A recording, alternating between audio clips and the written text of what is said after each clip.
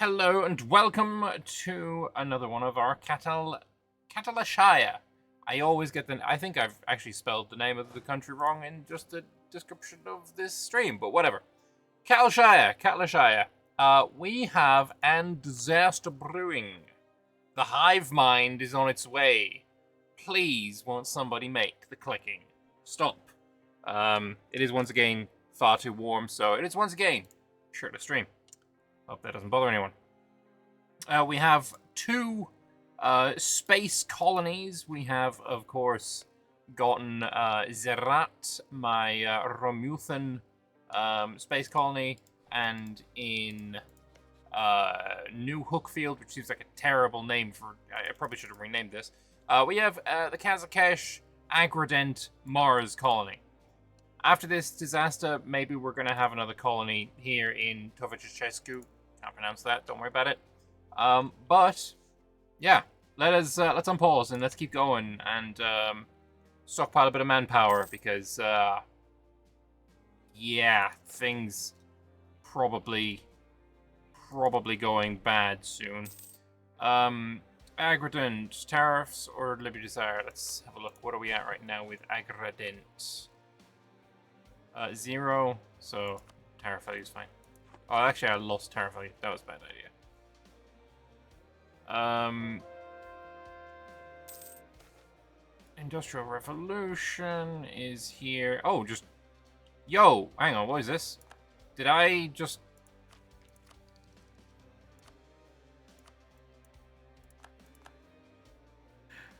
Ah, yes, I spawned it in my country, and it will forever be my country. I haven't looked much into this disaster, but I have an inkling that it is going to take away the entirety of the Azamora swamps from me. But yeah, we have the Industrial Revolution. Industrialization is here, and I gain, get industrialization here. Very nice. What does it do when you embrace? Artifice, force limit, manpower, taxes. Nice. And it's spreading, I think it spreads via manufactories, if I'm not wrong. Have a mill and on the same continent.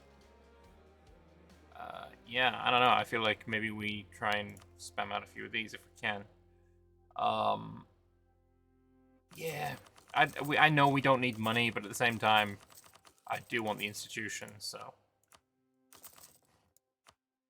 We do what we must.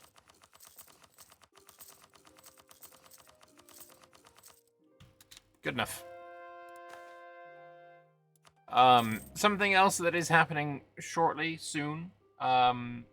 This time next week, we will be playing... Actually, is it Wednesday or is it Tuesday? I can't even remember what day I sent it for. I think it's Wednesday. We'll be playing a brand new multiplayer campaign. Originally, I was going to just be casting as an observer. Ooh, nice, 6-6. But we are going to be starting a new multiplayer game with the magic rework that has been going on. And so I will be taking part because unfortunately, just like with, if I was an observer right now, tagged onto Catalyasha, I couldn't open this menu. And unfortunately, that's the same situation for the magic menu, right? It's in this area here. And there's two buttons, and you click on them, and you can't open the magic menu, which looks absolutely phenomenal. Absolutely phenomenal. Really enjoying what little I've played with it so far. But yeah, if I want to experience it and share that with people, I can't really do it as an observer. So I'm going to be playing, and I'm going to make sure to seat myself on a magic-heavy tag. I'll read this in a second, but I just want to get the early part out of the way. Get this little bit of thing out of the way. The things that I have got as picks right now, and I'm going to make sure that, they fit in with the rest of people's picks. So I'm not going to just, take over someone's country. But I've signed up as Magisterium. These are probably the premier pick if you want to just immediately get to know the new magic system. This won't mean much to you, but they start at magical... industry, no, something. Their level of magicalness is like at 1, and everyone else is at 0. So yeah, Magisterium seems like a really good one. Rajnahaga, because the plan would be to then obviously go into being Ovdal Azan. They have a lot to do with magic. My third pick is the Sword Covenant, because like they have a lot of magic going on. Fourth pick is Varamha, because well, he's dead right now, but the original, what the fuck is this, Black Doctrine? Okay, so he is Magic Man. Yeah, Varamha does a whole lot about being a... I mean, they try and turn their ruler into a god through magic, so yeah. And then final pick, Corvuria, because I couldn't think of a fifth pick, and I guess that just made sense at the time. But yeah, at some point, I will be playing one of those tags in multiplayer next week. Seeding hasn't been finalized yet, so we'll get to it. What's the mod you use for Warhammer? It's Warhammer Universalis. If you just type that in on the workshop, you will find it's like the first pick. But anyway, the 160-second. Am I in charge of the seeding? Yes. Yes, I will be in charge of the seeding. What am I talking about? Well, if you just arrived, I'm going to be doing multiplayer next week, and I'm going to be playing as a magic tag, because we're going to be using the new magic rework for the multiplayer, so I'm looking forward to that. Anyway, 160-second Empire. The hardest question for the Naga to answer regarding the historical 333 empires is not one of the many very silly stories of past empires. It's of an empire that did not count as one of the 333 empires, despite clearly being an empire. The Cardassian Empire was formed around 500 after Ash, and reached its height in the year 740. Its decline began with a crushing defeat to Keterata, but at the height of its powers, its control stretched from Kunolo to western Ardimia, and I want to figure out what that is. Kunolo is here, okay, and then it went to Ardimia. Ardimia's path? Okay. That seems like an empire to me. Like, I'm an empire. If you go from here to here, you're an empire. Don't worry about it. Actually, no, you're not. You can't be. Is it on Discord? The multiplayer will be on Discord, yes. Let me just grab a quick Discord invite. Apparently my bot's broken. None of the reasons given for why Karasik did not count hold up to any scrutiny. Technically, the 332nd Empire still existed at this time with Zerat, but there were many previous empires active at once, most egregiously the 214th to 219th Empires. Not controlling all of Tanias did not matter either, as there have been empires that didn't control one blade of grass in the traditional lizard folk homeland, yet they still held count. The most common reason given is a lack of approval of other lizard folk as an empire due to their heinous acts, most notably when they blew up the ancient Zatsaria in Ashrazal. Without recognition from other lizard folk, they can't be called an empire. This argument falls apart, however, when you recall the tale of the 162nd Empire, which was ruled over by a terrible dragon that everyone hated and refused to call emperor. Those who critique the prophecy say there is a very simple reason why they were not recognized as a 333rd Empire, is because the Naga had almost no power within Karask at the time, and the Naga did not want to grant the title of the prophesized final and eternal empire to a nation they did not control. We have lost more faith in the prophecy. Very sadness. Very, very sadness. Alright. Let's make everything into states absolutely every time. I will be wanting to do this again in 53. Okay, some more of our clicking events. We're now at 36%. A large army had gathered around Tov Chitezu, armed with the finest weapons Ketel Shire could equip them with. The clicking from the spire could be heard from a distance, but if anything had left the structure, there was no sign of them between the murky branches of the Shadow Swamp. Although it also had to be said, the Shadow Swamp was a much more beautiful place than when it was inhabited solely by trolls. Flowers blossomed on the trees, monkeys darted between the branches, while Chokin wandered aimlessly between pools of water. I might move here after I've finished serving. A soldier tossed small stones idly into the pool. He and his friend both trying to get the closest to hitting the soul lily pad, floating in the center. I feel like I'll never change if I don't move from Kugra. His friend nodded and tossed a stone of his own, narrowly missing the lily pad. I know what you mean. It's like, being a lizard folk. He gestured around aimlessly. He was never great with words. It's like we're not meant to never change. You get me? I get you. He held another stone towards the lily pad, missing by a wide margin and startling a nearby frog. It's why we look so different from our parents. It's why mutations exist. We're meant to change. He held another stone, finally landing right in the middle of the lily pod. Nice throw. Clicking. Every direction, louder and relentless. Flashes of pink and yellow, screams, and wild, blind musket fire, catching nothing but bark and air. The echoes of the gunfire faded. The screams faded. Only the clicking remained.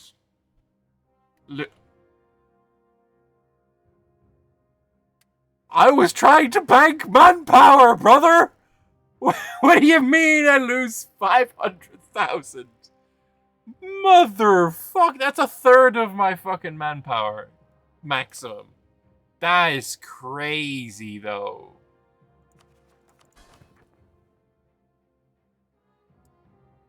Spam troops, they don't build fast enough.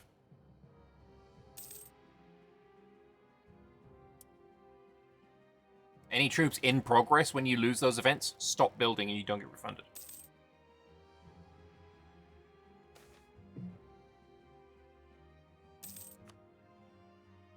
Oh no, lizard bros indeed. I think you need to come home.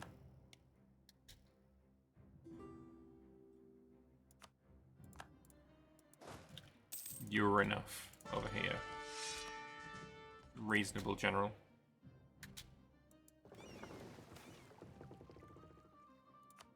You know what? I'll do it myself because there's an easier way to get here without attrition. Blame the elves, true. Townsfolk have been reporting the feeling of being watched, not limited to farmers in their field. Is this a Elbennar? Okay. It's not limited to farmers in their fields. Common reports of the same feeling come from those working in the centre of towns. With all the magic of the Shadow Swamp being stalked by a spirit is usually not a major concern, until claw marks and pools of blood start appearing where a person once stood. Plucked from this plane to another, people are disappearing at an alarming rate, as the culprits seem to be a querl. This big cat is native to the Shadow Plane, but hunts in our world. 50 mil points? I don't really want to lose 50 mil points, I'm not going to lie. I'll get unrest is fine. You blame the chalkin? I can't believe you. Get out of here. That's illegal.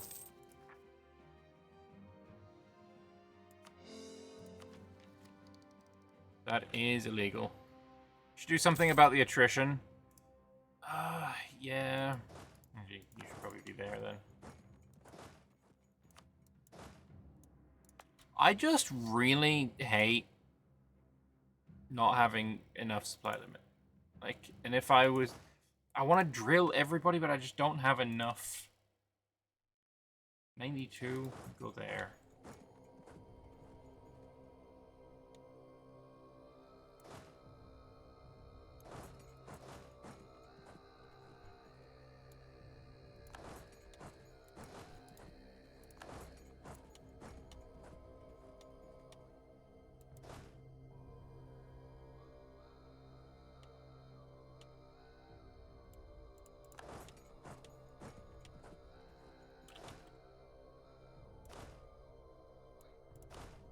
You're fine where you are. It's not perfect, but it's slightly better. Spirits over in here, I don't really care. Just splitting it by, but I want to drill my guys is the problem.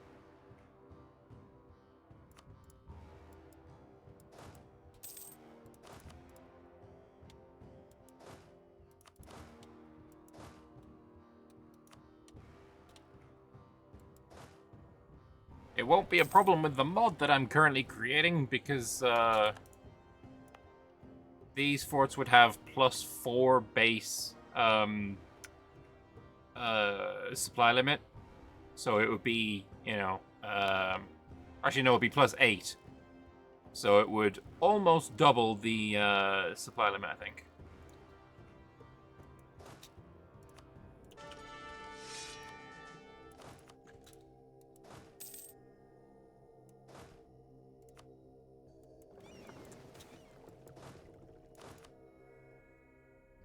Although the initial failure of the Spire expedition had not spread quickly due to the few survivors, one could not hide the sudden disappearance of a large number of soldiers. Families wanted to know where their sons had gone. Who were they fighting? Why had they not heard from their relatives living in the Shadow Swamp? Rumors were starting to spread. Someone had struck a deal with the Night Hags to bring them back. The Naga had found evidence of another empire and were trying to hide it. A dragon had awoken in the swamp and was devouring all who approached it. Yeah, don't let them find out what's really happening, otherwise we are fucked. Stay in the dark, which shouldn't be hard because you're in the swamp, and that's kind of its natural state.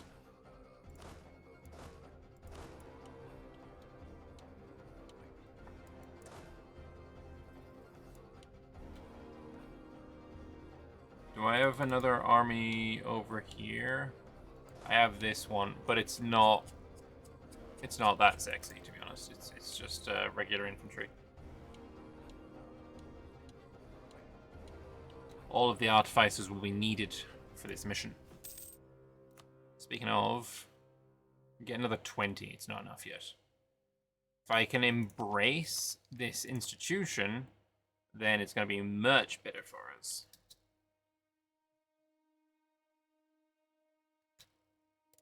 And we still need to dev this a bunch more. Hey, Constantine, thank you very much. A belated happy birthday, Lambert. I missed it since I was on holiday. Well, I hope your holiday was great, man. I truly do. And thank you very much.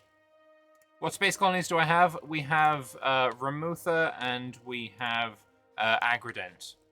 I think this disaster is going to cause another one. Then we have another that I've gotten enough to repair here, and another that I've gotten enough to repair here. So, yeah, we just got to wait for that.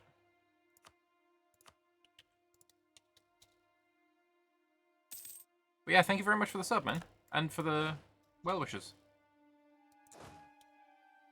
Is this really the best place for you? 53... 66, 68, 75. I'll go put you in that 75. There's the bureaucratizer. Research more.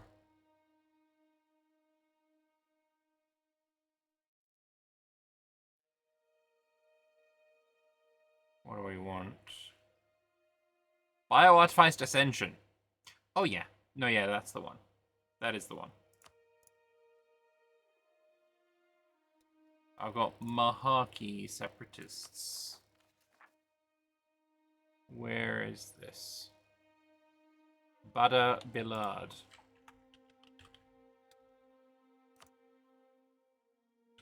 Oh.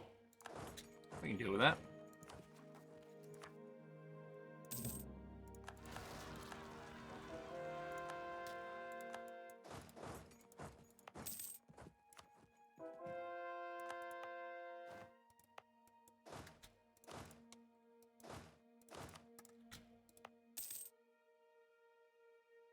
Okay, so we're getting a decent amount of manpower a month. The unprofessionalism is going down, but slowly.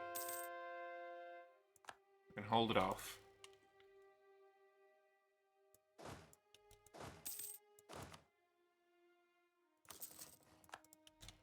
Somehow you lost a cannon. That's fine.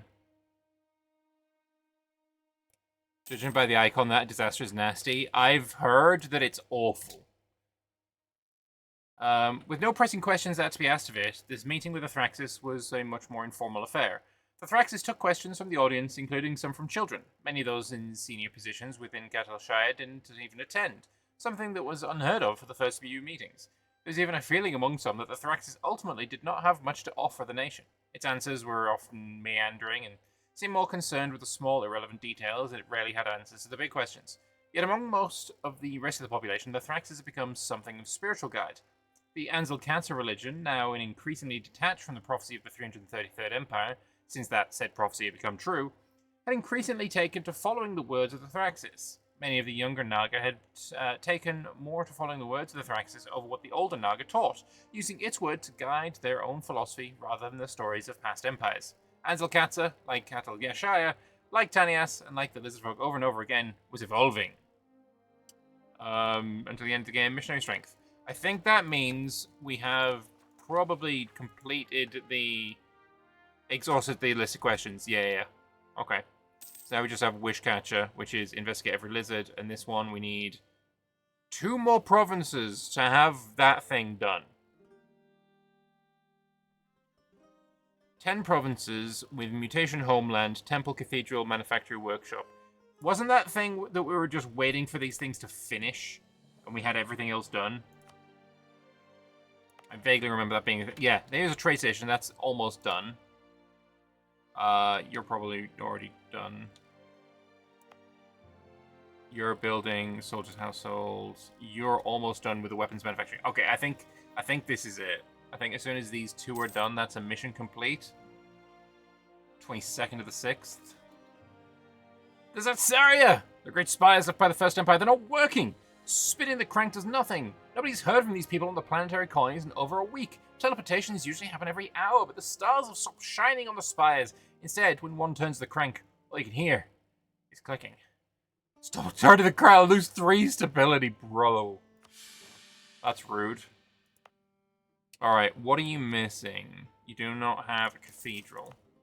And what about the other one that we were looking at? Was it you? No.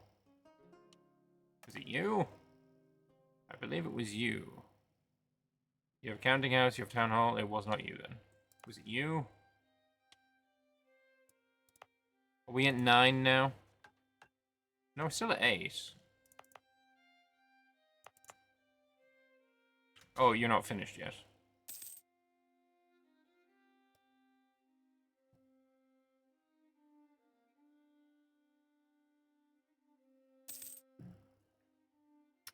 My heir is a babbling buffoon.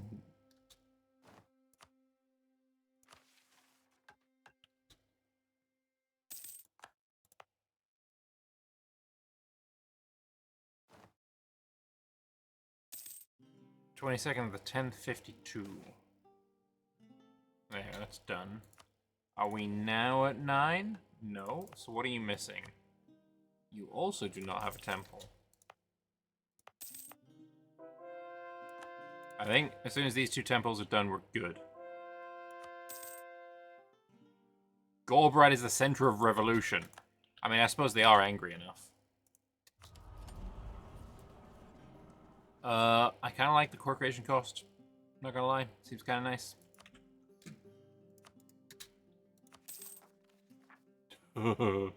Fucking scary.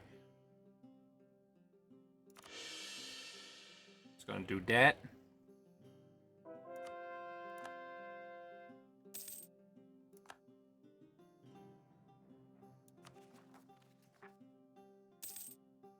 Morale of armies goes down. Reduce morale damage taken by reserves goes down. I think we can stop doing that now. Let's not have this get fucked on. Yeah, you're good. Don't need to worry about that. Knowledge sharing, we'll take that. 300 ducats. Have fun with the money. Can I have this island? Yes. Yes, I can.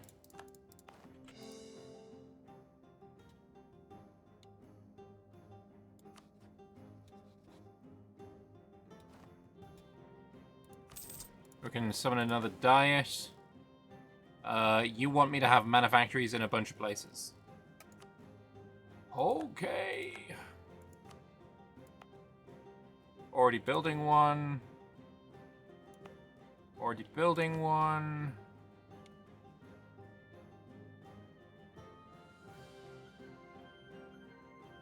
I don't see anywhere else highlighting. So that's Mabakaru. And that one's Muramuru. Now it's Darjaras.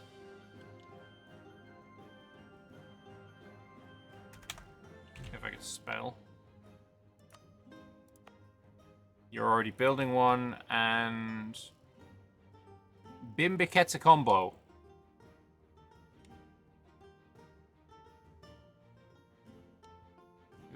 chance? Bim Bitsets a combi. Already building one. Okay, we're good.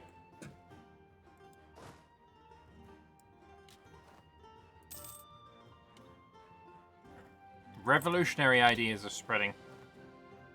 Horrifying and blasphemous news has surfaced from the province of Brenulin. Oh, that's over here. Yeah, I don't really care about those news. I'm interested in one kind of event only. Do I want to spend 36,000 on industrialization? Abso-fucking-lutely I do. Max manpower, 1466? Nah, bro. Yes, apparently.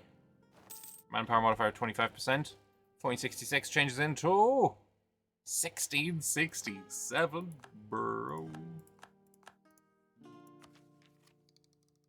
Absolutely zesty. And there's mission fulfilled. We're going to have a lot of missions in quick succession. right in time for that. Deep in the being of every lizard folk lie the memories of every lizard folk before them. Somewhere, locked deep inside the structure that makes up their being, the key to every mutation that ever existed. We need to examine as many lizard folk from every corner of our empire, no, of Halan, to see if we can unlock the secrets to old mutations. Maybe, somewhere deep inside all of us, lies the secret to this mysterious wish catcher.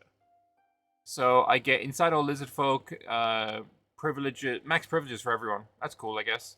Every new mutation gives 25 go capacity and unlimited mutations. Cool. Now we have the wish catcher. We've asked it about the wish catcher. Weren't the Thraxis like afraid of the wish catcher?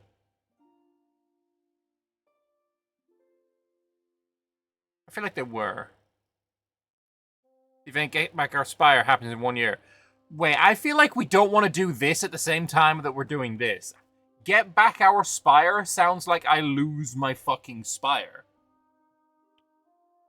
Right? I think it might be an intelligent idea to wait. Just gonna put that one out there.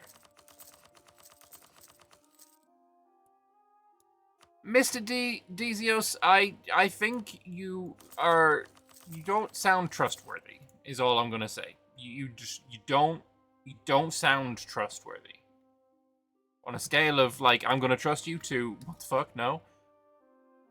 I'm kind of leaning on no. Nothing. No. You all. I don't trust any of you. I am. Oh, we have another 100k over here. Let's go. I'm gonna stand you. 73 here.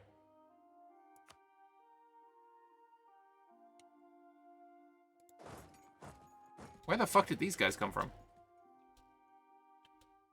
And you're in need of 4 cannons as well.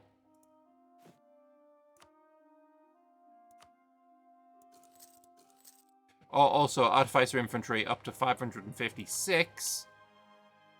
So let's get myself...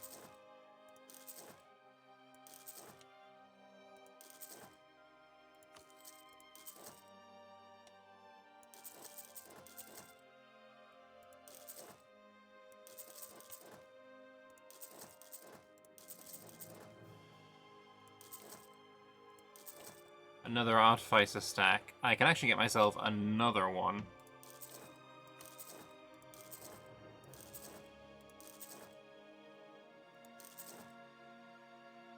$124, I need 4 more, I think.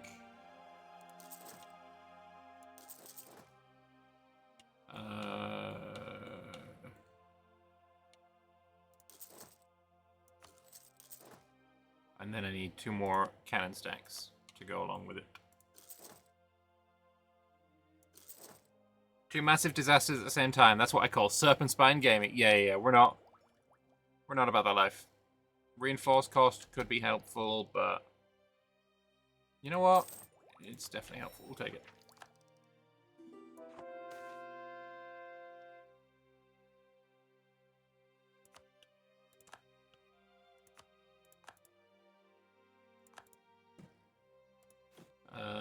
And I guess we'll just auto-click a little bit of development.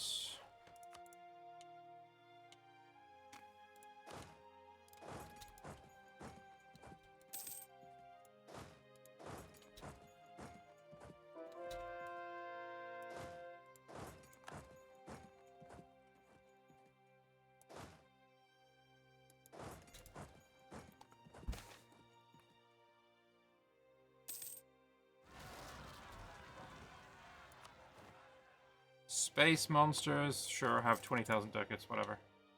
Rebellion is over here? No, where is that rebellion? Is it in a colony?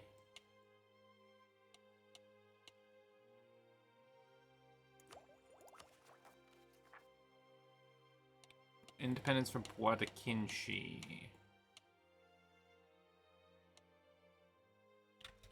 I feel like it must have already died or something.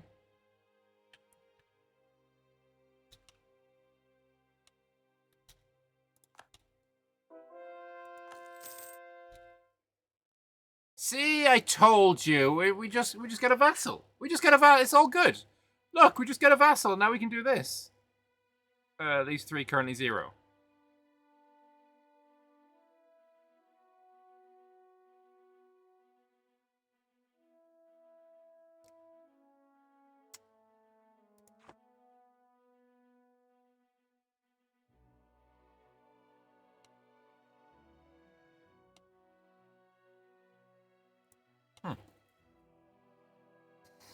Okay.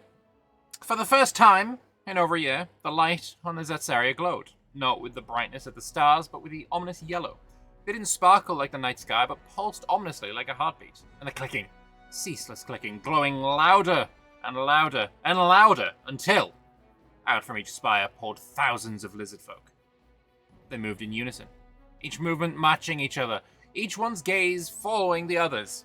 They would raise their hands and fire their spiky growths in unison. They would scuttle forward and take defensive positions in unison. They would click in unison, always clicking. It never stopped. The entire swamp clicked and clicked and clicked and clicked and clicked and clicked and clicked. Make them stop. But 50% morale damage for Atamumba. Bruh. Ah! Okay. Oh, you just steal my forts as well. That's cute. That.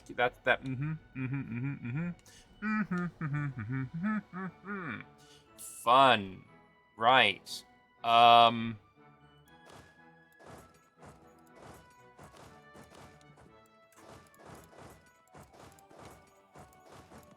Action stations.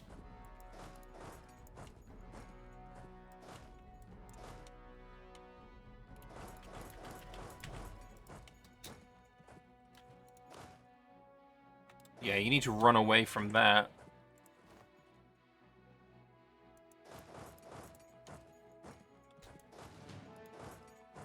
Alright, I have a 6/6.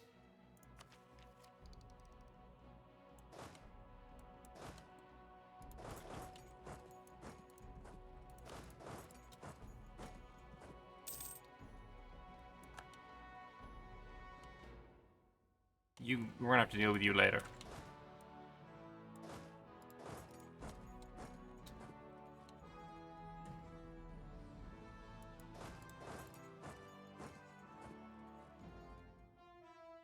Alright, he's running away. That's good. That means he's afraid of me.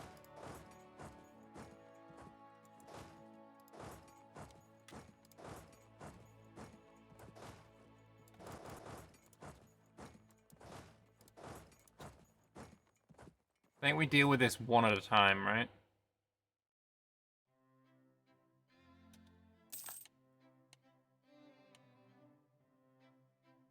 The hive mind. What are your ideas?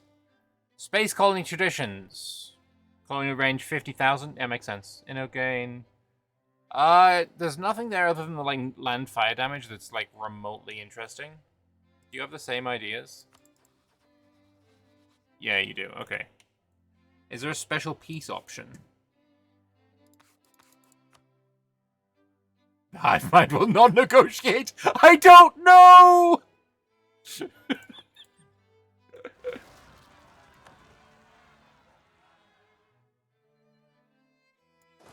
Fuck it. Let's try this. Let's see what happens. Oh. Oh, being chillin'.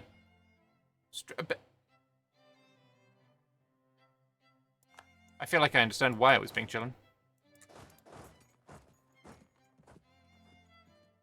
Alright, now he's stuck on a fort. That's good. You're annoying, but we'll deal with you later.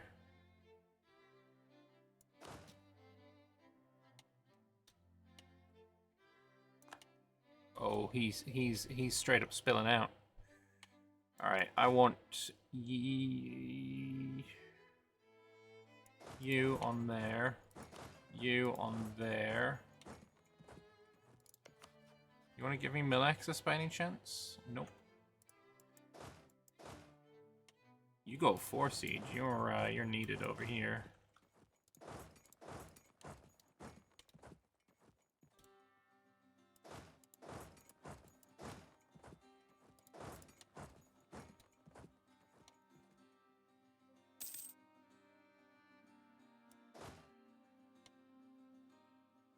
Oh, that's real fast siege actually.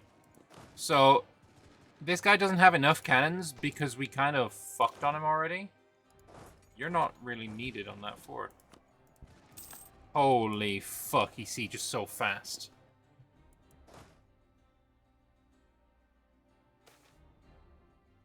What felled the 332nd Empire was an invasion from the Shadow Swamp by lizard folk who they could not communicate nor reason with. When the hulking Ashana burst out of the swamp and slaughtered all in their path, the Empire was split in two and never recovered. When the 24th Empire collapsed, it was when some invading force arrived through the Zetsaria. Records differ on what beings burst forth, although some did say they resembled lizard folk. Does this mean the 24th Empire was real? No. Not because their story doesn't make sense, but because do we really think it was the 24th Empire? Do we think the last Empire was the 332nd? What we are going through is just another Empire collapse, like both the 24th and 332nd, or whatever numbers they truly were. We thought we were different. We thought we had counted correctly. What fools we were. It's happening again! Oh shit, the robot fucking invasion thing. Alright, killing 9,000. Good, good, good. I'm dead. That's great time to die. Great, just not a great time to die. Not a great time to die. Anything in here for militariness? Fort defense? It's too fucking late for that, I think. What are we looking at here? 8-day siege 6. Yeah, we're good. Yo, bro just built fucking 200k out of fucking nowhere.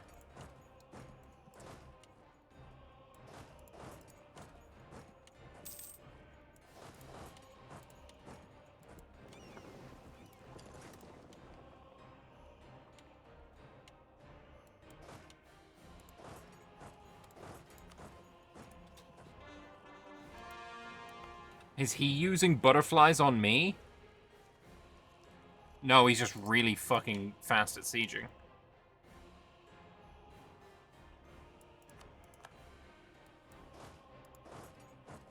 Alright, mountain fight. I got a 5-6. They have 2-6? A lot of 2-6s. I don't care about the textile industry, my dude! This is not the time for fabric!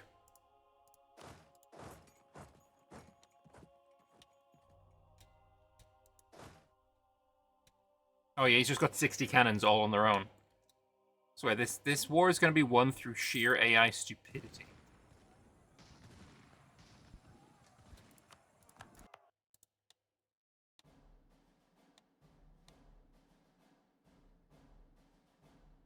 Yeah, look at that.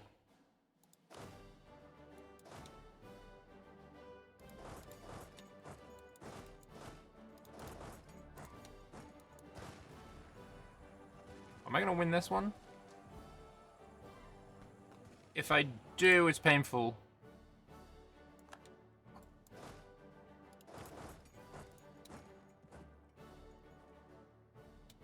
Alright, we won that battle. Any chance of a stack wipe here? Yes. No! He reinforced and got like all of the fucking thing back.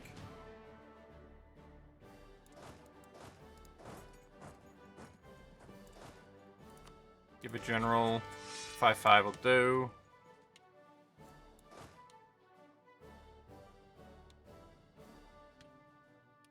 I need to get you over here.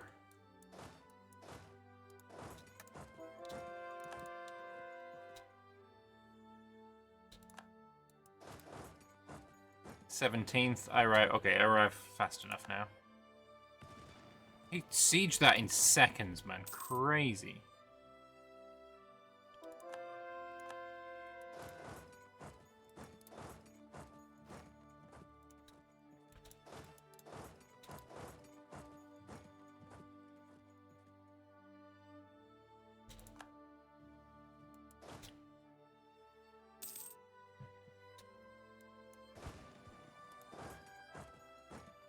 Oh boy. I've at least got a mountain fort to defend me there.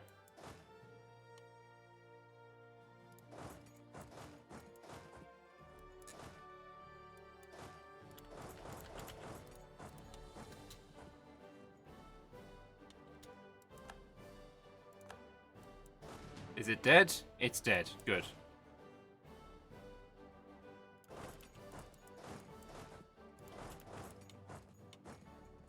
Okay.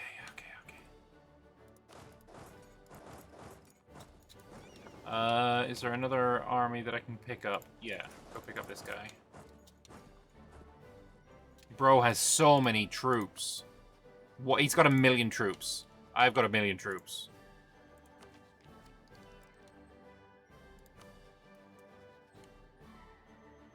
I have more manpower, though.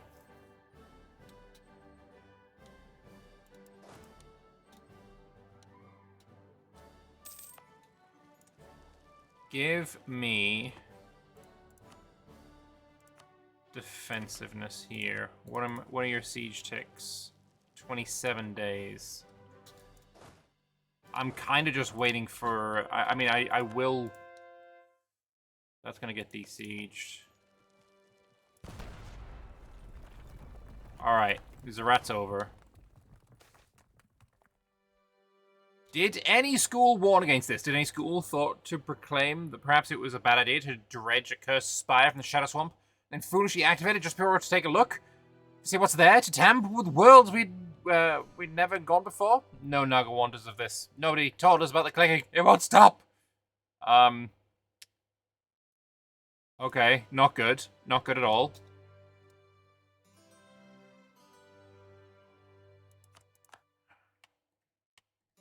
I have got enough troops, I think, to go this direction. I mean, I need to deal with this as well.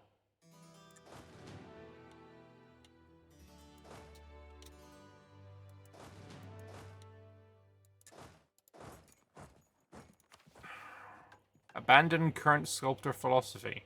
No. Wait for another monthly tick. Oh, hang on. I don't want you to be able to retreat.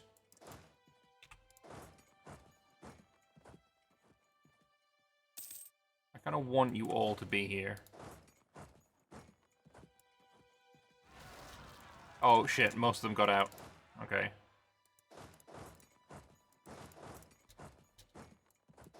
Oh, revolutionaries? At a time like this?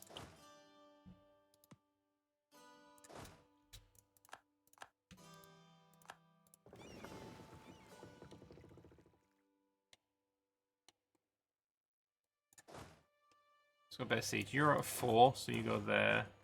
You're also at 4, you're going there. You're at 0, you can back them up. You're just gonna quickly run down here. Oh, you just die.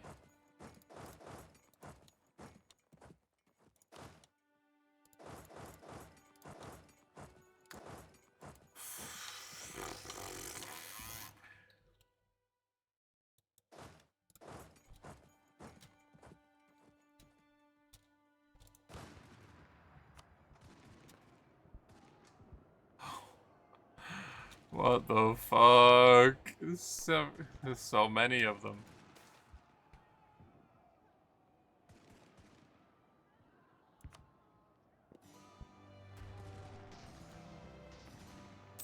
Like I said, we have enough. And we do kill more than we lose. I think we don't siege until we've murdered.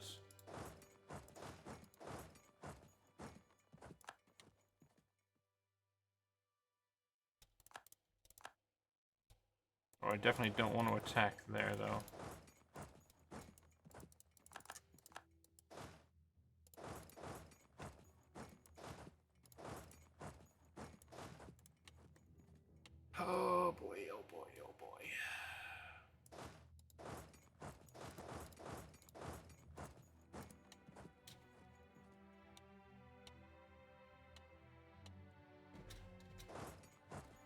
Cattle Shy and Separatist based. Oh shit.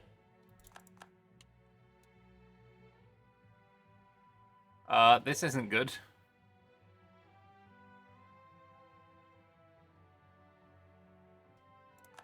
Oh, he's only got half an army here. No general either.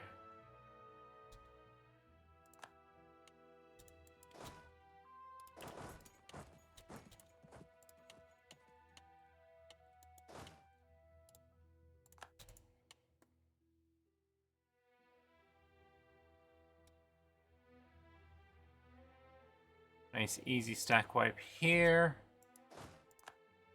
Is he gonna stop?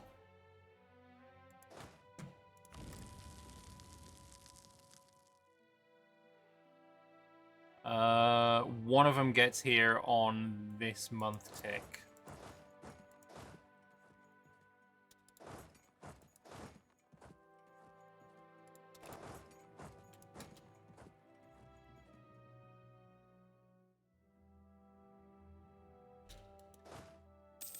Means you can reinforce.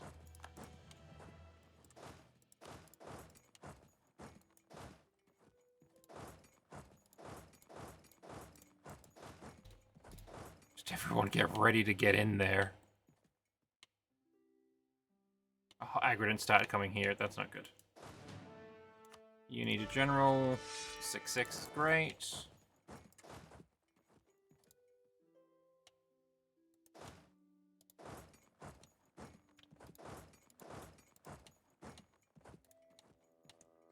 Oh, fucking revolution had to happen at the same time. It really, really, truly did, didn't it? 5 is good enough.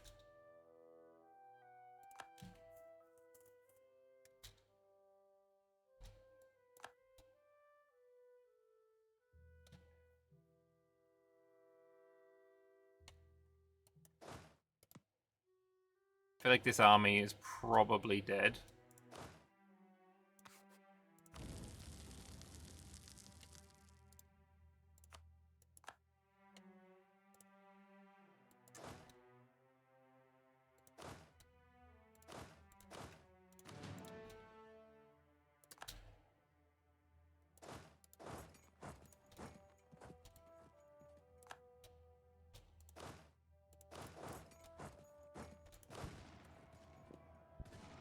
Holy, the one mind.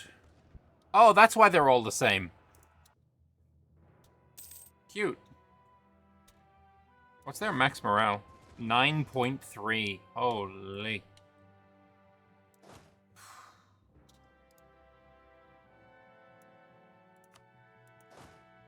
Where are you walking to? A guy? There's a straight here?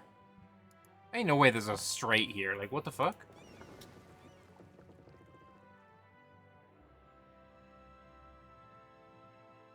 Yeah, come on over, bro. I don't give a fuck.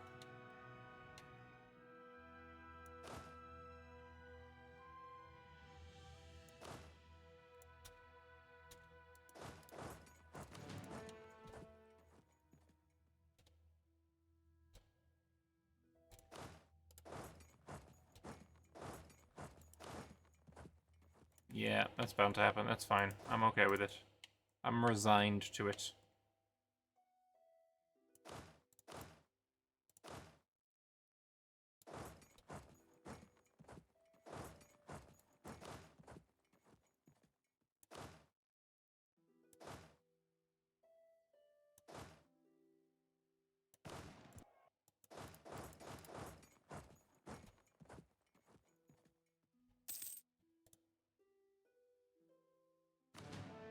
I'm just trying to win this one battle.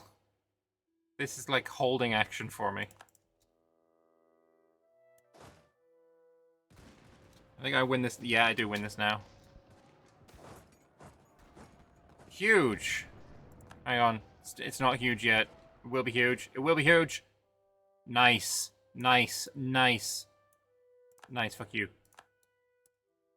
When the lone Gasabi at court started to scream, Etheron the Fifth shuddered. With everything that happened since the venture onto that cursed planet, it was hard not to wonder if the doom that caused mutation had long been feared to bring had finally arrived.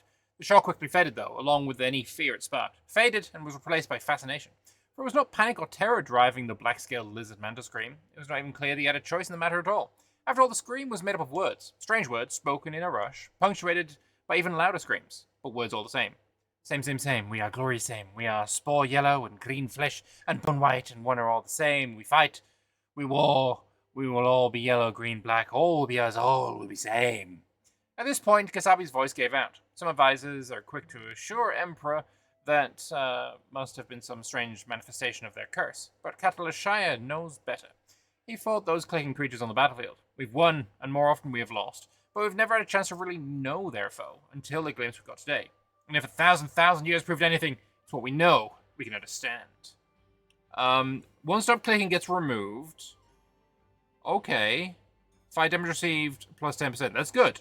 That's good. That's good. Fuck you. Take more fire damage.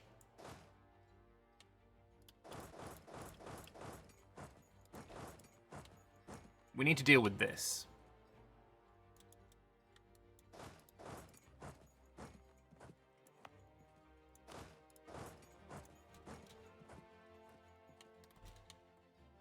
Alright, got an army here. Force March, go deal with that.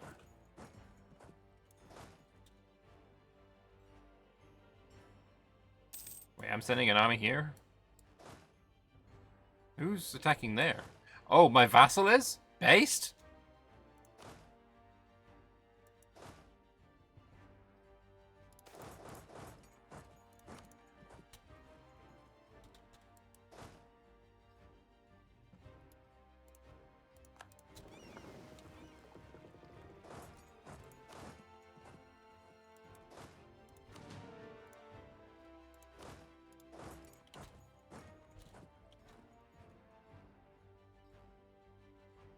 Alright, I think we can take these 3 armies. Let's go deal with this.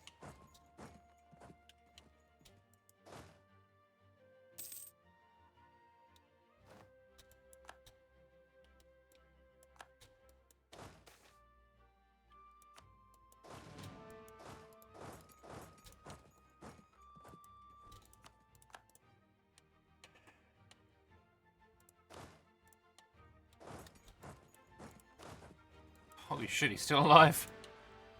Bro is holding out. Bro is holding out. There's no one down here? No. Anyone up here? No. Bro is holding out. How are you doing for manpower? 150k left.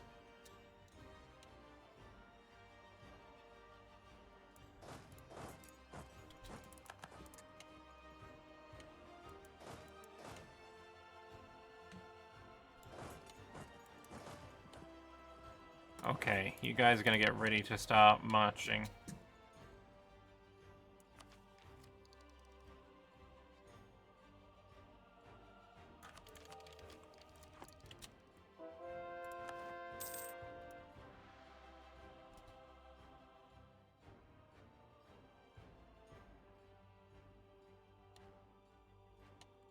Right, who's got the best siege? You get there, we're gonna blow it up.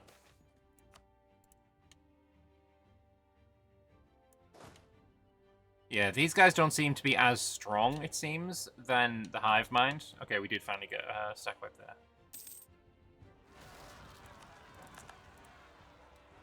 I would say great timing, but it was great placement, so whatever.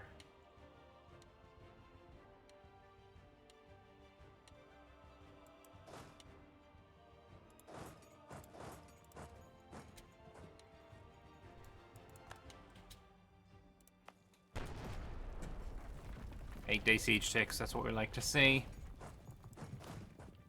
Oh, wow. Alright, round 2.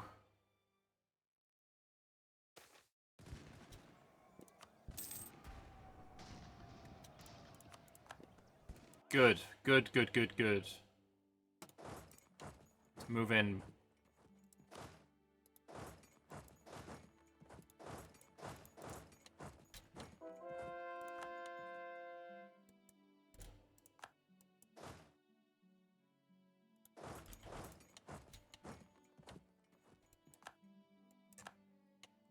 Did I just get morale of armies from something? Oh, that's bad. Hopefully the Naga can fix that for me.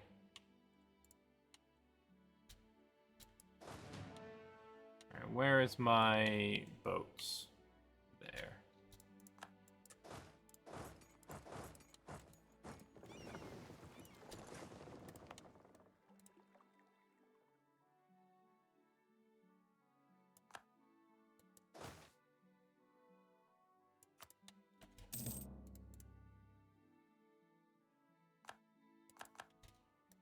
Oh, you only retreated here? Oh, fuck's sake. I should have been on top of that.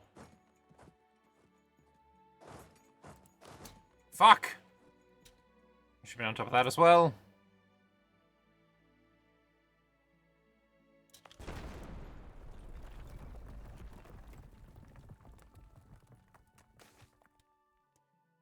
Dissonant. Why are they so dissonant? Everyone and everyone eyes, different claws, different scales, different everything. Do they not move as they do not one? Do they not breathe as one? Do they not look as one? Voice is not the same. They hear them. Get out, get out, get out, get out, get out, get out. Semo.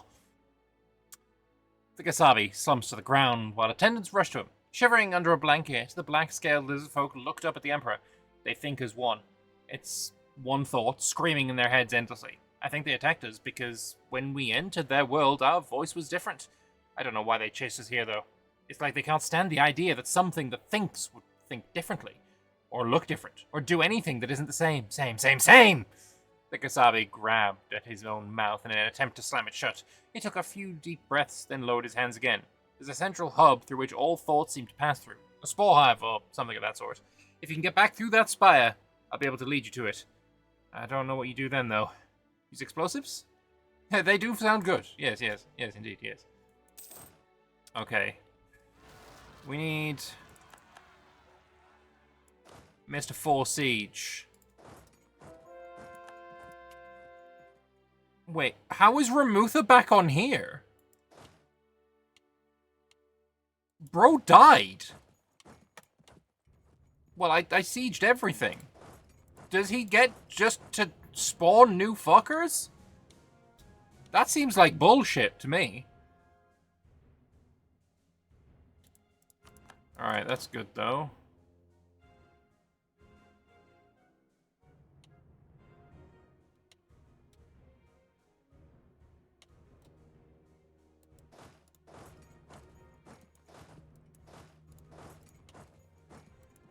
Do I have to just like fucking garrison him or something? Spires act as teleport gates. Oh, that's beautiful.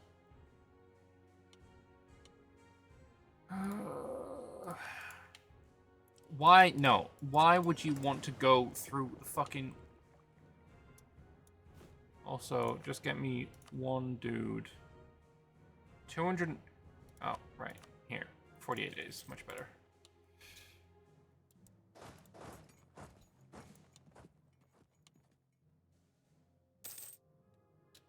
Node designation, combat engagement. Survive. They are stone and they survive. Not bone and not spore, not flesh, not us. They are different. Bone shatters, spore decays, flesh breaks. We die, but they survive. We knew survival. We do survival. Our own project for years and years and years. The center of our song, the core, the quest, the same for years and years and years, and we are the same. We won, but they are different. But they know better. The stone stand strong, meets assault, meets charge, but us, and they survive better than us. Psychic song breaks before the Gashiaka do. Shock damage minus 20%. Nice. Strengthen my armies. That's what we like to see.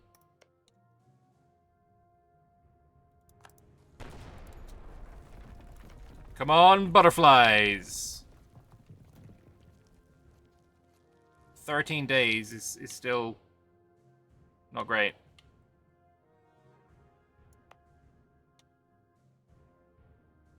I'm gonna need another army, I think, for this. And then we are gonna start moving in.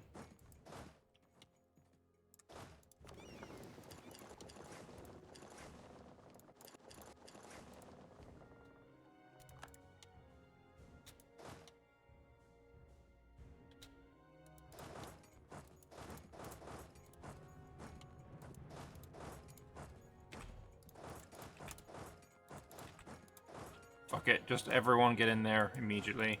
Um...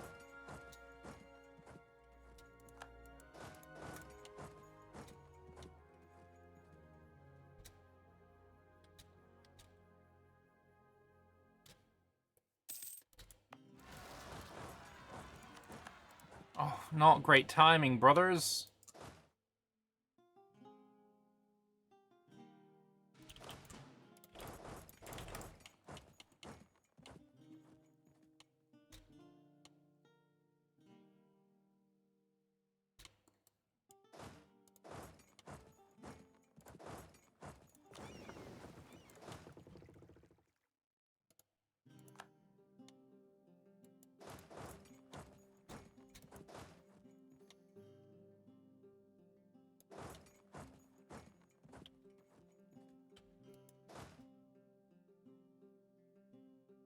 Do I get there in time? Don't care about Yellow Springs.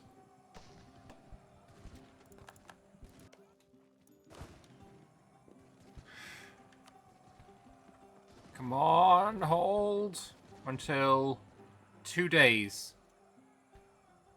One more day, one more day, one more day, one more day, one more day, one more day, one more day. Yes! Okay, these guys don't seem too strong. We can just garrison with trash.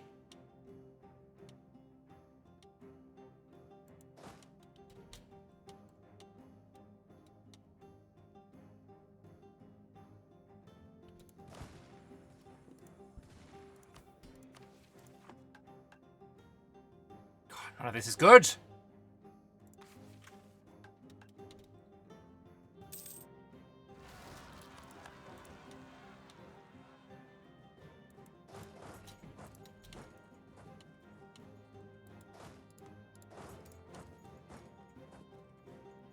Oh, nice. You're killing that for me. Nice. Nice, nice, nice.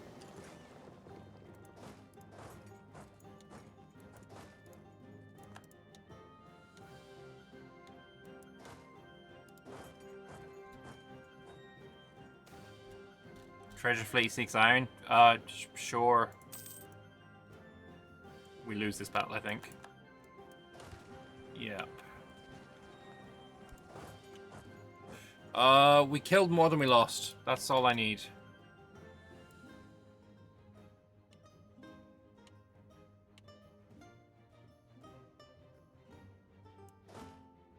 If I can get this guy defeated, station one army here, and then the rest are just going in. And this, I guess, is going to be my, deal with Rebels army or something.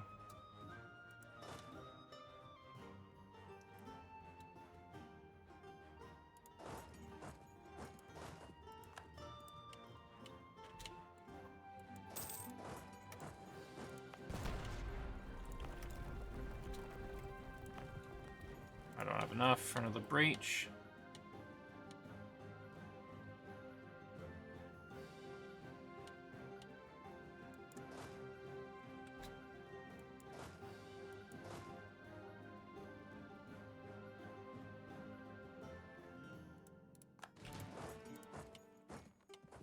God, him coming through there is very annoying, though.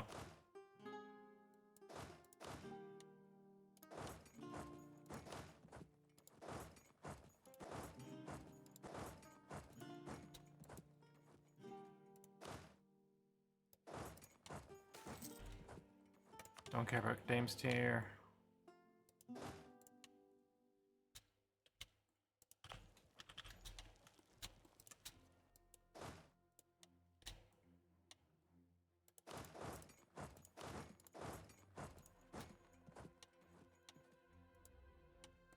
So while he's out, like, trying to escape and shit, no designation siege, all, wall, we spread, we consume, we make into glory, same, all of his land, planet, singing, singing, singing, pink, yellow, black, same, until before, unless we meet wall, awful wall, too tall, strong, too solid, zone, splinters, spore, withers, the wall, defies, denies, resist, rejects, and behind this get a flight, flee, and we are not the same, wall is not yellow, not pink, not black, it is white, it is not same, it stands, it survives, it hates, and we hate and we claw and we barrage, and we hate and we wall, but it stands still.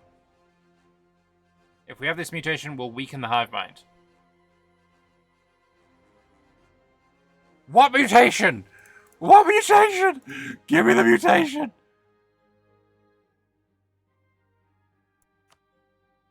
Give me the wall mutation. What mutation does he want?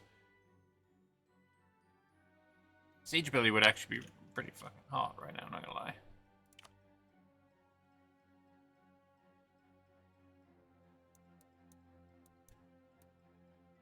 Kachana. Kachana? There we go. Boom. Ah! Fuck you, bitch tits. Suck on your... Still pretty bad, actually. It's a level 8 fort, but it's just not falling. Or it's just going down. Why is their siege ability so harsh? Oh, because there's butterflies here. Nice. Fun, fun, fun. Okay, he's going for this.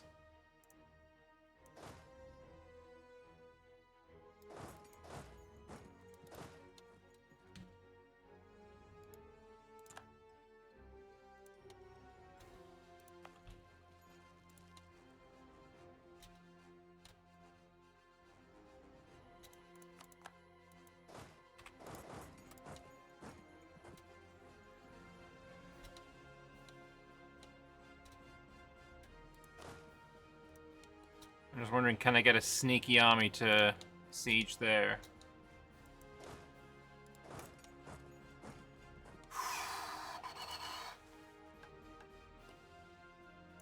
Is there any better, like, I don't need this right now. But we can get a tier 2 1 block. Or a special Karashi. I don't care about Karashi Jewels. Yeah, let's go the 1 blocks. Now it's a minus 78. I feel like we can wait a little bit.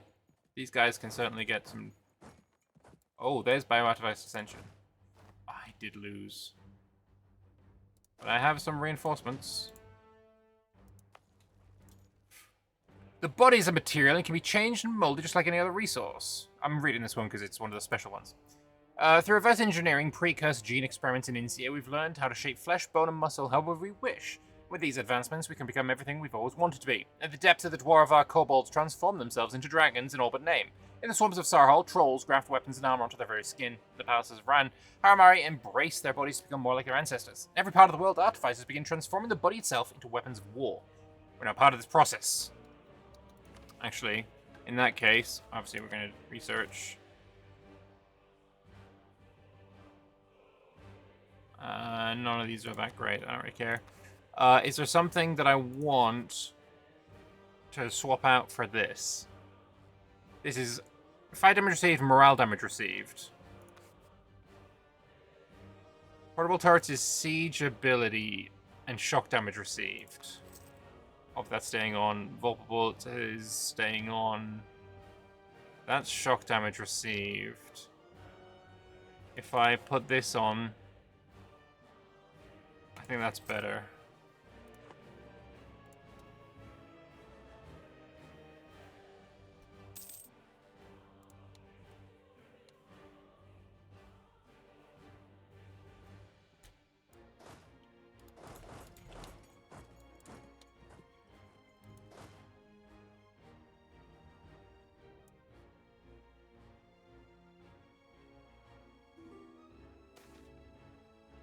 It has been taking a drastic shift in tactics, throwing the rulebook out the window and doing whatever crazy idea comes to mind, using whatever lizard folk happened to be in force at the time. But it's finally happening. The hive mind cannot handle whatever we do something different. Whenever they're forced to fight in a different type of lizard folk with a different sort of mutation from the last fight, they lose their composure and freeze in place. Their anger is palpable, and it gives us strength. The lizard folk of Tenias and the beyond, starting to believe.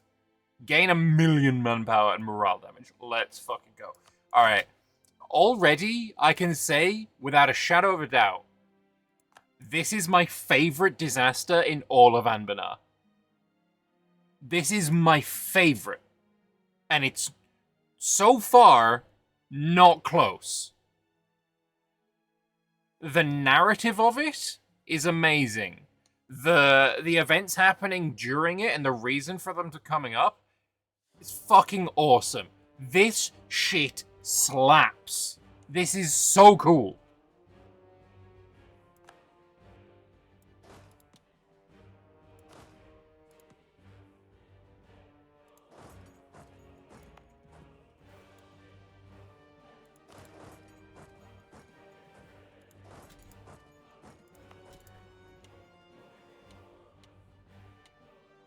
It's going so hard.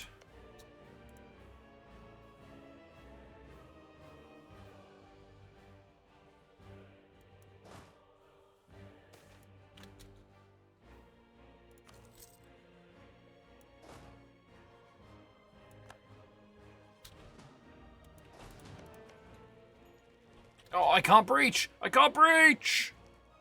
But I do still have the butterflies.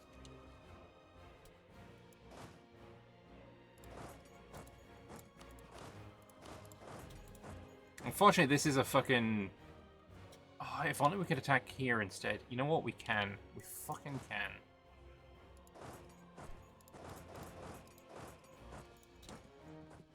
Get that mountain. That's my mountain.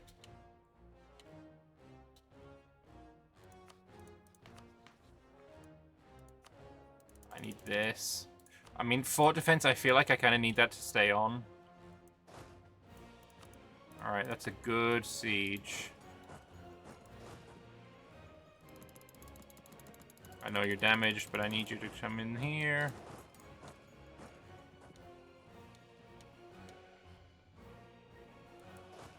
Fuck it, you're coming up here as well. I'll have you deal with this.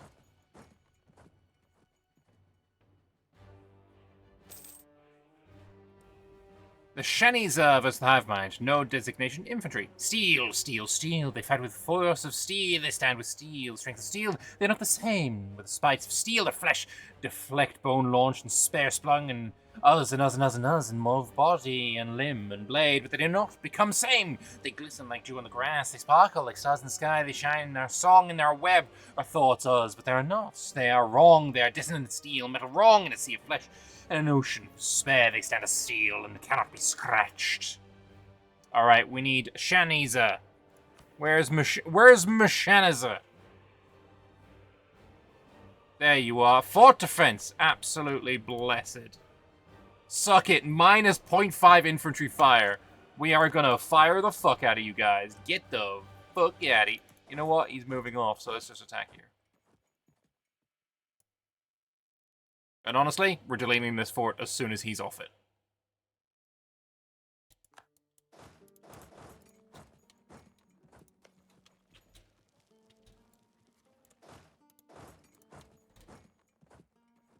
They're returning over here.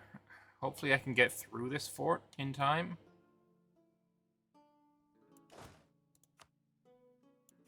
Or the 6-6 for the attack. You can have the rejected 6-6. Okay. You can continue coming down here.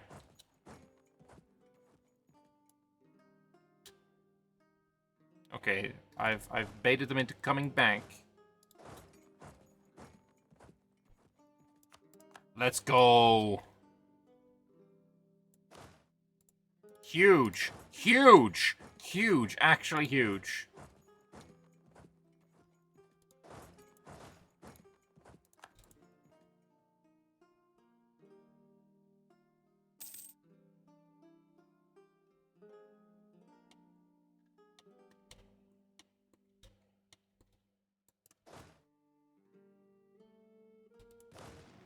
Suck on my fire face, you motherfucker. Fuck this fort. It's a liability.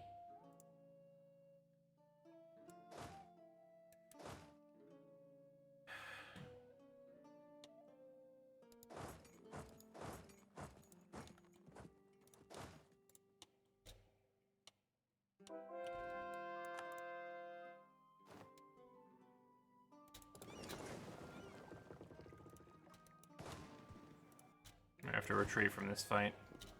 Oh, maybe I don't. Maybe I don't.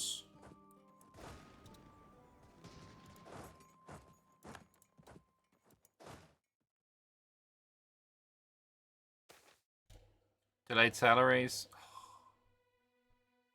300,000. I think I can handle that.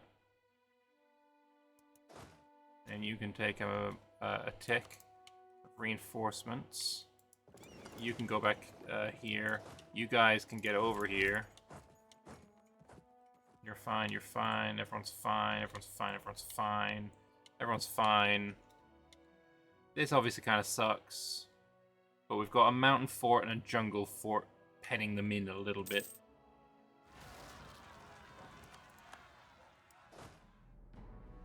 You're obviously doing your job. Yeah, okay.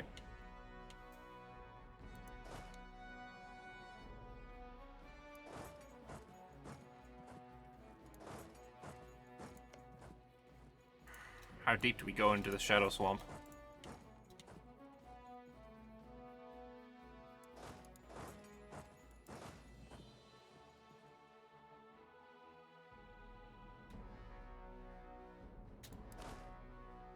Nice.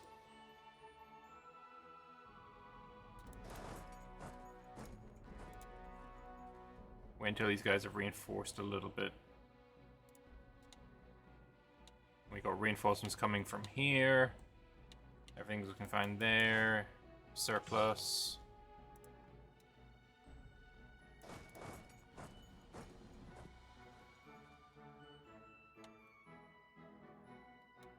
Yeah, it looks like we're gonna have a fight over here.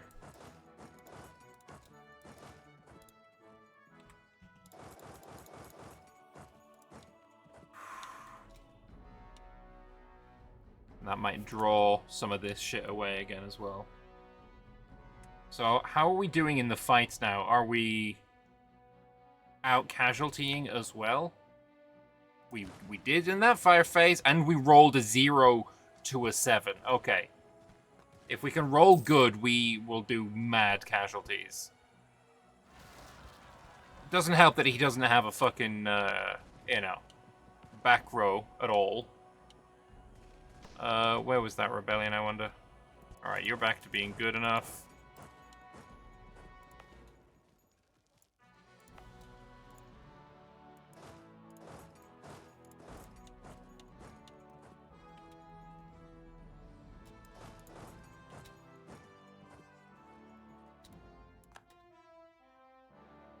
Oh yeah, look, the casualties are looking so favorable now. Retreat. Oh yes. Oh yes, yes, yes, yes, yes. You were barely damaged.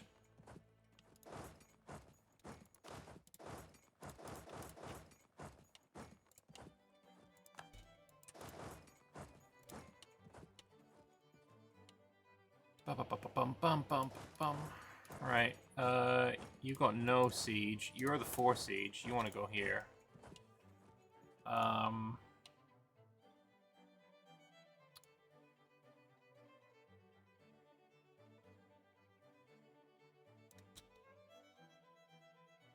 we can get here, we can prevent any bullshit happening. Basically, trap this army. What's his manpower is at 17k? Yeah, I think we've got this in the bag now.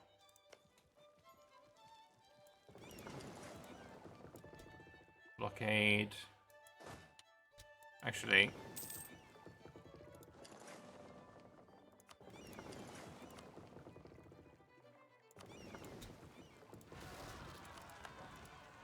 Can you take care of that for me?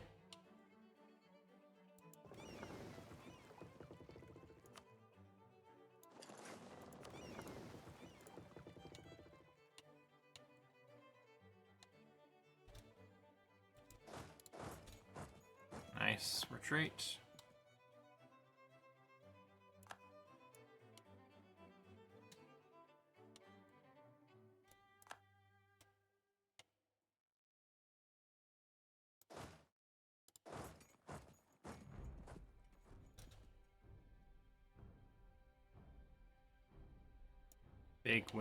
Big wins all around here. Okay. You have to stay there, unfortunately.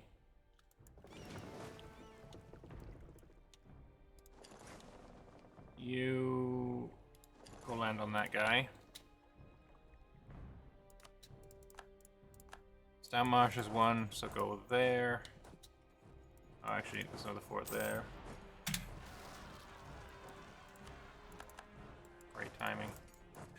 Delicate, delicate, delicate. They are so delicate. Their claws, their minds, their traps do not trigger to a scout, do not trigger to an army. Trigger only to a perfect, terrible, awful number, and then it is glorious pink. Become death green. It is Oz yellow. Become empty void. It is the same, same. Do not become. We cannot maneuver. Reinforce ourselves. It's dissonant that fractures a song. It is wrought. It is hidden. Then it rubs its delicate in acid and poison and fire, and is never, never, never the same. It is always destroys us. All right, we need the tatty shaps. Tatty shaps, where are my tatty shaps at? Yep, tatty shaps do less shock damage, but they do, they suffer more morale damage suffered by reserves, which is good because they keep fucking spamming me with, you know, huge stacks. Absolutely colossal stacks.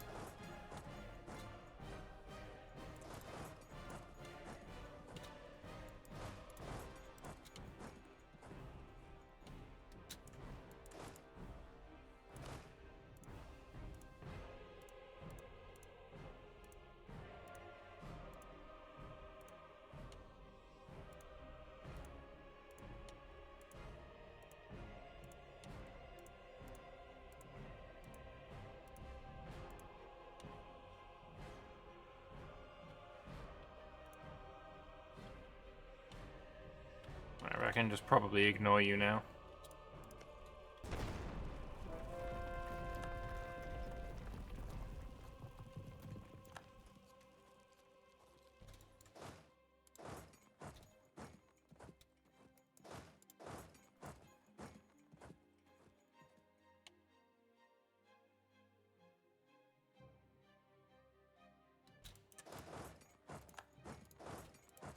To the portal!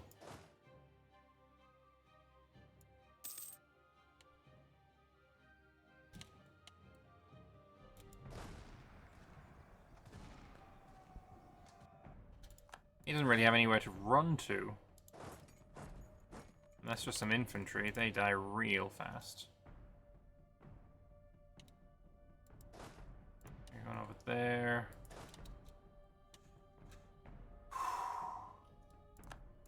Wait, who's attacking here? Oh, I don't want to move there. You also only have a 2-4. Not good enough. Do I have a spare 6-6 hanging around? You're a spare 6-6. Where is that spare 6-6? It was you. I guess you take the 3-5 for that. That's fine. I do have a reinforcement army here.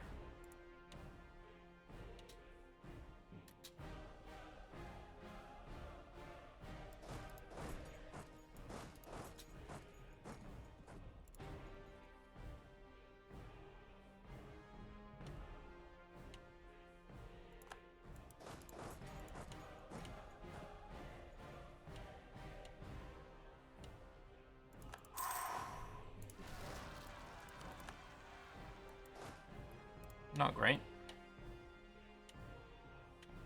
Okay, this is fine. You can, yes, give me some more score as you retreat and get stack wiped on me.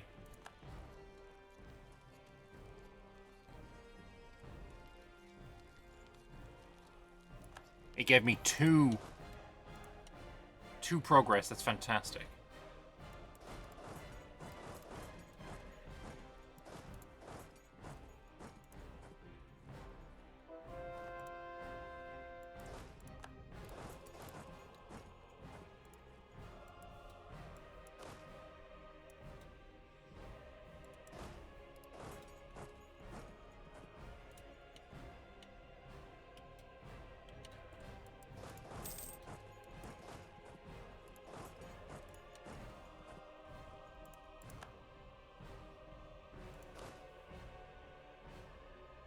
Alright, horrific casualties being done.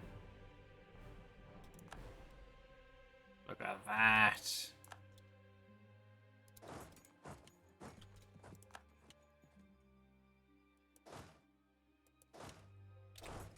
want you to come over here, though. Alright, you go kill that. You need to siege that back first. You still got your sieges. You are seemingly brain dead.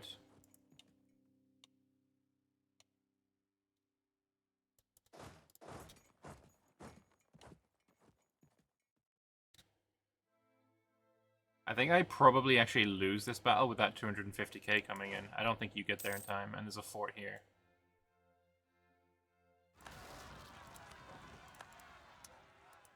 Oh, well, that's good enough. Oh, you know what I should have been doing the whole time? Spy network.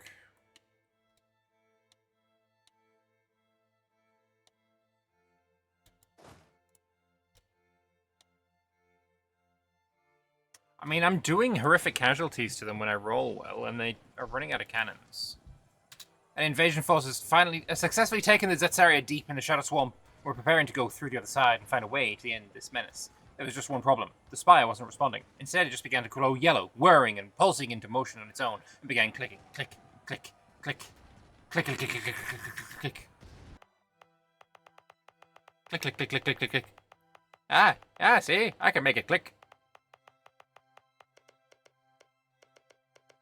Good enough. Oh, the hive mind takes back control. It must take every other spire the hive mind have taken control of. Oh, okay. Oh, well, that's rude.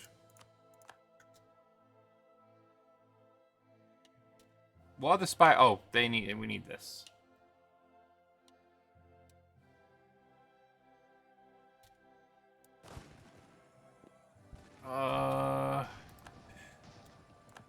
I still believe we have a chance on this battle. No, I don't know. I mean, we have cannons, they don't. We're about to run out of infantry reserves. The cannons are going on the front line. That's a huge win. You get there 3 days' time. Cannons on the front row taking mad casualties. But the reinforcements arrive. Now, can we stem the flow? And start doing the damage to them instead. Alright, huge win there.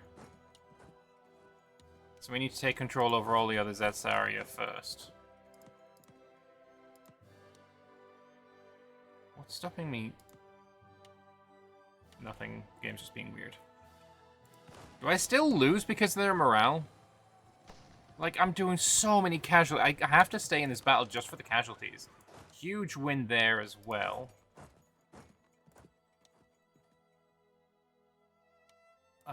You go here. Actually, you know what? Get some help.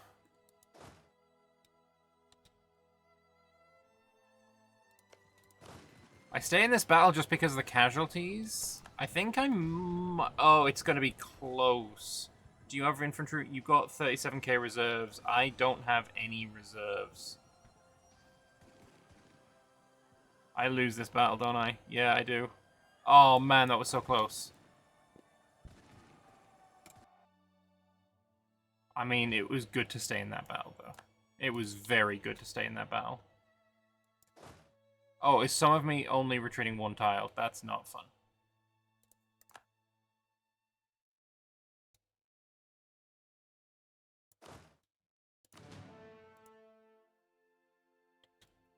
That's a stack wipe, I'm pretty sure. Oh no, maybe not.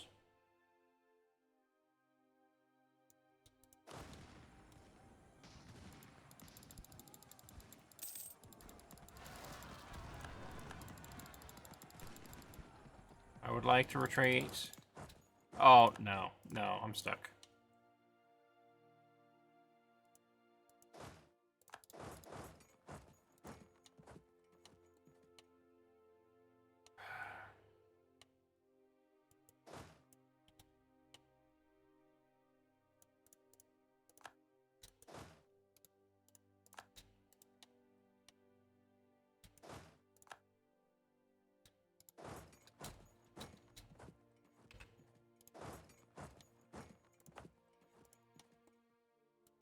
Yeah, I got stack wiped. Was it worth it in the end? I lost 100k out of it. Maybe not.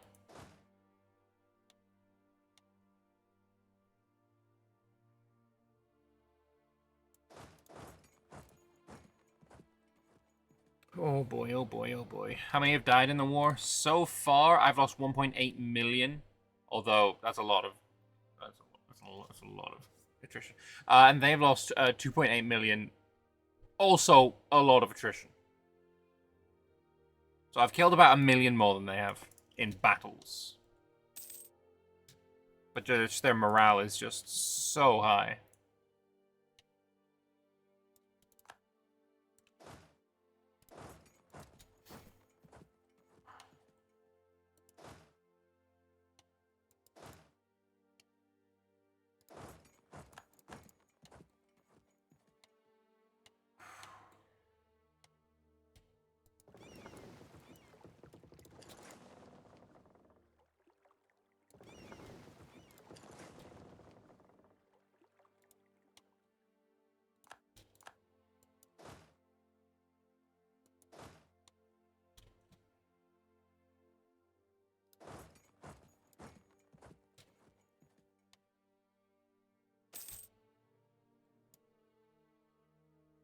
Cannon, cannon, cannon. We have bone cannon, we have spore cannon, we have body cannon, we fire, we overwhelm, we engulf, we spread glorious yellow glories, but as now, but new, but horrible change, the distant fire, steel cannon, steel cannon, steel cannon, steel cannon, again, again, again, again. Fire in the distance for like a forest, and the flame smoke spreading like spores in the sky, but black, black, black, not glorious yellow line, bodies, limbs ripped apart again, again, again, again, again, and we die again. Alright. What are we looking for here? The Thanats. Do we have any Thanats in the house?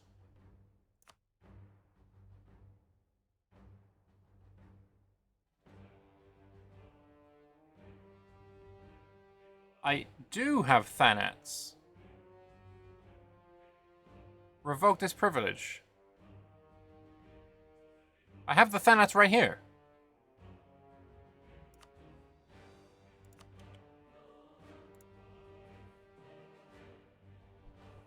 Is there another Thanats?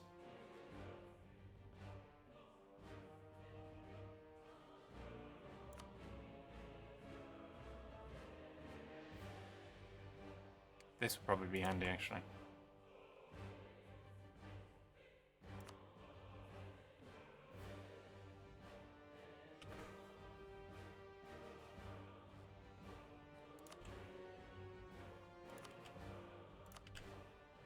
I'm thinking maybe we turn everything on.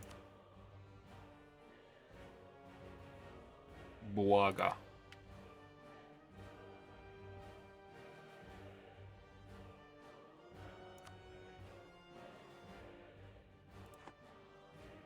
No, I guess not.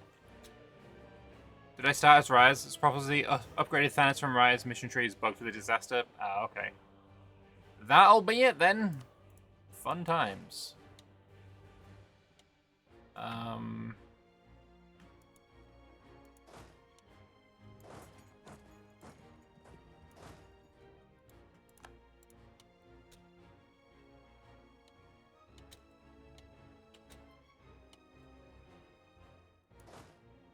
If I go here and back up my boy.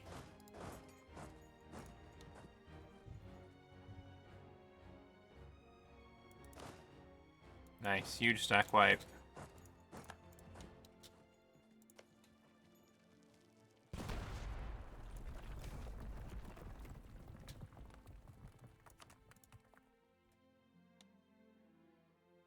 Don't care about orcs.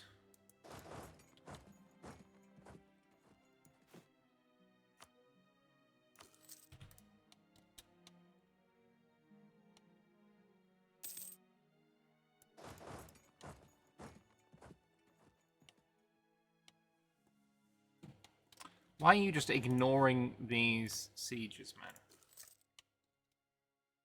Kind of irritating. Nice. Big win. Big, big fucking win.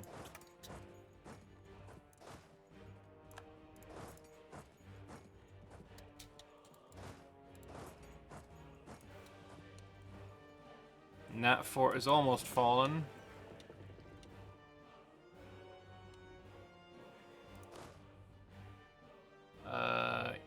Very good. You go back.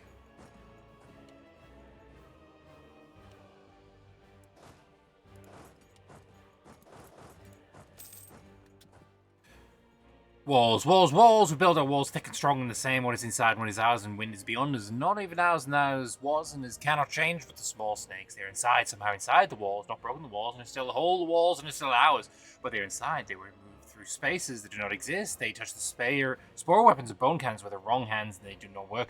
They do not work with the perfection, same as the righteousness is gone, and the small snakes are gone, and we hate them, and we hate them, and we hate them, and they do not know where they are. Which shadow is solid, safety is subterfuge. We must find them. We must find them. We cannot find them, but they find us.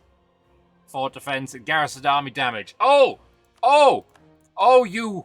Oh, you fucked up, brothers! You! Garrison army damage minus 75%. Let's just see if I get it on 60 foot. Yeah, that's better. But we got another fort coming here. Minus 75 garrison army damage. Let's fucking try it out. Suck on these noodles.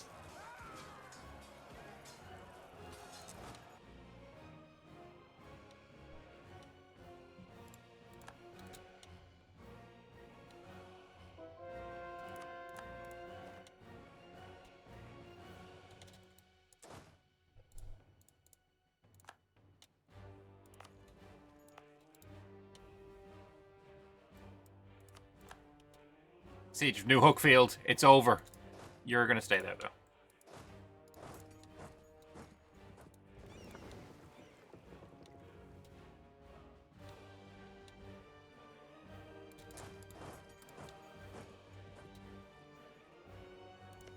Alright.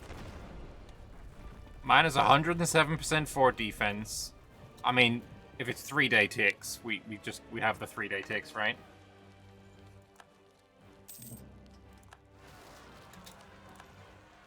You can deal with that yourself.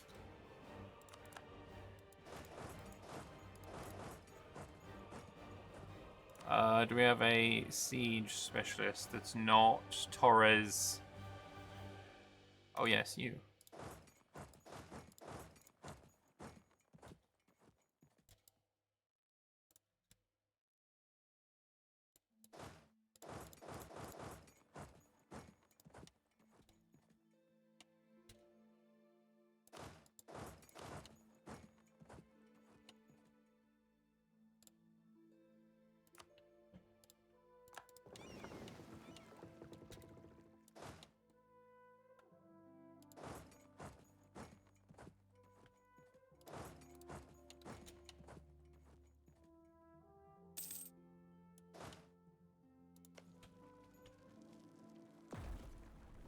Oh, nice. Wall breach.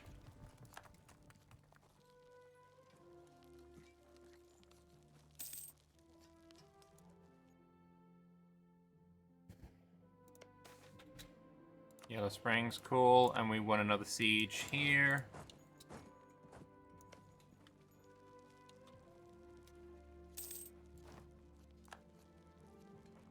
Nice, I'm not even trying to reinforce this now.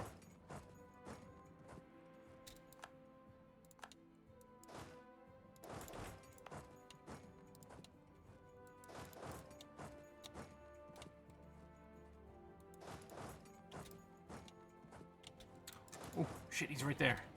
Yeah, wipe Agredin off the map. Does he have 22k by any chance? He does. Fantastic.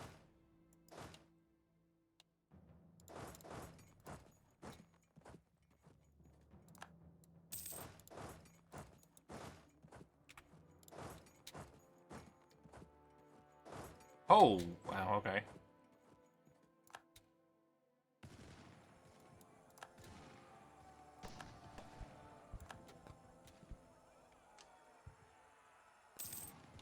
I don't think they can retreat too far anymore, though.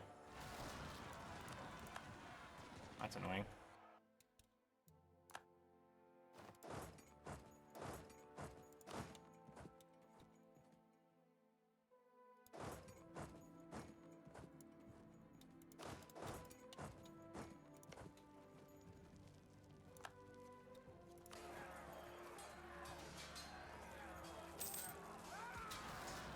Water, the dissonant are in the waters, the rivers, the lakes, each looks the same. We're the same, but they are not. They are storm and they are wave and they crash. We cannot follow, we cannot find them, spill them like fish. We are strong, we are solid, no one like the earth. We swim like a stone and dissonant. Know this, they strike, they melt away in water. Can melt down a mountain and water can fall through our claws and water. Diffract, spore, side, deflects, bone launcher, it destroys. How do we survive? A spore in the sea, yellow, ripped island, the endless, wet, dark, alone, so apart they know it's okay and we do not. Land attrition, movement speed, base. Oh, holy based.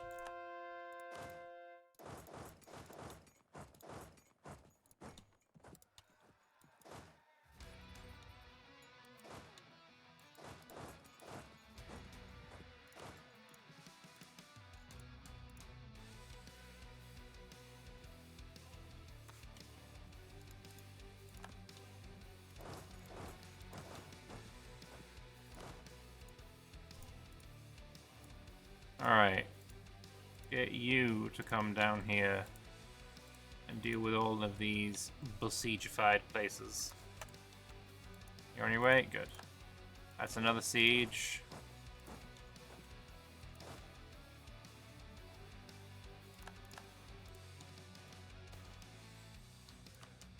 $20 prestige is good.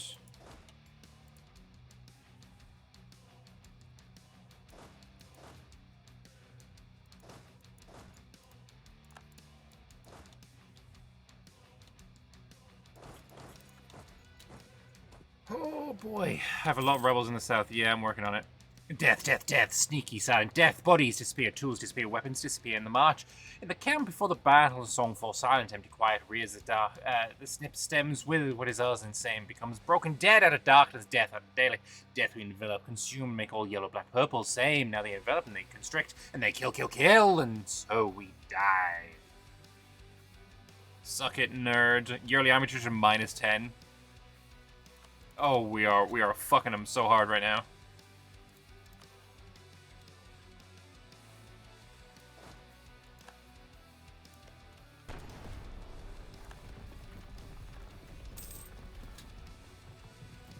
You, why are you here? How are you here? How do you hear you? You are not us. You do not belong. You're not same. You're oil, slick, iridescent on water. You're black water growing, hidden in yellow fruit. You are knife sliding into our thoughts and our minds, network of selves. You are wrong.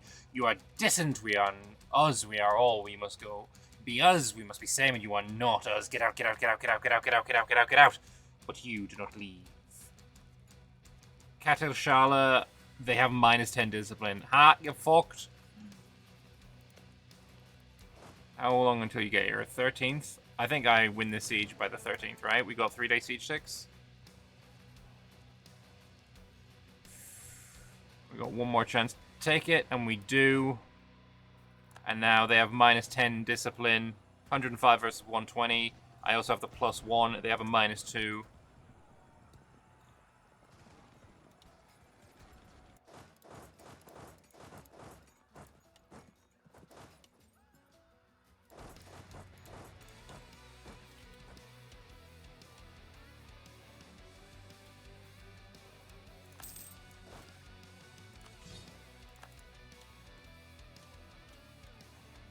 And another one, general list this time. Stack wipes.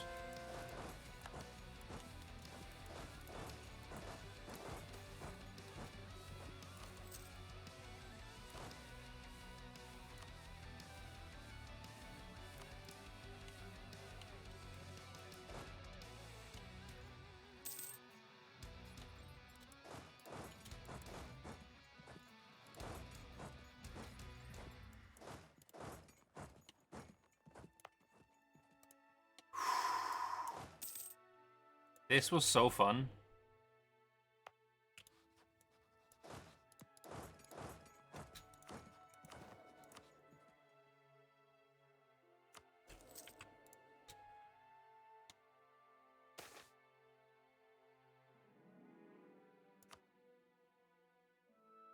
Half-price discipline advisor. I'll take him eventually.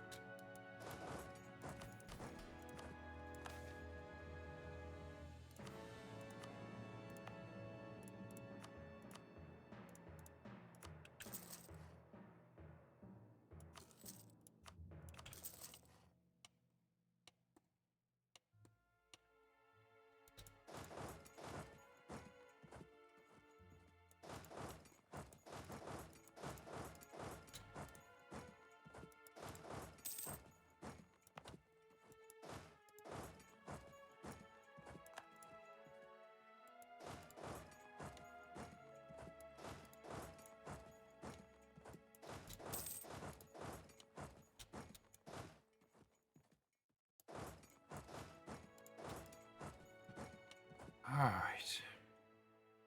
It's almost over. I don't think they have any troops left, do they? I have 12k. Somewhere.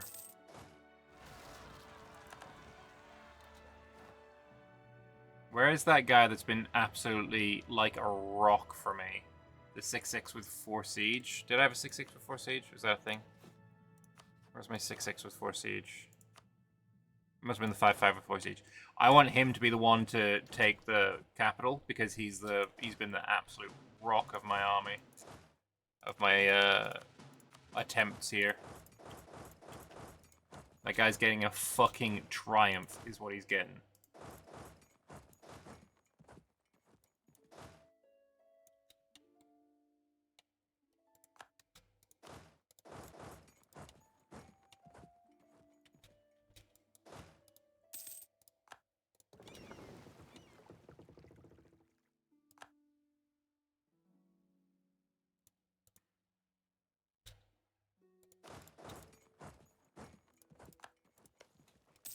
Oh, did he just die? There's no way he died on the way there. Oh, fucking hell. Bro didn't even manage to see it to the end. Oh, that's fucking bad. I can't remember his name, but fucking 07, man. Shit.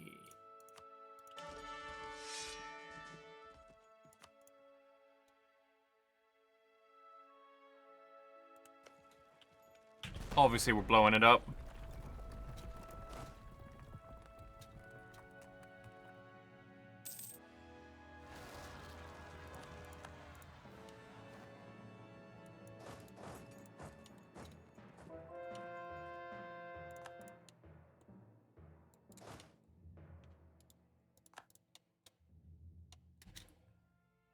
There's the capital. And there's the freeze as something happens.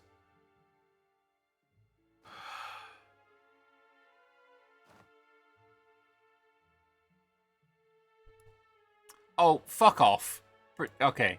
Wait, what? Those weren't the casualties?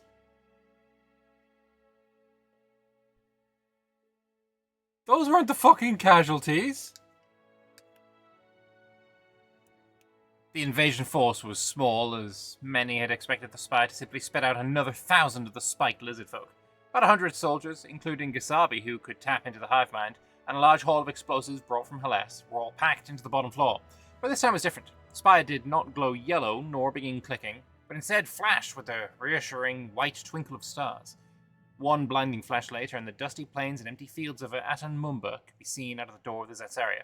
Stop, stop, stop! They do not stop! They bring fire to drown us, kill us! Silence us, drown in fire, stop! They move, they head towards the mountain. The sentries look at it, they know! They can hear us, they can bring fire, stop them, stop, stop! Half the team stayed behind to guard the spire, while the other half hauled the explosive in a cart towards the distant hill. It took about 25 hours to reach the mountain. Although the sun never set, it seemed days were longer on this planet.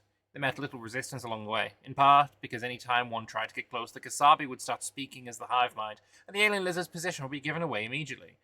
Once the team found the hub from which all this terror being disseminated, it was almost anticlimactic. It was just an unremarkable rock, large to be sure, buried into the earth. There were only 3 signs it was anything unnatural. First was that it glowed faintly yellow. Second was that if one stood too close to it, one could make out thousands of small clicking sounds. The final sign was that once the team started laying the explosives around the rock, Gisabi started screaming, "No, no, they bring fire, they burn, kill, destroy, kill, kill. Stop them now, they are so different, the dissonant voice. One voice us, we stop. Stop, they hear us, they will end. No, it will end, all over. No, no, it can't stop us. We are same, boom." Total faith in the prophecy. And we get a colony of Atanmumba. I need a drink because I just hurt my throat doing that. It was originally thought that nobody would dare try to live on Atanmumba. The hive mind was still not fully understood, and some theorized that simply staying on the planet might infect the inhabitants again. For a nation as large as Qatar Shire, however, barely 0.01% of the population need be mad enough to brave the unknown to attempt settling on a planet that might infect your mind, for their numbers to be enough for a full colony. It's how the other space colonies got started, after all. For those who did not make the journey, they were richly rewarded. Did make the journey, they were richly rewarded. The many fields the hive-minded plowed were easy to commandeer and adapt. The homes very bare and simple, but were sturdy and easy to move into once you removed the few bodies from the corners of the rooms. Sometimes one of the hive-mind lizard folk would wander into the town barely alive. Some would simply stand in place and scream. Others would just curl up in their old house, gnawing at their arms. Others would try to attack, although their attempts were erratic and generally ineffectual. Some were different, though. One walked up the Setsaria, brandishing a piece of cloth with an incredible drawing of the spire on it, its 1,000 stars depicted in a fashion that seemed to glint at night. Another started mimicking our settlers by helping out in the fields, bringing in the grain, copying our speech, sleeping in a bed left out for it. It was often left a wide berth, but during an early harvest celebration, it joined in with the dancing. Even in Tanias, there were reports of a group of them who built their own boat on the Tresic Isles and sold fish at a local market, fish they'd caught themselves. While they faced heavy ostracization, especially across Tanias, which had borne the brunt of the damage during the hive-mind invasion, the other colonies had not seen fighting and were more willing to accept these strange yellow-scaled lizard folk. It helped that their ability to fire the shards from their bodies made them excellent at defending the colonies from whatever other space monsters were out there. So I get the Tovachechezu colony, and I lose Azazats. Azazats gets granted to Ankashi. Is that one of my... Oh yeah, there it is. Infantry fire morale damage received. That's really good.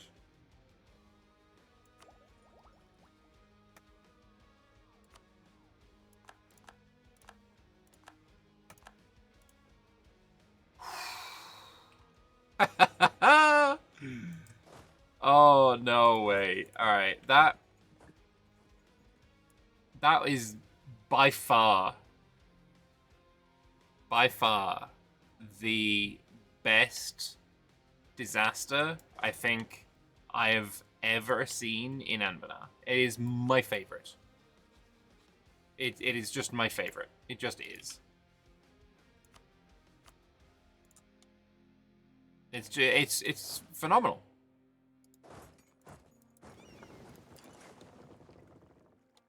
Like, I mean, seriously though, that was fucking great. I love that. That is an amazing disaster. Whoever made that, I would love to know who it is. If that was Scamps, Scamps, then like just fuck me. That was really well written. Like, to write in a way that makes it seem like, oh, I'm reading someone who is like hive mind crazy, going mad kind of shit. That's really hard to do to start with.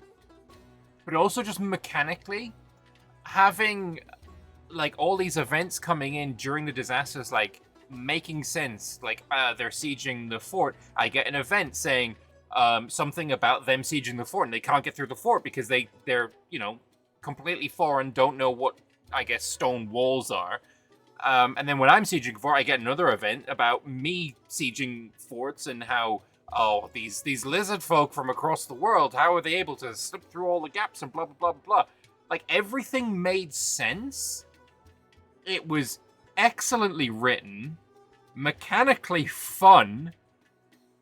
This shit slapped. Like, obviously there are a lot of disasters, a lot of unique disasters. I'm not talking about like basic bitch Anbennar, basic bitch frickin' EU4 ones, right? Holy shit, that's a huge correction for. Horde Curse is like scary as fuck the first time, then it's just annoying. Serpent's Rot is annoying the first time, and then it's just even more annoying. And those, I think, are the first two like big disasters that most new people to Anbennar will play. The Castanor Rebellion, I can't stand. It's just awful. The Lotus Rebellion, awful. What else is there? I will say another one that has got absolutely top marks for me. Like, this was 10 out of 10. Another one that has 10 out of 10 is Amusu's Rise. You know, Zocca's Grave. Why would they name it rename it to Zocca's Grave? It's Amusu's Grave. Anyway, the Amusu Rebellion for the New Sun Cult is also 10 out of 10, S tier, top tier, absolutely fucking amazing. Wait, why is it called Zocca's Grave when Kedarada that owns it? Yeah, weird. That shit slaps. Zocca Mission Tree renames it. I don't think it should. I don't think it should. Because the whole point is, like, you know, there's a fucking genie buried there. That's kind of based in and of itself. But yeah, we ended with about 1 million manpower left. Let's get our troops home and drilling somewhere.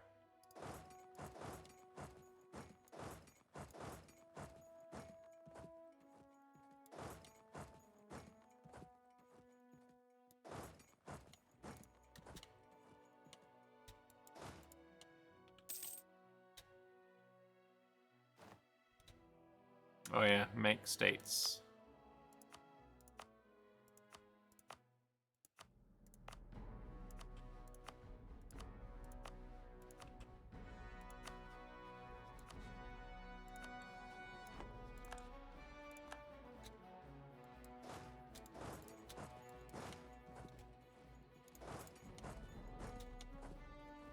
But yeah, no, really, really enjoying it.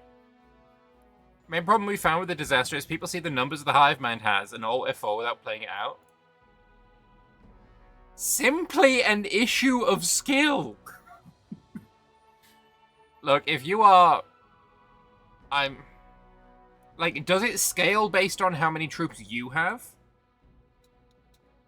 Because, like, yeah, those first few battles when I was here and, like, defending a mountain, and these bitches had, like, fucking 600,000, I only had, like, 300, 400,000 in this area, and the amount of morale they had, yeah, no, that shit, at a certain point, I was like, oh damn, oh no. And then when they came spilling out of here and going through this, like, they sieged Ashokani, and I was like, oh no. What's scary, the more colonies you have? See, I didn't mean to have this be my third colony. It was just the one that was easiest to start. If I would have done both of these as well, if I'd known that this was how this started. If I'd known, I'd have done these two and then taken the hardest one, because that's just fun for me, I think. Speaking of, let's repair a spire. Have we not gone through enough? We're not going to do this yet. I'm going to get my guys in position before I do the wish catcher.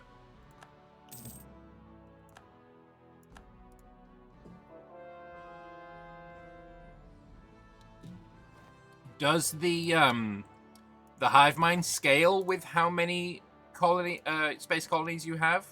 Or is it just that there are more space colonies? Because as soon as you are on it and you can afford to just, like, leave a dude there, it's just not a worry at all.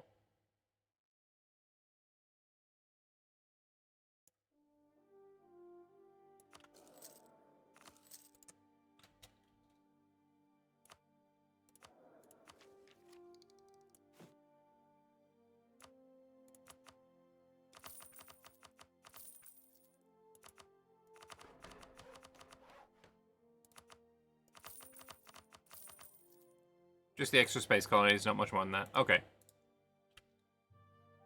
Yeah, maybe if they got, like, a big... Like, these guys got a boost, depending on how many space colonies there were, that would make it, like... Ooh, fuck. How fucked am I right now? But as it stands, like, I mean... Obviously, it was difficult, right? I'm not saying it wasn't difficult, but it wasn't... oh shit, I'm in danger of game overing here. Look at the troop count on my space colony. Yeah, these guys are going ham. Or they're my little chads. My little dudes.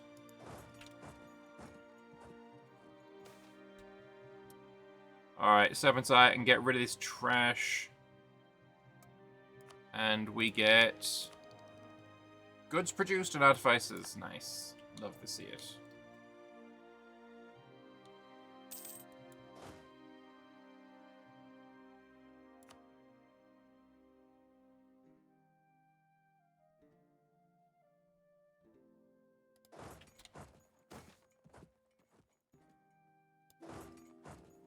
Triumph of the Nagas.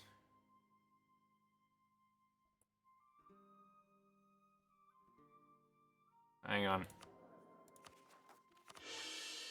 Yeah, that's fine.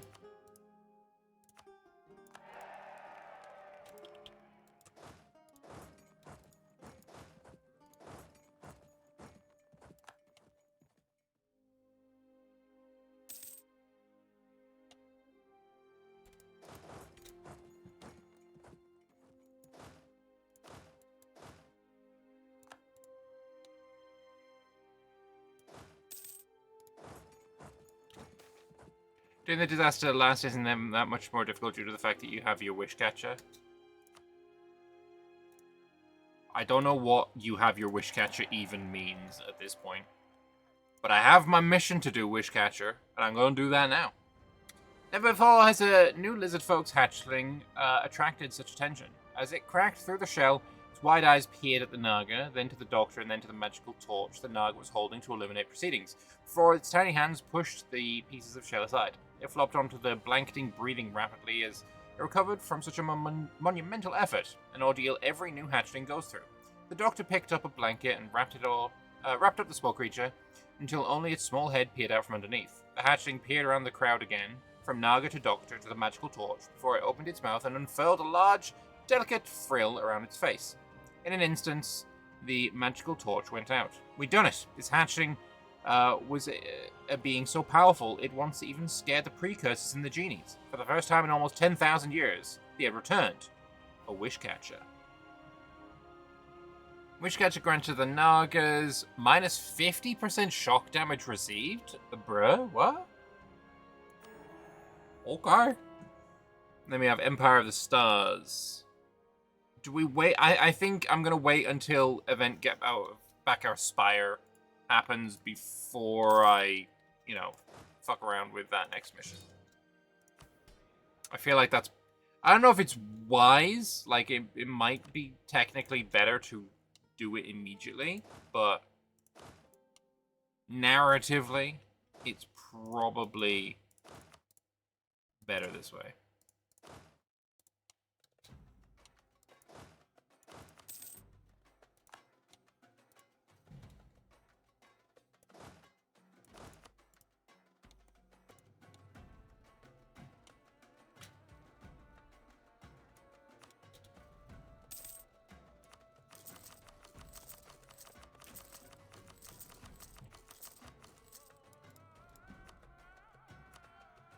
Don't need counting houses at this point. If you haven't done the Null Pharaoh MT, you might like that one's disaster too. I've played Canola Kateb, but I think it was I don't know if it was a custom MT or not. It was definitely before this update, so maybe I haven't played the new one. 2,000 a month is crazy.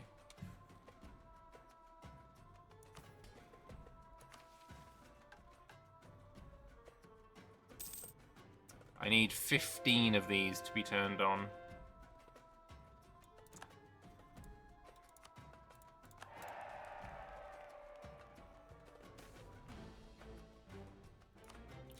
Alright, let me see if there's anything rending-wise I can do.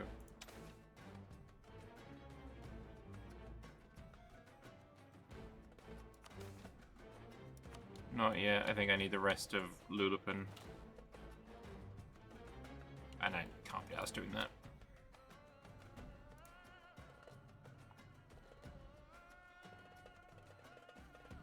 $20,000 reinforcements, 20,000 a month. What do we actually get? We're getting 12,000. 12 out of 20? Sure, whatever. I'll take it.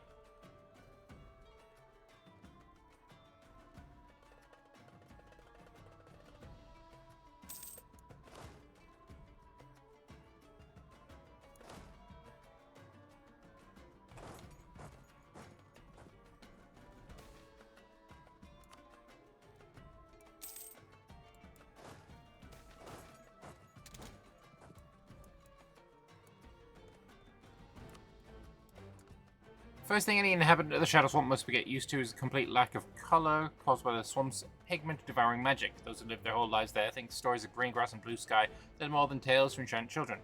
The only proof of the world that colour beyond the Grey Swamp is a Chokin, a squat lizard-like creature with vividly coloured scales. We've definitely had this mission before, right? Or event before. Considered one of the stupidest of Halland's creatures, what the Chokin lacks in simple awareness, it makes up for in hardness in the form of immunity to almost all magic. These bumbling creatures seldom wander into the Shadow Swamp, but when they do, they stand out as a bastion of green life against the drab surroundings. While carrying out the tasks of daily drudgery, a group of villagers chanced across one of these Chokin beaming through the ashen mire. The morose denizens of the swamp begged to have the Chokin captured and brought into their homes as a symbol of... I mean, I feel like they should just have Chokin... Like, all of these provinces should be Chokin farms.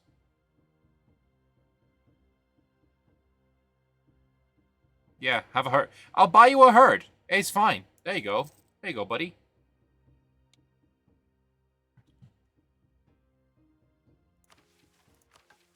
How long ago was it? 1 year? It feels like it's been more than 1 year.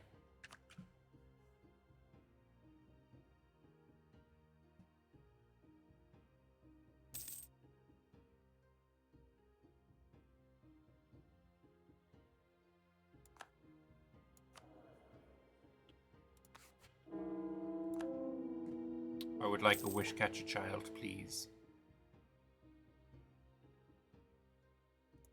Also, wasn't there a mission? Yeah, 28 agendas is fucking wild. Actually, crazy amounts. Is it? And there's no way that I know of that you can tell how many you've done without looking at the save. Genie Palace stood unchanged from when we last broached its entrance deep in the plane of Earth. The Zatsari at the middle stood gleaming and sparkling as vibrantly as the last time we saw it. The military detachment was smaller compared to the last time we passed through the portal at Shalazar, yet more confident. This time the genies did not even notice the force until they'd entered the Grand Palace gates. The first pair of genies spotted did not even speak, but merely waved a hand in the general direction of our army and continued their conversation. But nothing happened. An army continued to march. The first round of soldiers started to prepare their muskets. One of the genies stared at their hand in confusion. The other peered at the army in disgust until her eyes rested on a singular figure in our midst. Her expression shifted slowly from disgust to horror to sheer panic, and stumbling over herself, she screamed and ran. Fear, too, struck the second genie, but instead he stood up and shouted, "By the power of my wish, I demand you all cease your existence!" The air shimmered. Sparks shot from the genie's hands and swirled above the army, before coalescing into a single stream and pouring down into the open mouth of a single, wide-frilled lizard. The genie did not move. He was frozen in place through nothing but abject terror. The last thing he could do before being riddled with musket fire was scream, "A wish catcher!" Within 3 hours, the entire palace had been occupied. Every genie had either been driven out or been eaten. It was not clear what happened. Musket fire could not kill a genie, but it did temporarily incapacitate them. Then the wish catcher would approach the genie, and it would simply fade, leaving behind nothing but a pair of curly-toed boots.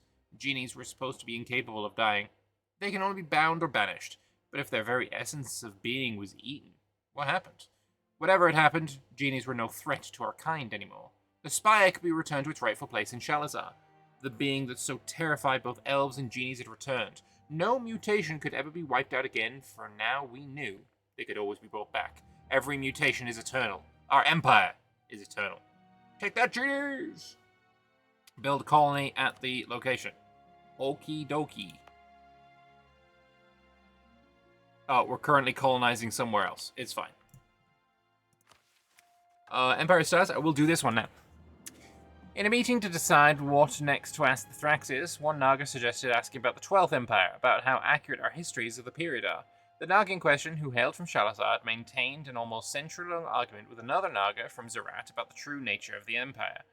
Nobody else present had even the slightest interest, but the seniority of said Naga meant the idea was submitted to be discussed as an option. Only when the subject could be evaded no longer did the Emperor say what the rest of the group had been thinking. Nobody really cared about the 333 empires anymore. We'd gone beyond the stars. We questioned the very nature of the universe. We had learned how to control our own mutations, picked fights with genies, outlasted the precursors. We lived on other planets. The only people who still brought up debates were those holding grudges over slights and insults.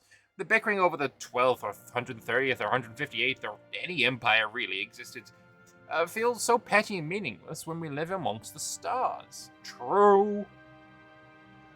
All future faith in the prosperity events have the option to ignore the negative effects. Who cares anymore? We're in space! True, though. Actually true. So this just gives all of my guys... Oh, it happens to all future space colonies? Why don't I just do this now, then?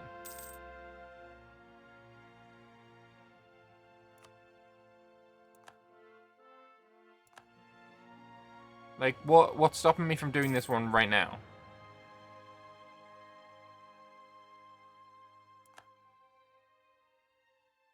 Like, I was told that I should wait, but I don't know if I should. Nothing? Alright, we're doing it now then. Life on the planetary colonies can be harsh. Crop failure is a common occurrence, and a lot of food has to be transported to the colonies to keep them afloat. Endless open lands available for those seeking a new life sound exciting until you realize how unforgiving attempting to eke out an existence on these alien worlds can be. The colonies would have failed if not for one secret trick of the lizardfolk species, the Chokin. It adapts to any environment seamlessly. Its attitude to life does not change no matter whether the Helani sun shines bright or the black ring of Ramutha hovers ominously above. To be compared to a Chokin was once considered the greatest of insults. It meant you were stupid, ignorant, gormless, and slow. On the colonies, however, to be compared to a Chokin, well, it's still usually meant as an insult, but for some it's about resilience, about the ability to adapt to any surroundings. It represents what it truly means to be a citizen of Catalashire. Doesn't matter where in the world, no, the galaxy you are. You will adapt, you'll survive, you will thrive. Do I have all of the spires that there are? I believe so. So yeah, I need 3 more. Oh, at least 12, currently 15. I've done that. Alright, I need to subsidize all of the space colonies.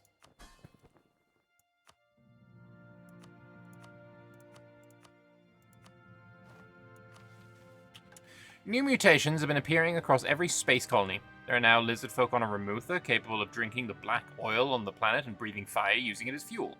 Others on Agradant have developed legs similar to that of a cricket, allowing them to jump astonishing distances. Attempting to integrate all of these mutations into our military have not gone well. Tanius commanders have little experience with them and find it difficult to incorporate such a variety of lizard folk into battle plans. We would be better off granting more autonomy to the colonies in matters of military organization. They know how to use these mutations and get the best out of them during warfare. Truth. They all get space mutations. Okay, this is the one where I need to wait until I have all of them. Okay, that's fine. We can wait there. We can wait on that one. It's only, what, like 3 days? Sorry, 3 years, 6 years or so.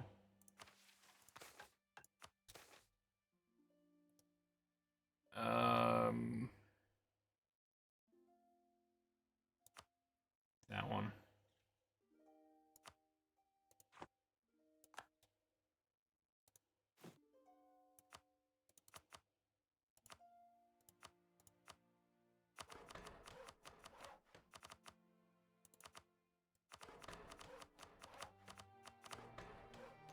Surely giving colonies more autonomy won't backfire on us. True. Be fine, don't worry about it. Alright, well, me being afraid of some bullshit happening here was unfounding, clearly.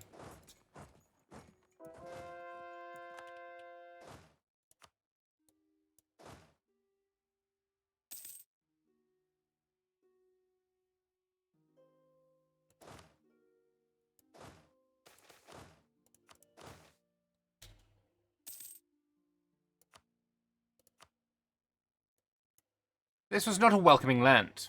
Also, this is Gamye. This was not a welcoming land. Lizard folk are typically ill-suited for icy weather, and as soon as the blinding light of the Zetsaria subsided, snow was billowing in through the open door. However, upon leaving the spire, the air felt warm despite the snow. The heat appeared to be coming from the earth itself. Dotted around the vicinity were hot springs of warm and sometimes bubbling hot water. Vents in the earth shot piping hot steam into the air. A thick moss grew everywhere, with a variety of strange flowers blowing bubbles into the air to mix with the falling snow. Didn't take long to find the native population either. In fact, they found us first. They were lizard folk, albeit with an incredibly thick hides and wide feet that resembled hooves. Alongside them strolled a cat-like creature with an outer shell resembling a crab, which glowed with a heat so strong it burnt the moss it stood on. First contact with the native lizard folk went much better than some of our previous meetings with natives. You don't fucking say? They seemed awed by our presence or eager to try communicating with us. The only time one of them seemed to take offense was when one lizard folk tried to touch the shelled cat, although that may have just been to warn against touching something so hot. In their nearby village, which was located in a string of winding underground tunnels, we were presented with a gift. A rather foul-smelling blanket made of furs and blubber, indicating that more animals definitely did exist on the planet. The diplomatic envoy we sent concluded that the natives maybe lacked a sense of smell, although after carrying it back to Halan, the smell stayed on his body for over a month. Colony! We start a colony. That's another 2 years, actually. So now we have Mars, Europa, Titan, and now Uranus. I guess?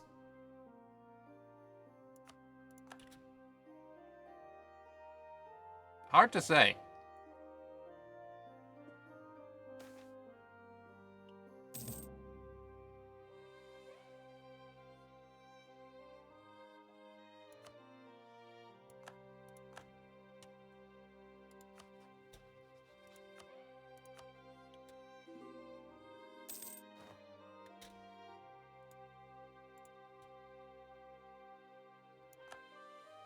Only Agrident is in the same solar system, but not Mars. Ah, okay, okay.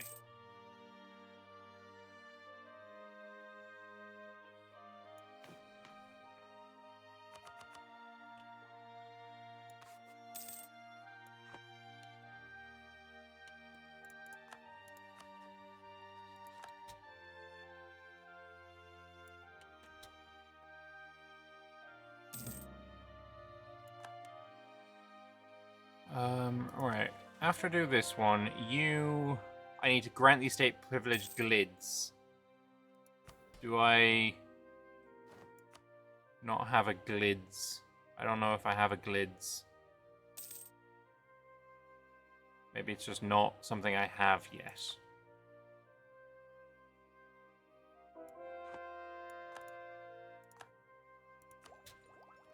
Land maintenance modifier, I'll take that. Just joined. Do these colonies exist on the map? They do. I mean, basically, we travel through these spires to get to these space colonies.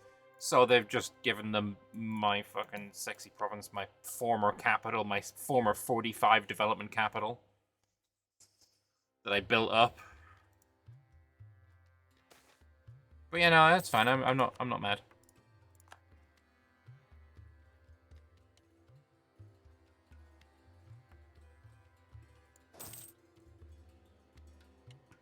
My highest ever province over here. 84, you can go there. 98? Oh, you can actually go there.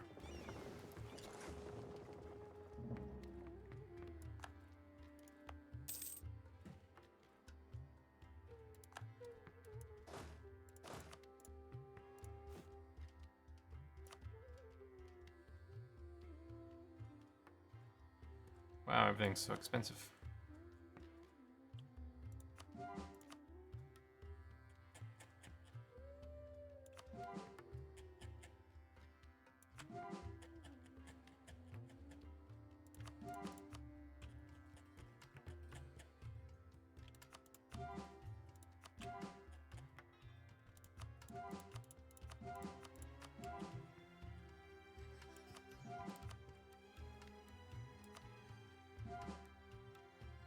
That'll do. Just wanted this one to be done. 515, sure, I'll keep that. How's my culture map look? Could be better. Was that revolutionary cracked Umvror? Oh, it certainly could be better.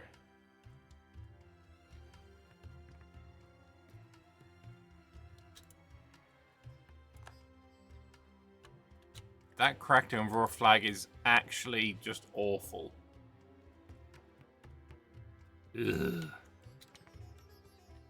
Not a fan. Not a fan. I think most revolutionary flags are just trash looking. Not worth looking at whatsoever.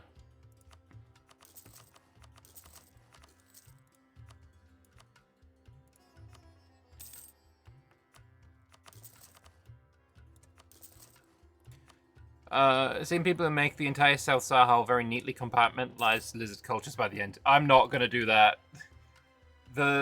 The method at which you culture convert things is just too awkward and annoying for me. I really hate the culture conversion system. I mean, good on them for doing it though. That seems cute. Oh, we've almost got the final one of these gnomes out of here.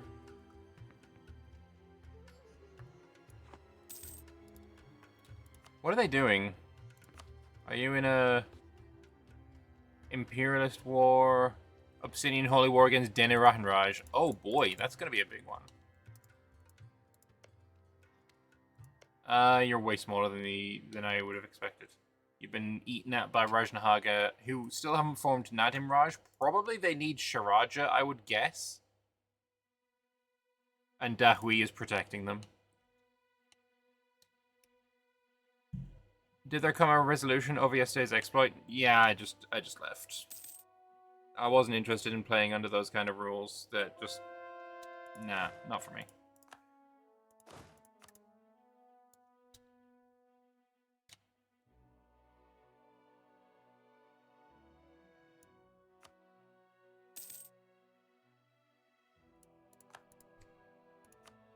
Oh, Space Colony, I want to see you. I want to lose one of my monuments.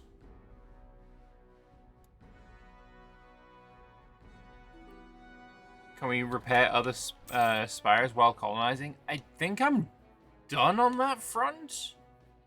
Like, this one's done. It's repaired, I just need to not be colonizing. That one's being done. That one's done. Oh, shit, there is this one. I need to have a state house and high autonomy. Okay, well, that's easy. I can't have a state house because it's in one of these provinces. It's probably in Karask. It is in Karask. Here instead. Now it has a state house. It will have more autonomy as soon as I click a button for it. Okay. There's a spire. I thought there was a spire here. There is a spire here, but that's not one I can upgrade. That one's already done. That one's in the process of colonizing. You don't have a spire, do you?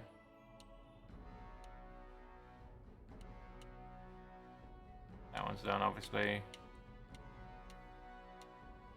No spire on the Halfling Island, is there? Wasn't there one on, like, Kashia? No. Karask? No. No. Here, have a merfolk settlement. Why not? Kavunica? Oh, I can do Kavunica now. I need to do the spell aid constructions. We can get that done with a cheat. That's fine. Okay, so there's a lot of spires still to do. The official name we given to the planet was Zulkanez, named after the many volcanoes that appeared to dot the landscape. Perhaps there were distant lands of rain and jungles like our beloved Tanias, but as far as our early expeditions could tell, it was a frozen hellhole broken up by under-earth heating that melted the ice and made the land habitable. The good news is that our expeditions to these other areas of heated land were not only successful, but found entirely new lizardfolk villages here. Each one spoke what appeared to be a variant of the language from the island we landed on, which implied there was once a connection between these islands. Whatever happened to them, we don't know. Perhaps this freezing was recent. You already know it only takes one generation for new lizardfolk mutations, adapted to the new surroundings, to appear after all, and the thick hides of the natives certainly helped them brave the cold. Oh, holy shit. Every one of these colonies is taking, like, 10 years to do? That's not fair or fun. You don't have to wait forever. Maybe that's the one thing I did, like, wrong, is not realize I could have done these earlier, maybe?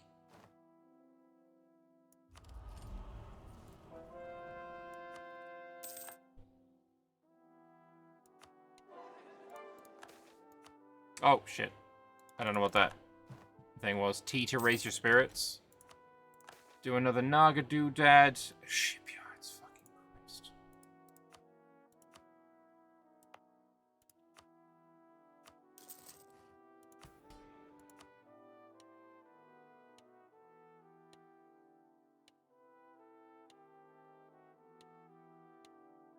Did you just not highlight any of the others? Well, this one's called Majo Karit. We also have Ninakare.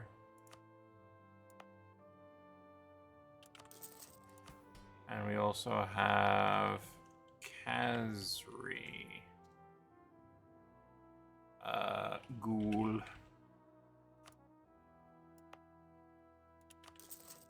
This is the point in the MT where you'd be doing Insia stuff if it was in. Ah, fair.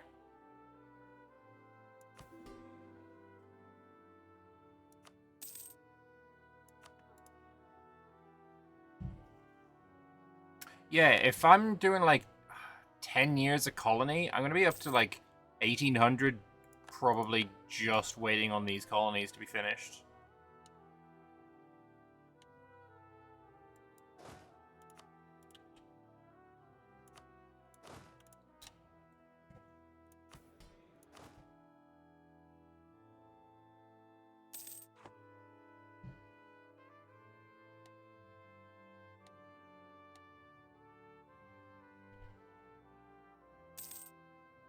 Reformist? Eh, it's not bad, I guess. Acceptable. So yeah, the culture here is supposed to be it's a ZMB.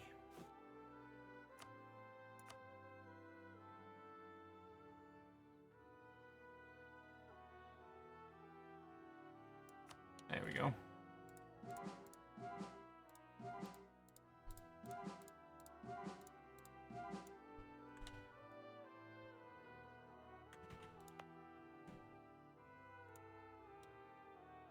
To pastime war.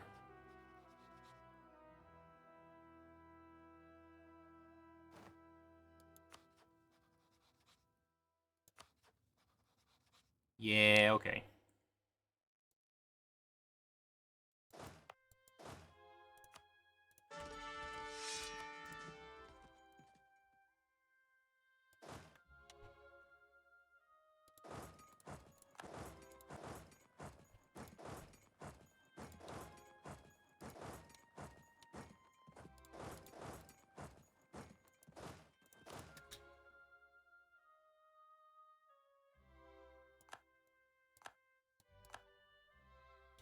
Another general just died.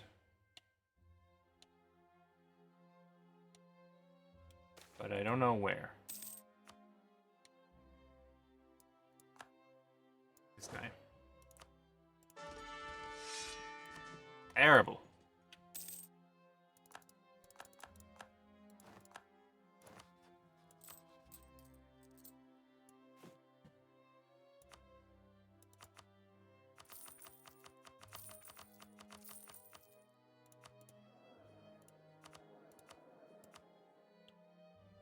Do I have a lot of things to convert? I got some.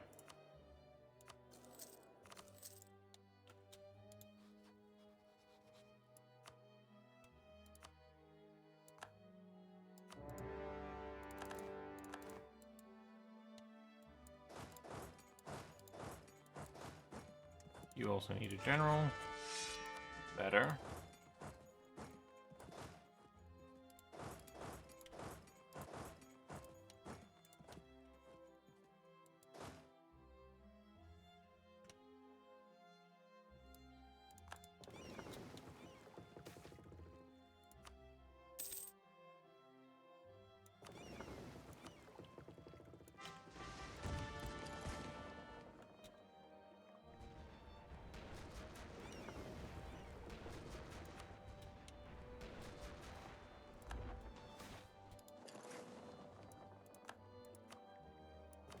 Right, you make sure you hunt enemy fleets here. Thank you.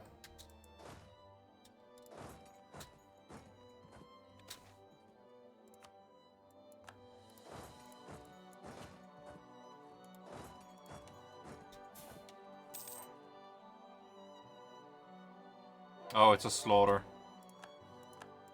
It is an slaughter.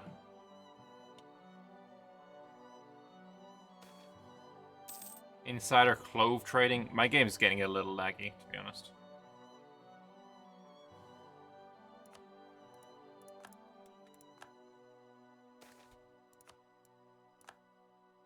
My ruler just gained a mill point. 544, not bad, not bad. We still haven't done 28.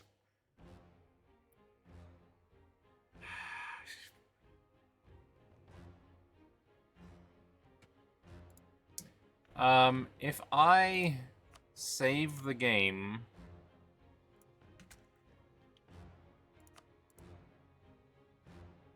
And Stamps, can I send this to you so you can look in the file, see how many I've done? I'm sure you'll be able to like find that faster than anyone else, probably. Magic rework would have a spell to call a new diet.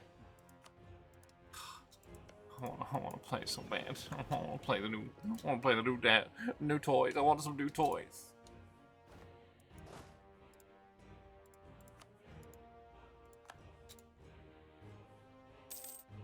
I want to play with the new toys.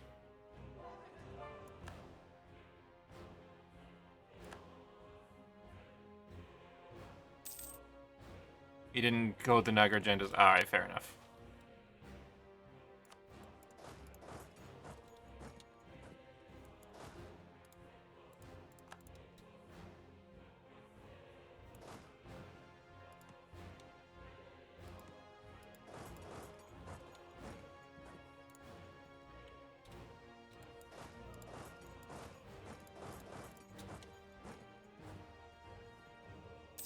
I have a 6-6.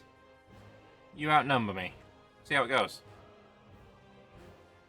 Not good for you. You no longer outnumber me. Yeah, my troops are monsters.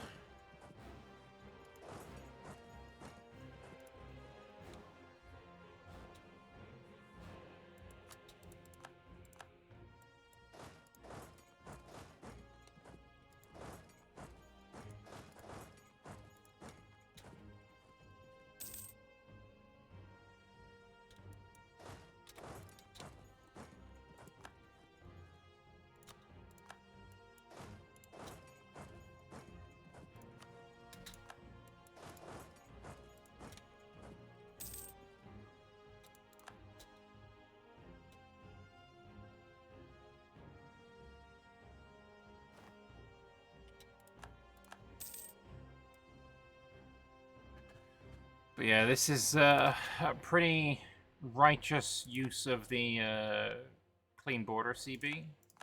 This guy has been annoying because his borders were not clean. Let's just clean up this guy as well.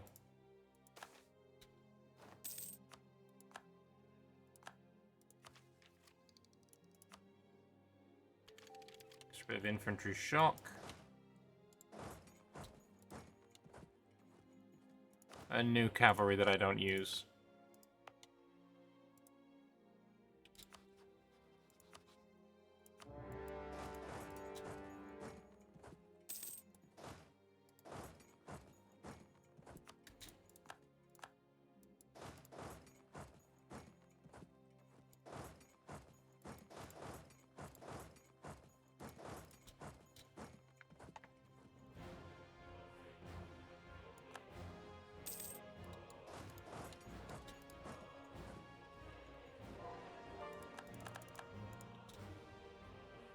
You have a whole 0.55 pips and minus 50% shock damage received on your mutations. Ain't nothing touching me now. Yeah.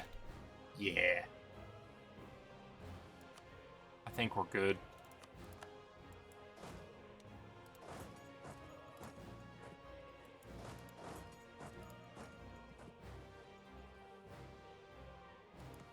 What's stopping me from going there?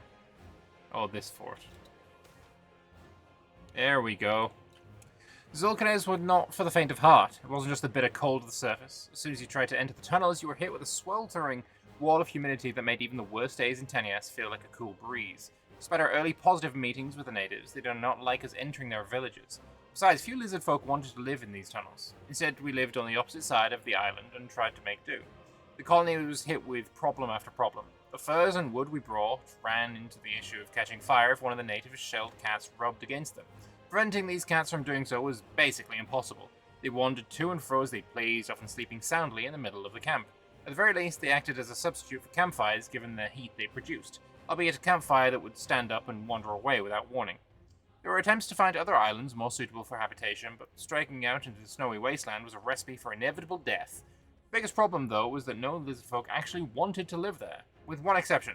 The Ashana lizardfolk seemed much more at home here, especially a specific type of Ashana known as Shanniza. Their hulking bodies and thick hides were famous for being able to deflect even musket fire, which happened to double as great protection against both the snow and steam.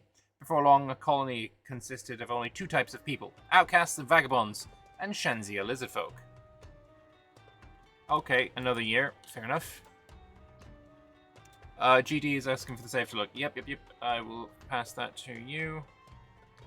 I will upload it to Anbennar General in my Discord. If you are there. Are you there? Oh, maybe not. Anbennar Discord. I'll put it in the content creators area.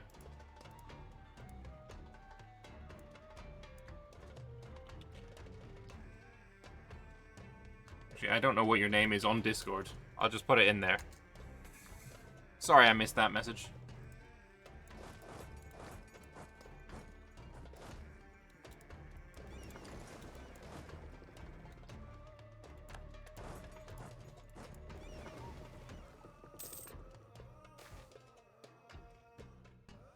Oh, fuck the elves. Space Chocolate Farm! Yes, you have a Space Chocolate Farm. Dahish has fallen? Wherever the fuck that was there. You can now make it up there. Nice.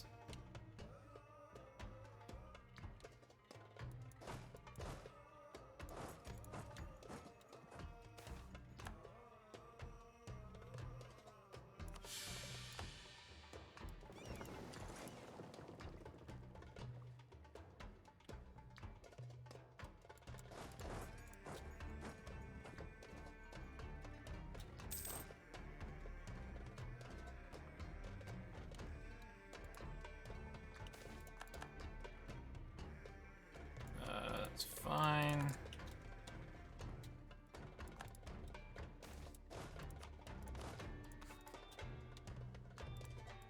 Saxarat has fallen. We can now move on to the capital.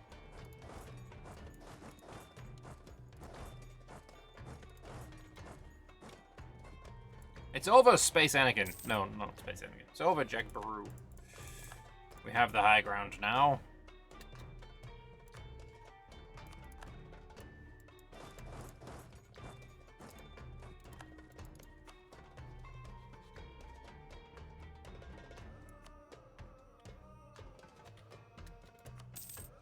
And the capital has fallen as well.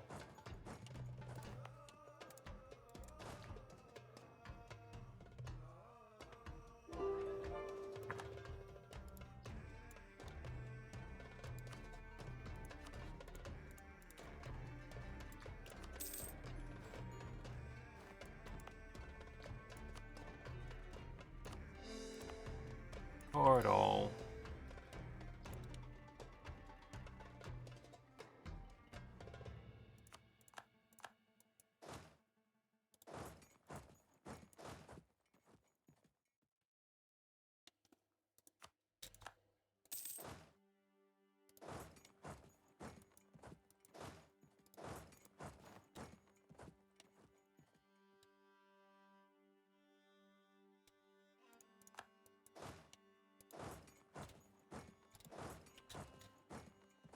If you can't stack wipe a few of these enemies.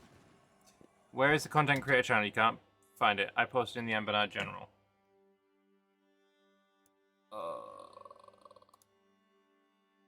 Ah, that's who you are. There we go. Okay.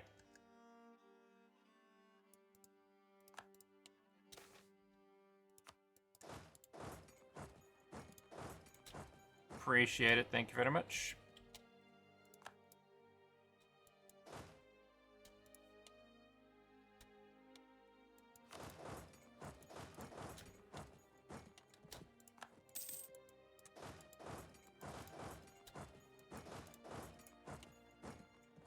Cute little save. It is indeed a cute little save. Alright, we will go to here.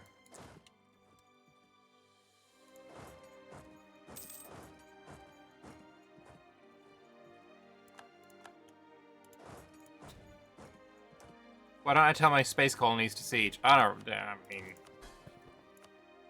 Sure, makes sense.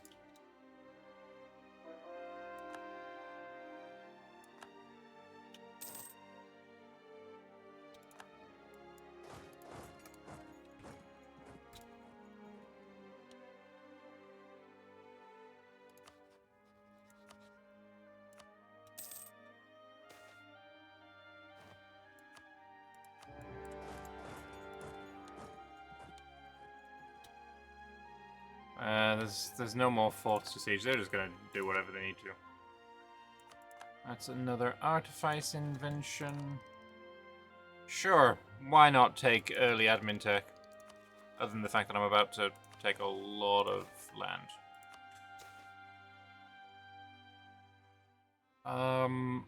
I literally don't need anything. So just do whatever at this point, I think. And then my final idea.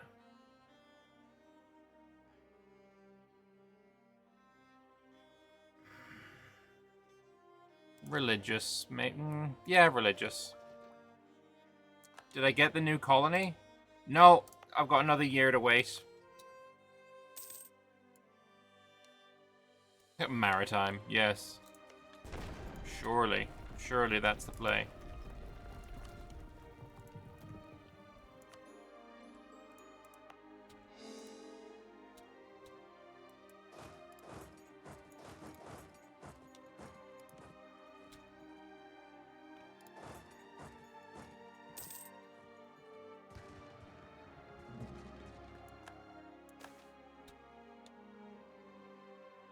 Do we now have the colony? Crossing the icy abyss on Zul'Kanez could only be done on foot, as no animal was capable of handling the cold. Journeys were perilous, and increasingly our colonists didn't even attempt them. The few journeys we made were to the other side of the volcanic island to maintain contact with the natives. It was one of these trips that we discovered they had their own method of traveling to different islands. A boat. The boat was constructed out of special metal with Dame's-Tia veins running across it. These irradiated heat out of the boat and into the sea around it in such a way that it broke our understanding of physics, melting the water as the boat chugged slowly through the sea, only for the water to freeze again behind it. Powering this contraption was a large enclosed glass container. Inside, seemingly not minding the journey in the slightest and being thoroughly fed by the passengers, were those red-hot shelled cats that wandered around the islands. We later learned these boats were very rare and tended to follow strict predetermined paths across the islands, and that the island we were on was especially remote. They were more akin to roaming caravans, except as one huge vessel that could house over 100 lizards before feeling overcrowded. There was no permanent crew, even the cats were often swapped out on each island, but this was how the island stayed connected. Our engineers have been beside themselves with excitement. The design did not seem difficult to replicate, especially as some of the natives seemed eager to travel to Tanias to help us with the design. It appears Dame's-Tia is incredibly rare on Zul'Kanez, which makes manufacturing new ones difficult. But we have enough of a reserve, especially when considering our expeditions on other planets, we can manufacture our own. We just need one of those hot-shelled cats, which the island has plenty of. Soon we'll be able to travel wherever we want. So I have got myself a new colony. Yanyi colony, Zul'Kanez. No, I don't want you to go there. I want you to siege right there.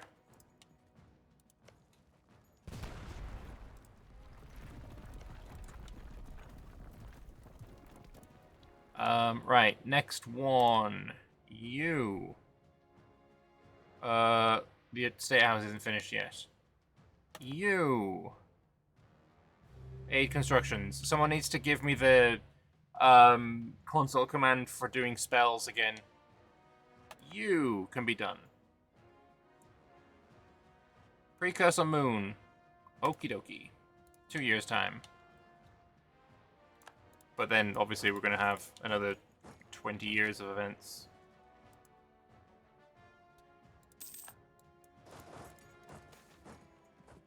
Did they add a mission tree to Yezilmore yet? No, not yet. I really want them to, though. Looks like a very fun tag.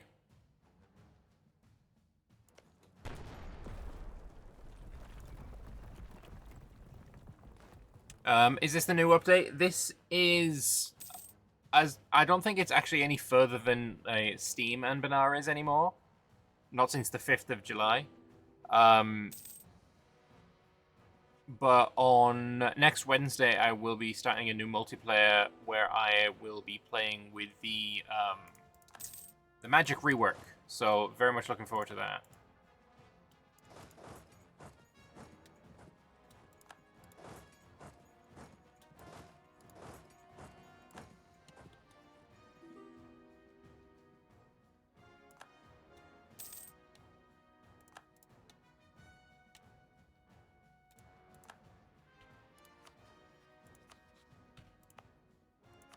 I think maybe we just take these provinces.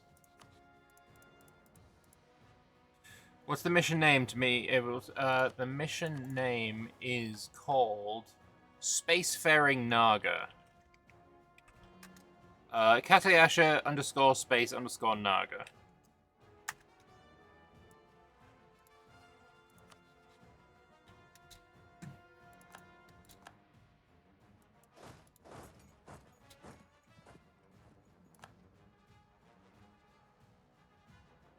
Hopefully no massive gank on that one. Hopefully not.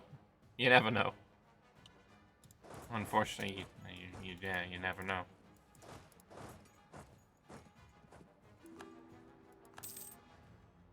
Next single-player campaign will be fun with a magic rework. Yeah, I don't know yet who I'm going to be playing as on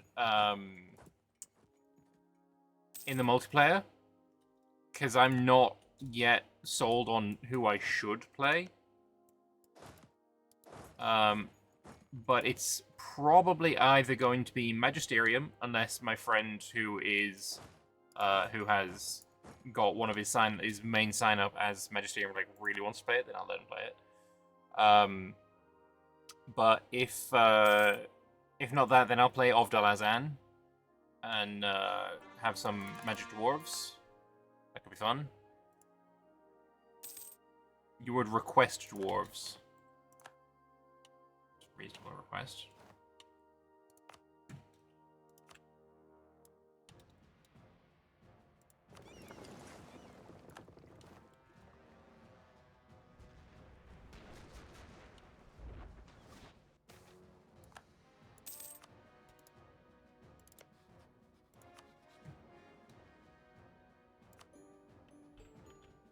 Nice looking borders there. And then 78 is probably fine enough to get what we want here. So obviously we want the border, but I'm looking at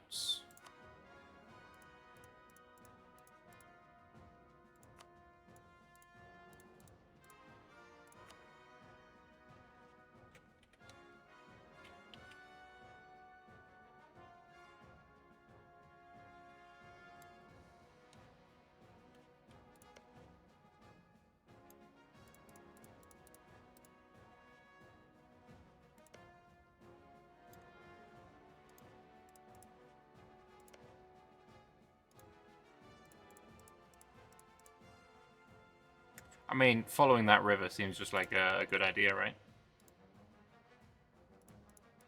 Oh, fuck, we're one short. One short at the sexy times. That seems fine. Oh, you won't even accept? Get your fucking friends out of here, then.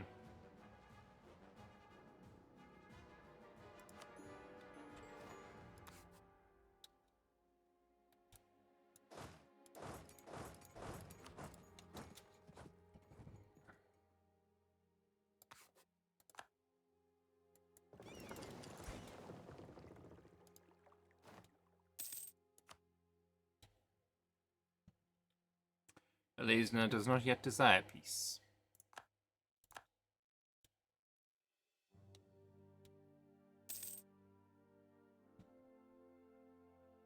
Magisterium would be cool. Yeah, that's what I'm thinking. Like, Magisterium and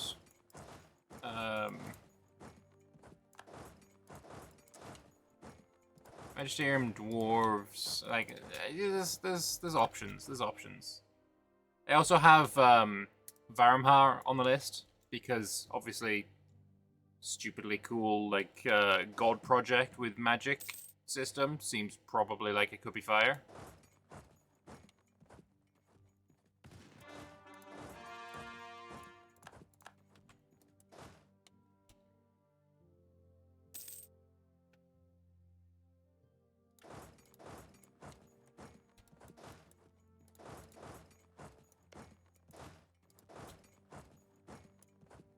The amount of players wanting to play in the Empire, Magisterium needs to eat or it'll be eaten. Also fairly true.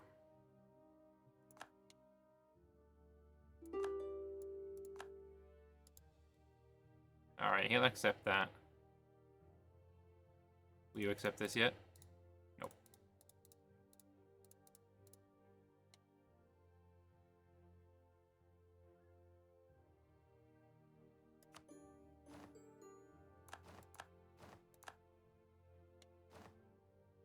Yeah, beautiful. Hey, Netcliffe. Thanks. How bad is it? Oh yeah, 194, because why not? Well, we can get that down a little bit.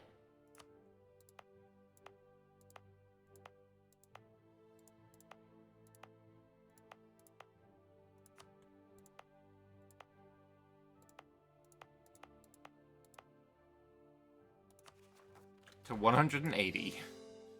Yes, very nice.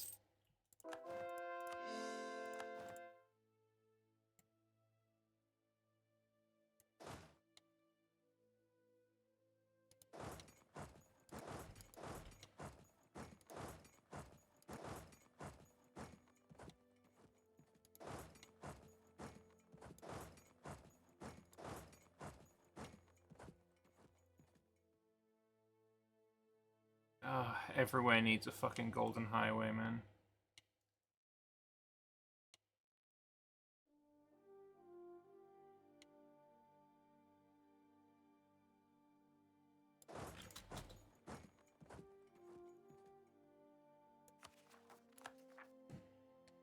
Golden highways are peak.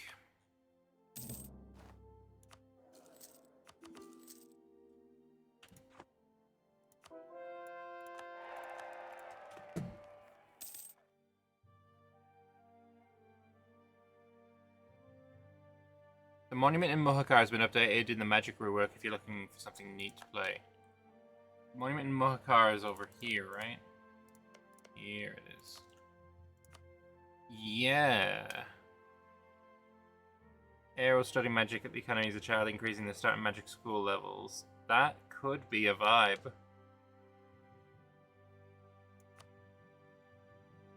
Duarcarni is one that's around here. Mohakar itself, if I remember rightly, isn't this the one that...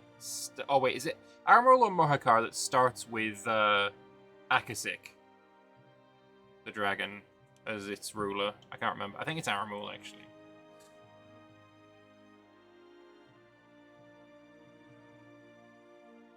Armorl starts with Aket. Okay.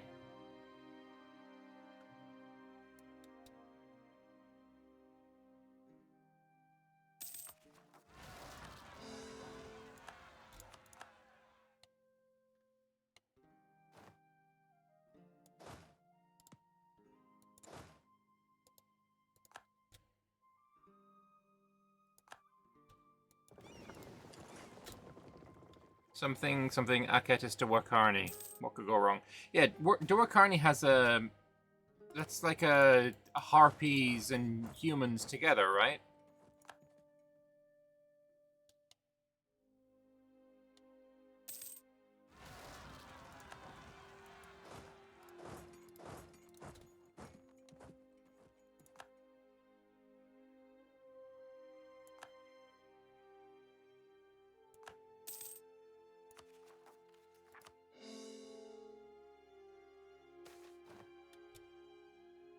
A bitterly cold wind met our explorers as they stepped out of the Zatsaria and into some sort of vast cavern. Large holes opened above to the night sky. An incredibly vast sphere of swirling reds and browns dominated the sky, the stars merely peripheral.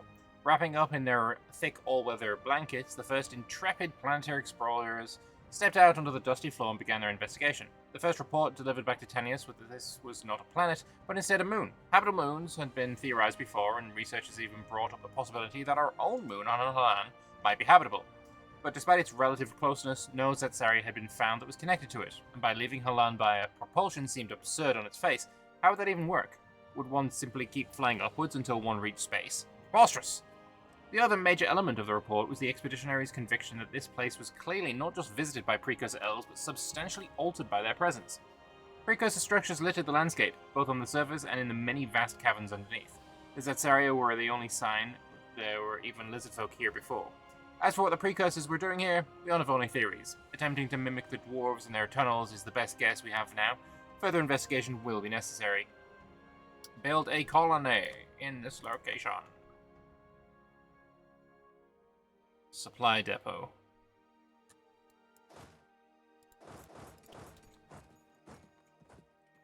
Duakarni is hard-coded for Neracatism. Ah, Arcade is my favorite.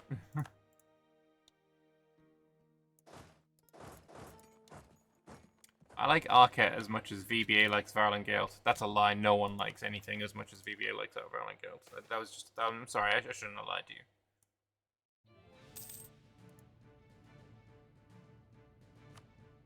Duakarni is a mission tree made by you as well. Oh, very nice. Alright, so you want to go there, fuck off. You want one of them.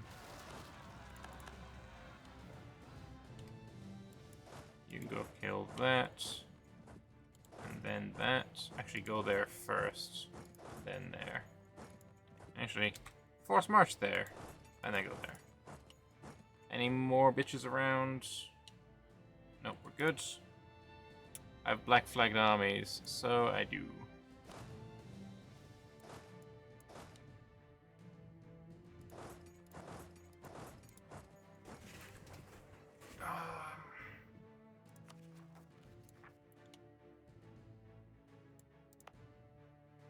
Alright, start a colony, 2 years. Wow, that's 10,000 crowns? Interesting. I suppose at this point you're supposed to have all of the money in the world.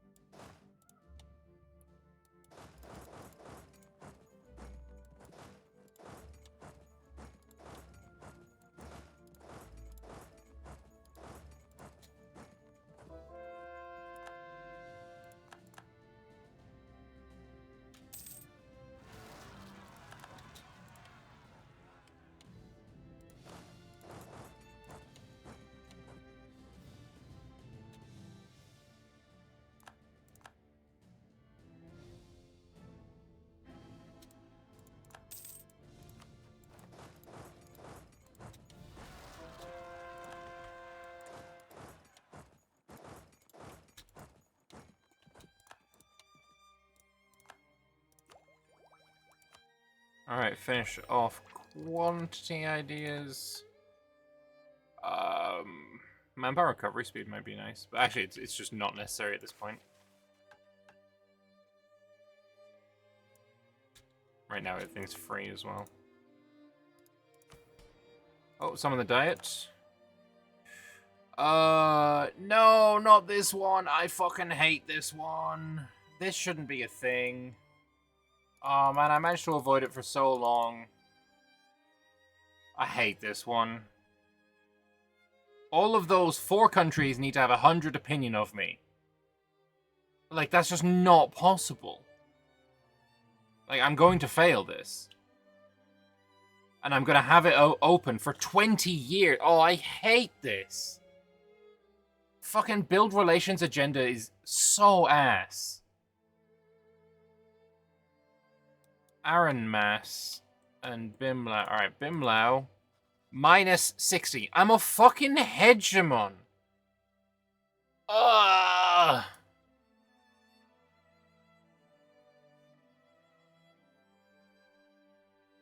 Or improved by 90 and send gift. Sure. I've done 16? Oh, I'm not going to get this done.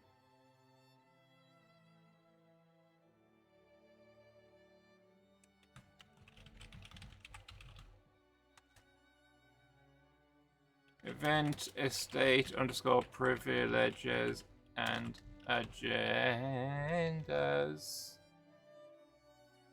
Events. Actually, it's 14 will be this one every time, right?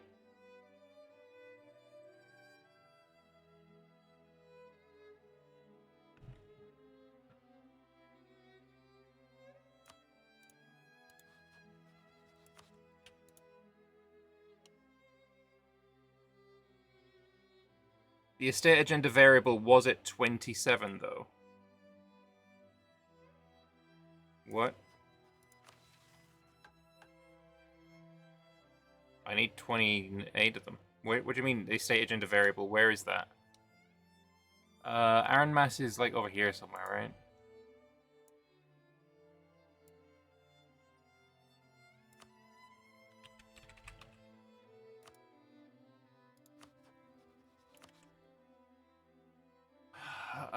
And then who else was it? Bimlau, Aaron Mass, Istralor, Busalar. All absolutely despise my face.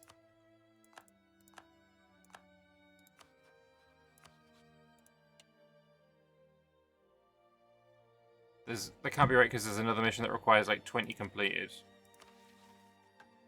I'm at 20. This needs a thing like have done this many.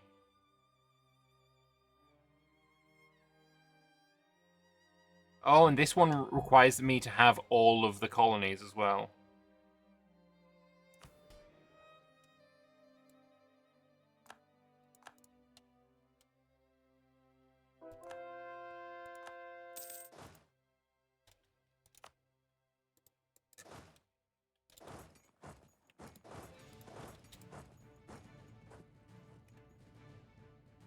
Number of estate agendas completed equals 27. Okay, so this might be the 28th then. If this is the 28th, I'm going to be very, very pleased.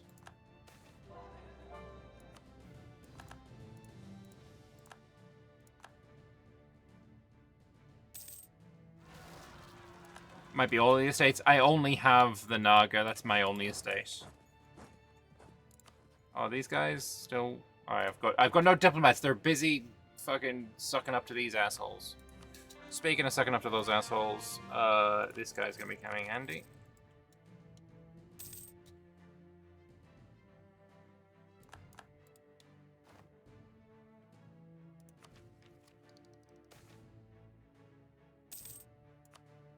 Oh yeah, turn off debug mode.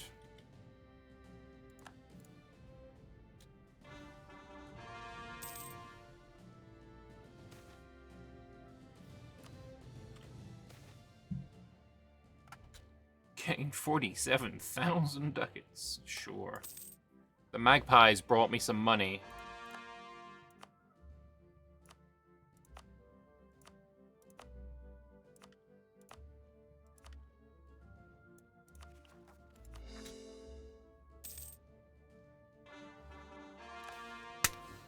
Did I get him? I didn't. On Zulkanez, everything is built to be fire retardant. The native shelled cats have the ability to find their way into anywhere, wandering around, sleeping in the middle of passageways and other such mischief. Those who live on the icy volcanic planet have learned to live with them, and indeed react negatively whenever anyone suggests... I got them, bitch. Anyone suggests something or other, where is it? Suggests they should dissuade them from entering our settlements. Common sight in Shagatan are groups of people gathered around one cat sleeping in the street, using its intense radiating heat for warmth. Such gatherings are effectively communal social events and have helped foster a strong sense of community in harsh living conditions. Problems began, though, when someone tried to transport one back to Gamyi. The cat itself seemed unbothered by the trip. The city, though, did not appreciate a creature that could cause buildings to catch fire simply by standing near them. Those who live on Shagatan may be incredibly proud of their native cats, but their first introduction to Halan did not win them any favors. Reasonable. Reasonable. One can understand this. There's another one. I killed your brother! Oh, I got him as well. Ha! Suck it! First one hit, one kill. Let's go.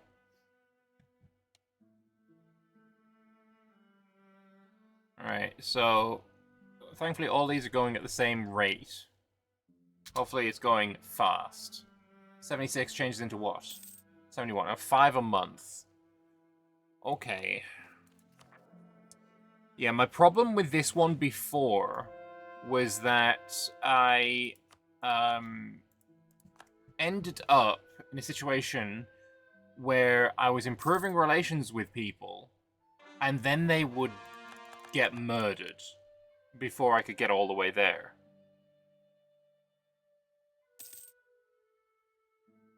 Which, obviously, wasn't ideal.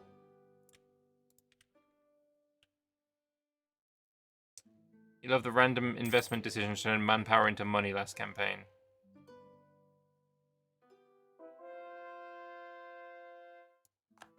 I don't remember what you're talking about.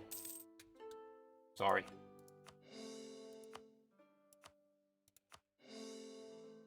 Manpower into money? Isn't that just attacking somebody?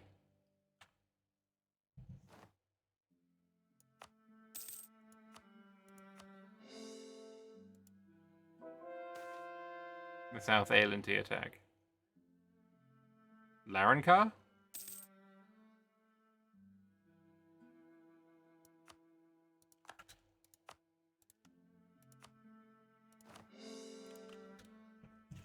I don't remember how that tag even worked. I have terrible memory for these things. Oh, I've got a rebel siege there.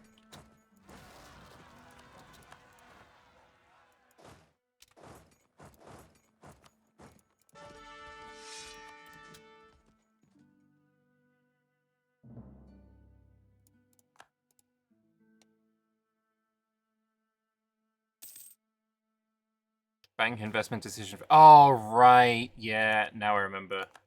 Yeah, that went fucking crazy.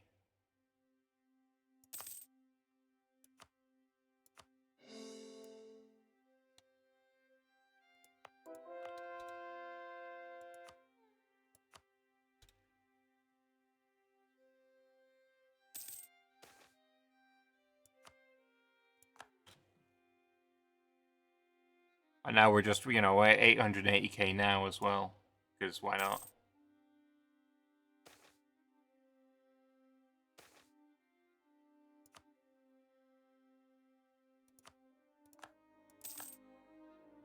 Alright, there's improve relations with all of them. So then we take away all of them. And then we send all of them a lot of money. I wonder if I'll have enough money to get 25 with each of them. I don't know, maybe I won't. Maybe I won't have enough.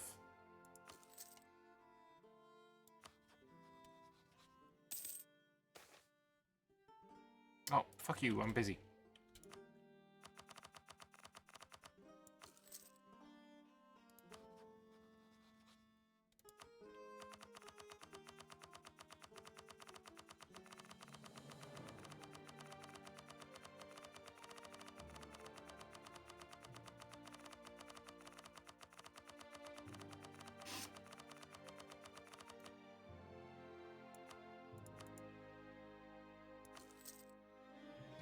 I'm sure I just offended somebody with horrific, what's it called? Horrific ADHD or whatever. Not ADHD. What's the one where you're like, I need this to be exactly as it's supposed to be? I don't know. I offended someone there. What was the last guy? Busula. OCD, that's the one, thank you. Alright, bitch tits. Let's go. Now please, I beg. I have beggingness in my heart. Yes! Let's fucking... Oh, that was male nip. Sorry. Sorry, Twitch. Don't worry about it. Nothing happened. Don't worry about it. Yeah, so I can do this. Okay, I'm just going to do this now.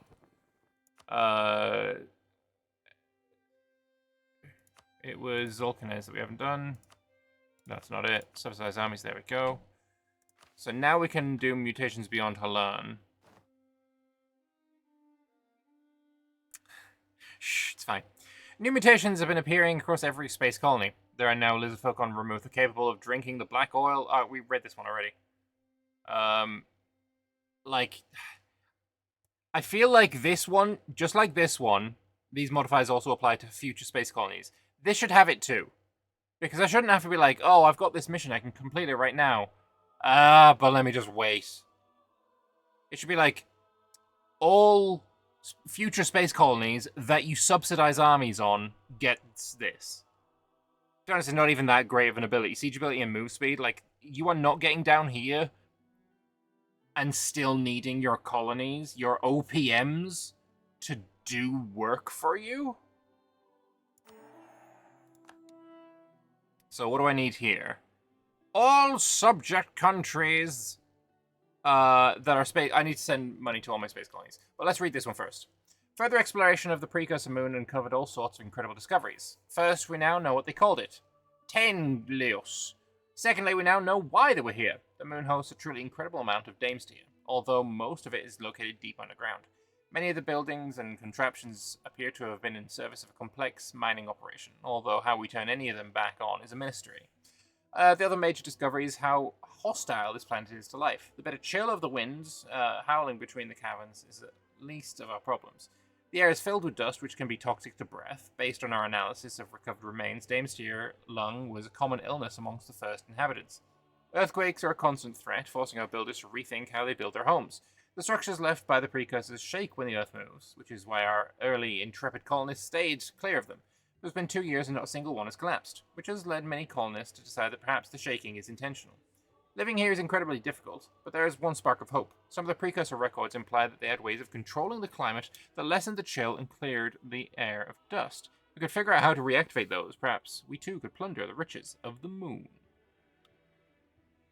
Damn, this place sure isn't habitable. Cryface. Alright, 2 years. You'd love for me to play Blue Heart someday. It's a chill tag. Look, I know it forms Pashane, and Pashane is not a chill tag, so... Yogi, get in the bin. Lying to me. Don't lie to Strimmer.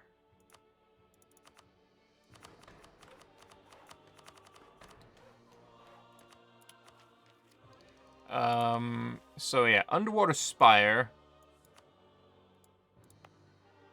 I need to grant the estate privilege Glids. I don't know where to find Glids.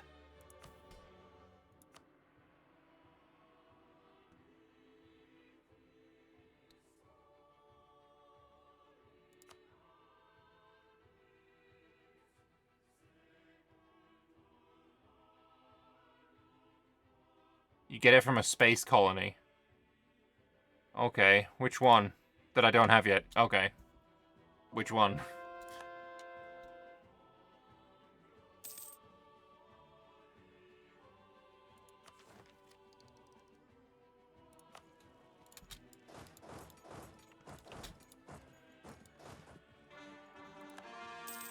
Bro clearly didn't do his job.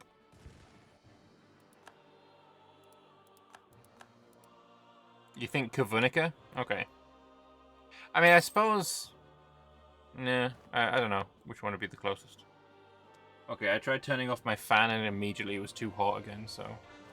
Back on it goes!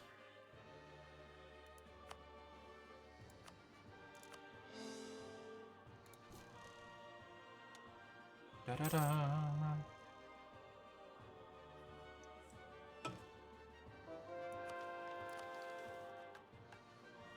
Alright, send my buddies a gift. That's not the amount that I was planning on giving him.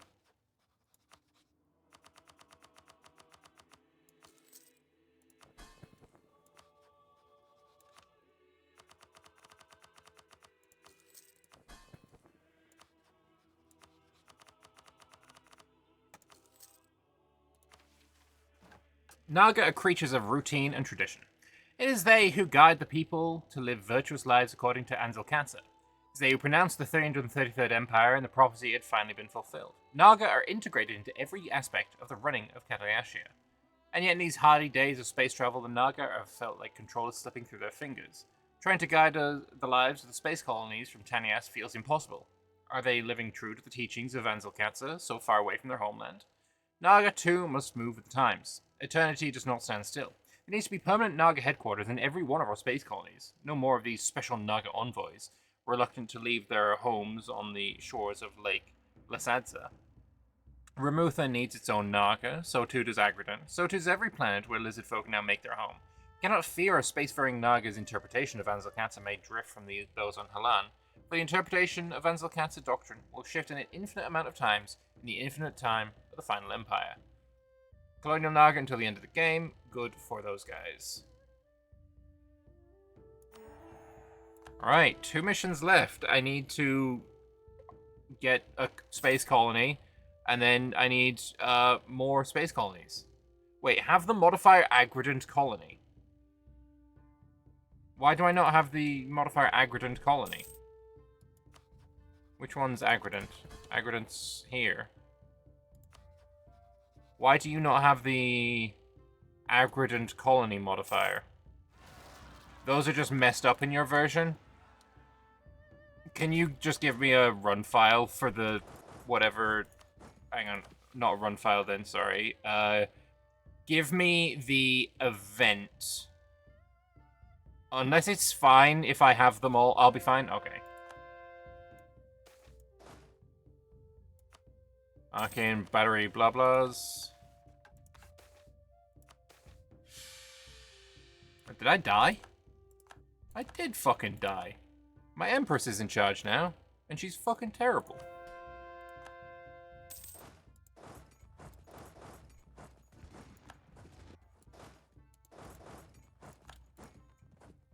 Just decolonizing. Alright.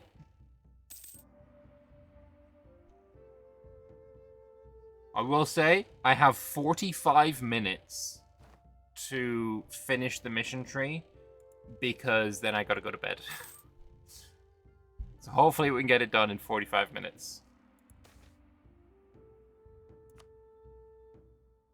Speed 5. If it gets to 30 minutes from now, maybe I'll turn off AI and then we'll zoom a little bit faster.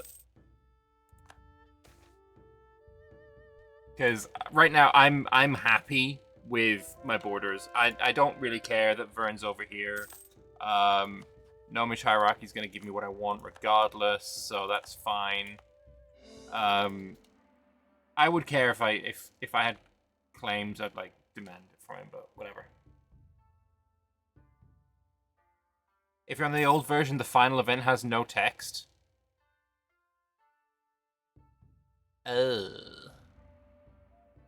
By any chance, is it on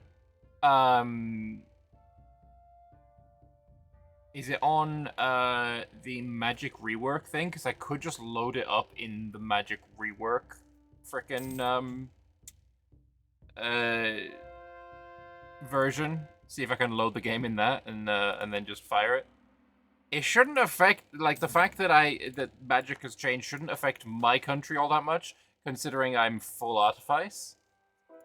Which, that's another thing, by the way. I don't know if you've changed it yet, or if you're going to. But this one here, you need to have the spell Aid Construction active. But that's impossible when you've gone full artifice. That's been fixed? Okay, cool. Magic rework nuked a lot of background magic files. I mean, I don't have magic, so I don't care.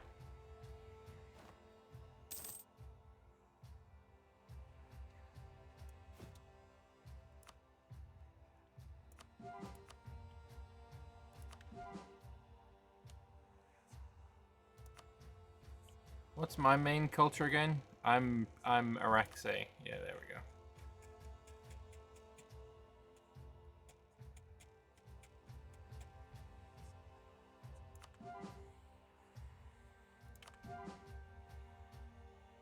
There should be a way to filter out things that you've...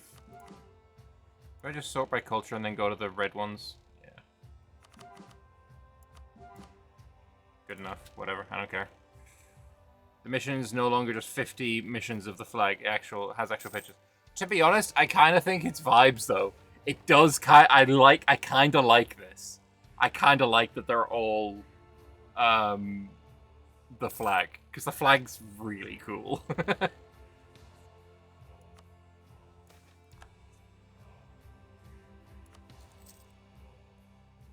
We can expand our colonies in the west, you hear.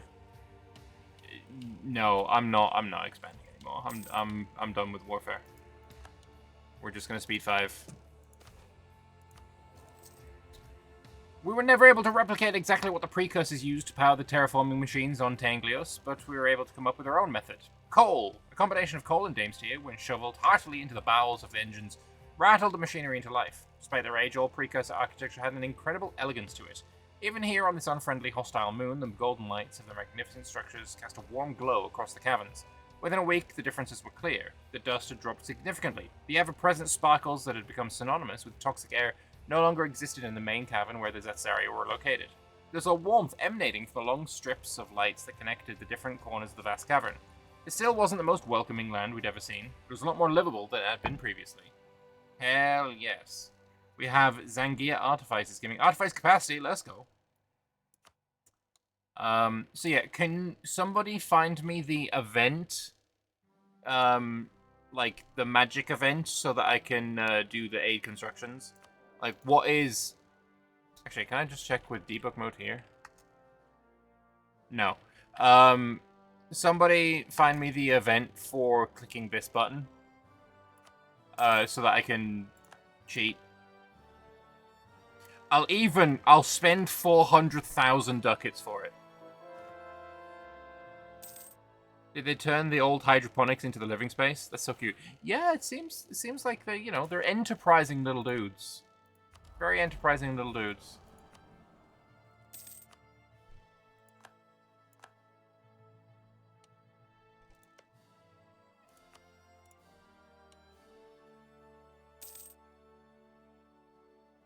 Event Magic Estate 1, thank you very much. I knew it was something along those lines, but I couldn't remember exactly what it was.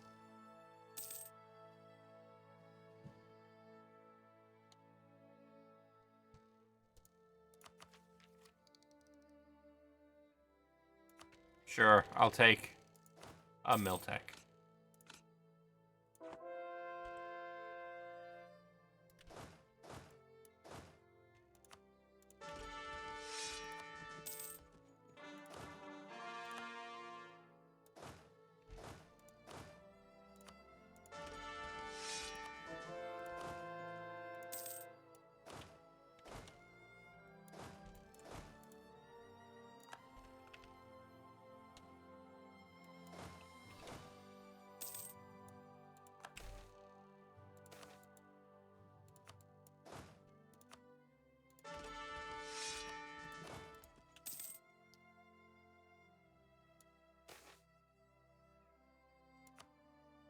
We are indeed so rich. We'll just give you all the money. Or I'll give you space colony taxation. That seems fine as well. I'll reinvest in my colonies.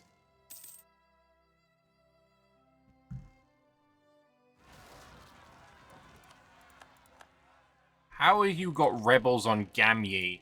Who the fuck lives in the ice-frozen bullshit wasteland thing?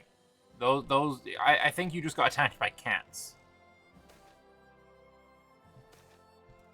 Seize the Damestier, seize the moon, save the Chile to save the world.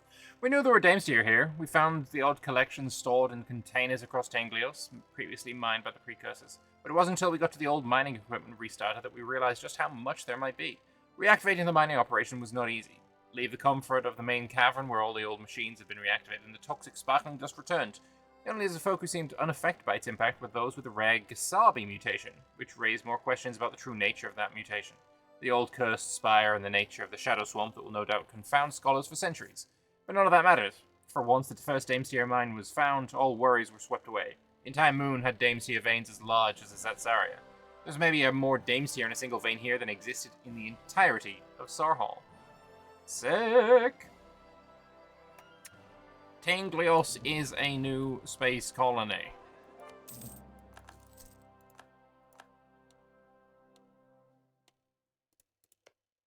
My gorgeousness. It just kind of sucks that I lose all of my sexy monuments, right? It's like, oh yes, play this tag. All of these cute monuments that got added, you lose them to OPM vassals that you could never get rid of. Anyway, Estate Magic 1. And we'll aid constructions for 24,000. I feel like that's too cheap. Like I said, I'll spend 400,000 on this. Boom. That seems more my speed. And then we'll repair this spire. The global bonus is replaced though with the colony modifier. Oh, is that what it does? Okay.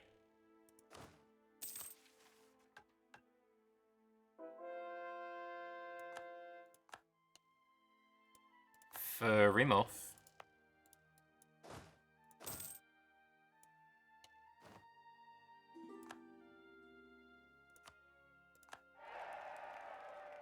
Oh yes, well, my new guy. Subsidize the armies.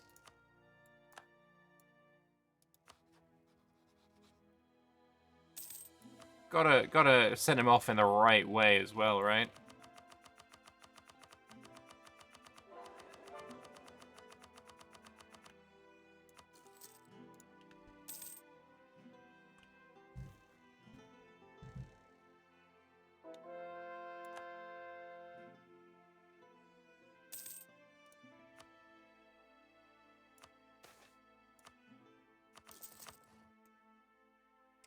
Canals and turnpikes, eh? 16,000, eh? Why not?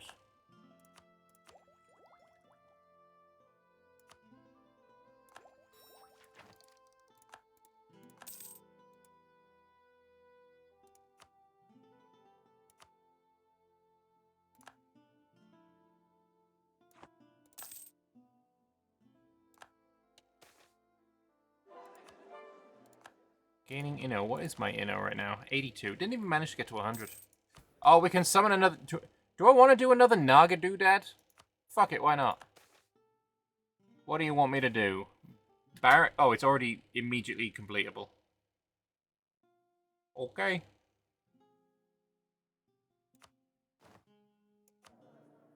Get rid of this construction doodad.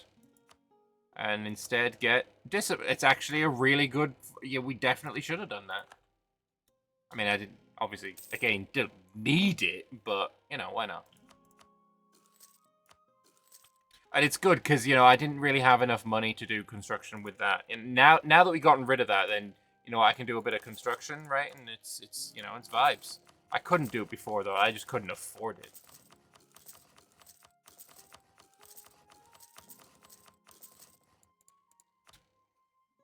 It's such a disgustingly wealthy tag.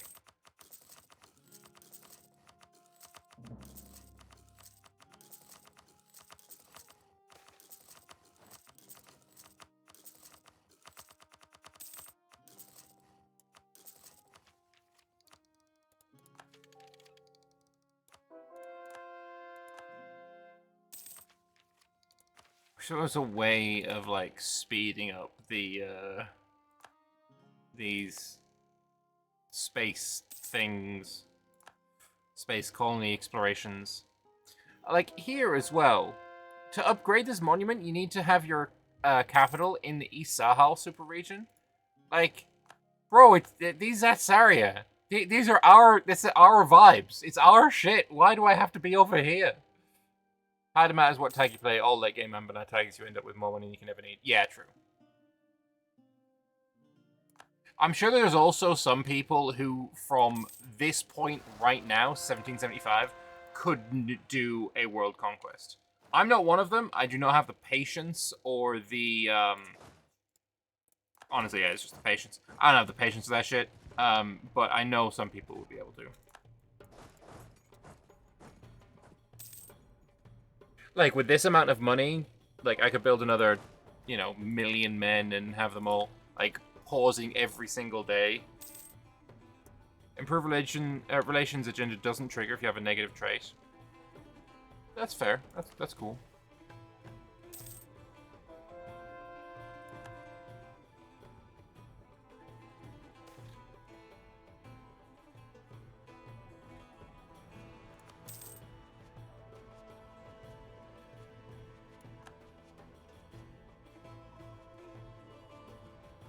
God, looking at myself in my face cam, like, I'm noticing just how much of, like, a fucking farmer's tan I'm getting from my new job. Like, pale-ass, pasty, fucking, white-ass, fucking, pale, frickin' Englishman. Versus, I've been out cutting grass all day. Mosquitoes. As the lights from the Zatsaria faded, what swept into open doors of the Zatsaria was a sweet sea breeze, almost like being in Karask. The Zatsaria was atop a small hill with a worn path leading out from its door. At first we thought it would lead to a village and another type of native lizard folk, but this just led down the hill to a beach with nary a soul in sight, bar a few odd crab-like creatures that made bubbling noises as they skidded along the sand. It didn't take long to explore the surroundings. Climb a few stories in the Zatsaria and you could make out every corner of the island the spire was located on. It was very pleasant, certainly similar to the islands that the Karashir lizard folk lived on, but there were no signs of any other islands in the vicinity. Compared to some of the other planets we teleported to, this journey was very uneventful. Pleasant, yes, but every corner of the island has been researched within a few days.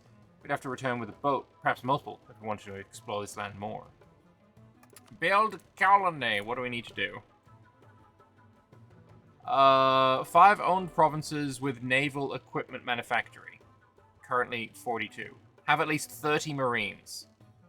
And 30 transports in Katidaraga. Where are my transports? Katidaraga's here, I assume? Yeah.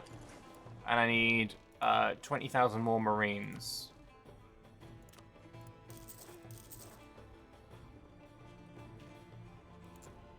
Easy peasy.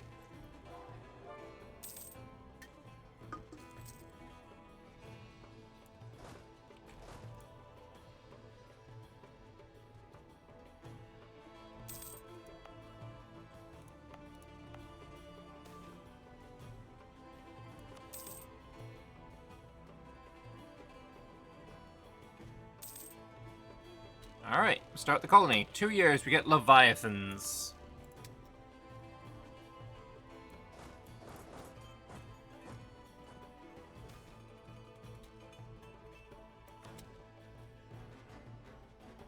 Bum ba bum ba ba da bum bum bum.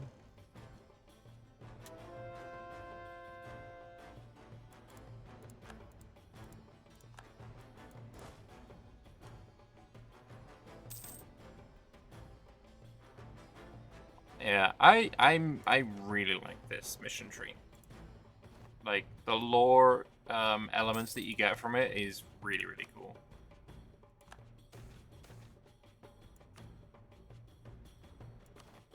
If there's Leviathans, surely that won't be won't be Subnautica planet. I feel like this is definitely a Subnautica planet. Like, of all the Subnautics that it could be, definitely it's Subnautic A. Definitely not Subnautic B.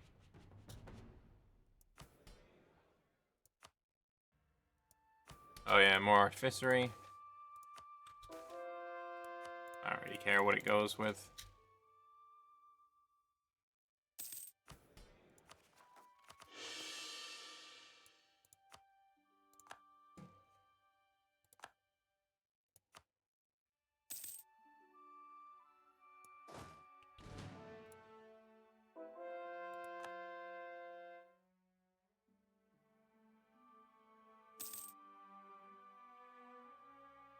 So, should I do a little bit more culture converting while I'm here?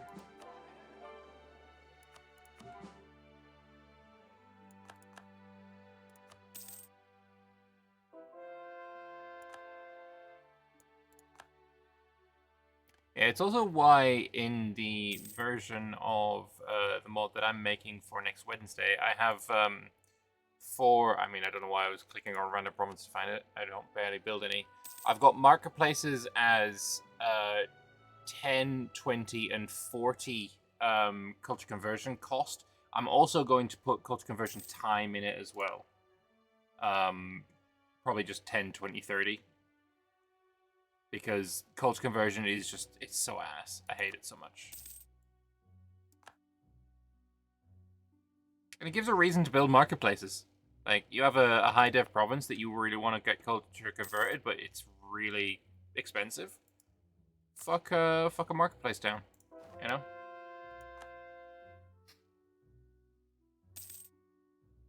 Oh, thanks, Zulkanez. 32 ducats? Ain't no way. Ain't no way. I will repay your kindness 1,000-fold. Wouldn't courthouses make more sense? I don't think so, right? And my reasoning is this. With marketplaces, marketplace is where a bunch of people gather, right? To buy and sell goods. There you go. You sent me 32. I'll send you 32,000.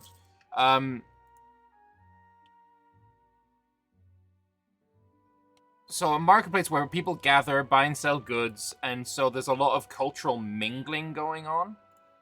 I used to have it on town halls, but now I see town halls as more of a, like, administrative thing. I don't see a town hall as being something that would, like, culture convert something or expand someone's culture. Fucking bastards. I will get you. I will murder you. Fuck, I missed.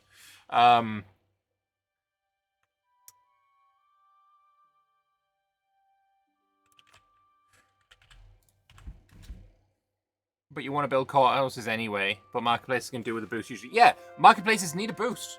Because no one builds fucking marketplaces. We've read that one a bunch of times before. No one builds marketplaces, so a reason to build marketplaces, great. Town halls, you're going to spam these out regardless. Absolutely regardless.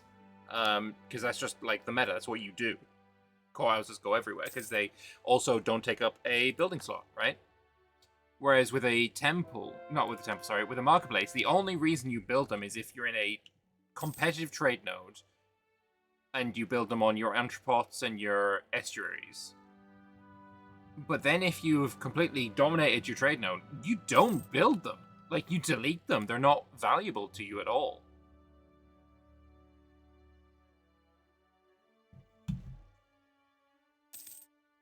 So yeah, that's my vibe. That's my reasoning. I need to do a little bit more modding, because I've added the culture conversion cost, but I haven't added the culture conversion time. Anyway, Leviathans. It took some disassembling and reassembling, but the first boats on Shangatan were ready to set sail. Transports set out in every direction, told to return within a month if they could find no new land. They continued throughout the year, but by the end only one crew had found anything above sea level. That was an island even smaller than one we stood on. But what they had witnessed beneath the waves made discussions of land less relevant. The ocean floor was teeming with life. The water here acted differently to what we were used to on Halan. You didn't experience the same pressures going deep underwater, and light was able to travel much deeper than it could normally. That barely mattered, though, for the seafloor was awash with lights from plants and fish and even structures clearly built by sentient life, although nobody had spotted any signs of settlements like the merfolk settlements back home. At night, the sea shone brightly as the stars above it. But it was what the last ship spotted that made the rest wary to head out again. As deep as you could see in the water, even that had its limits, and eventually you entered the open ocean, the endless depths. It was there the crew spotted something enormous. It was bigger than Azatsaria, bigger than the island they arrived on. It was swimming deep underwater, entire ecosystems of lights dotting its back. It turned, and the tip of a fin, larger than a mountain, breached the waves. Our scout ship almost capsized in the resulting tumult. After that, it dove down, out of sight. Gonna need a bigger boat. You spam markets in trade company provinces? I don't like trade companies in general, so I don't know.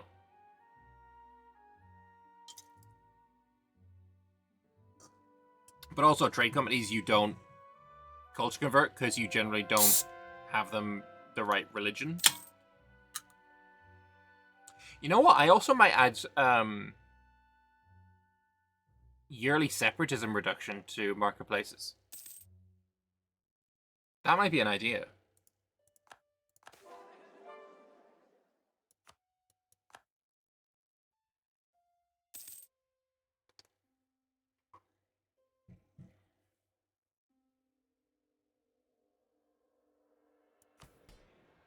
How much do I get for this? Only 6,000? Weak. Add that to temples. Our crown colony declared war on Chios? Based?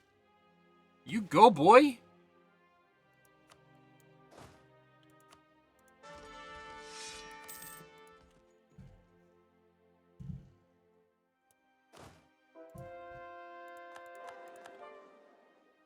You get that bag.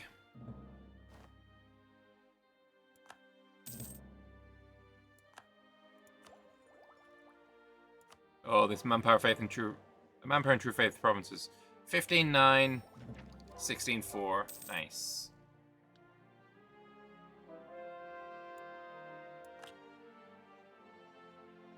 Add it to temples. Temples would work as well, to be fair.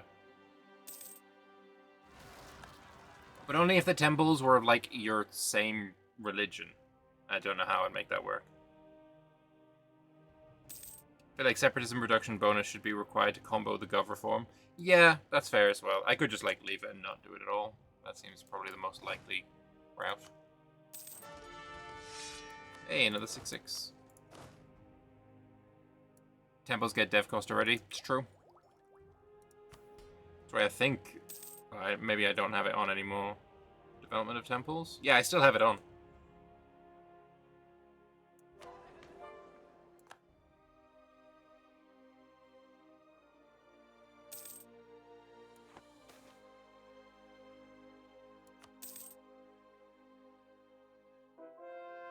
If it reaches the final mission for 333, it's indeed blank with no text. Here's the text for the end. Thank you very much, Scam. Appreciate that.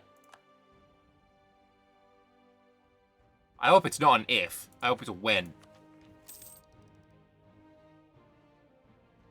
And did you give it in an image form? You did. Okay, good.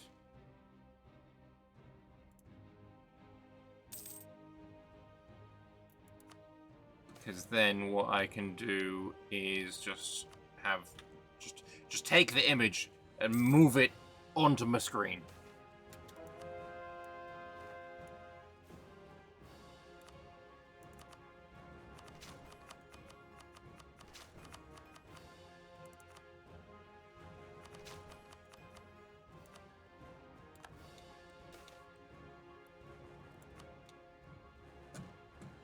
In that case, I will turn on Snipasty.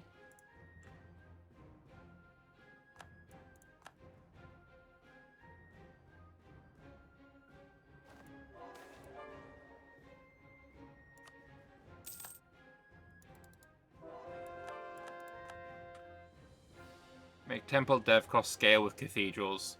That would be cool, actually. That would be, yeah. I'm gonna copy that because I really like that idea. I don't know how to do it, but I probably could figure it out.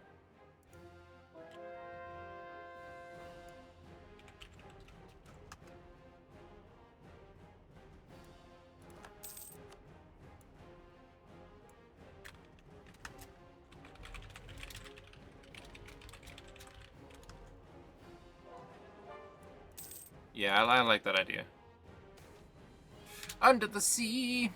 It was a normal day in Shankatan. A new group of colonists were set to arrive via the Zetsaria, likely the last given there was little room left on the island without destroying its ecosystem. A small crowd gathered on the beach at the end of the path from the spire. A few lizards emerged from the water too.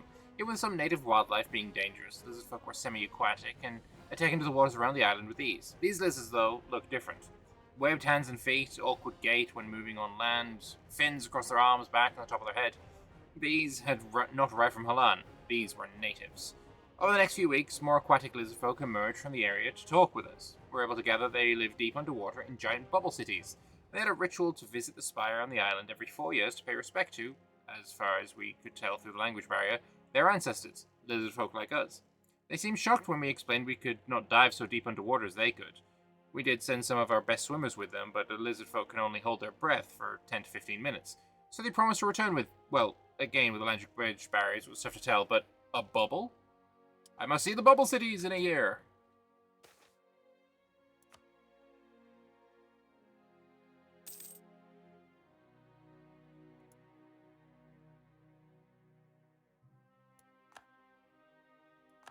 Kalasani Trading Company has gone bankrupt. I guess they didn't trade hard enough.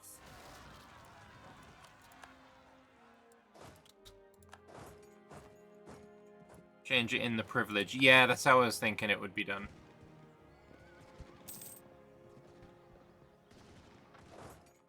Oh, I lost? Bruh. Bum, bum, bum.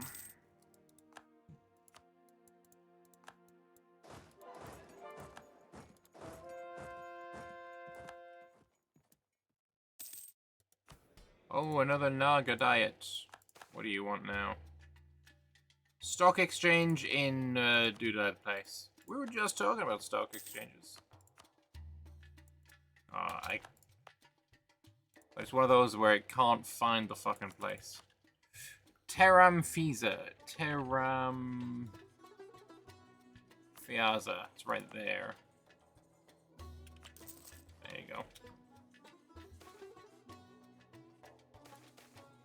Oh, Jesus.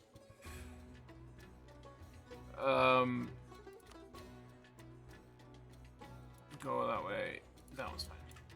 The blood palm of the Shadow Delta is a common enough tree for those living in and around the Shadow Swamp, often prized for oily... Oh, we've seen this one. It screams... Yeah, no, we've read this a bunch of times.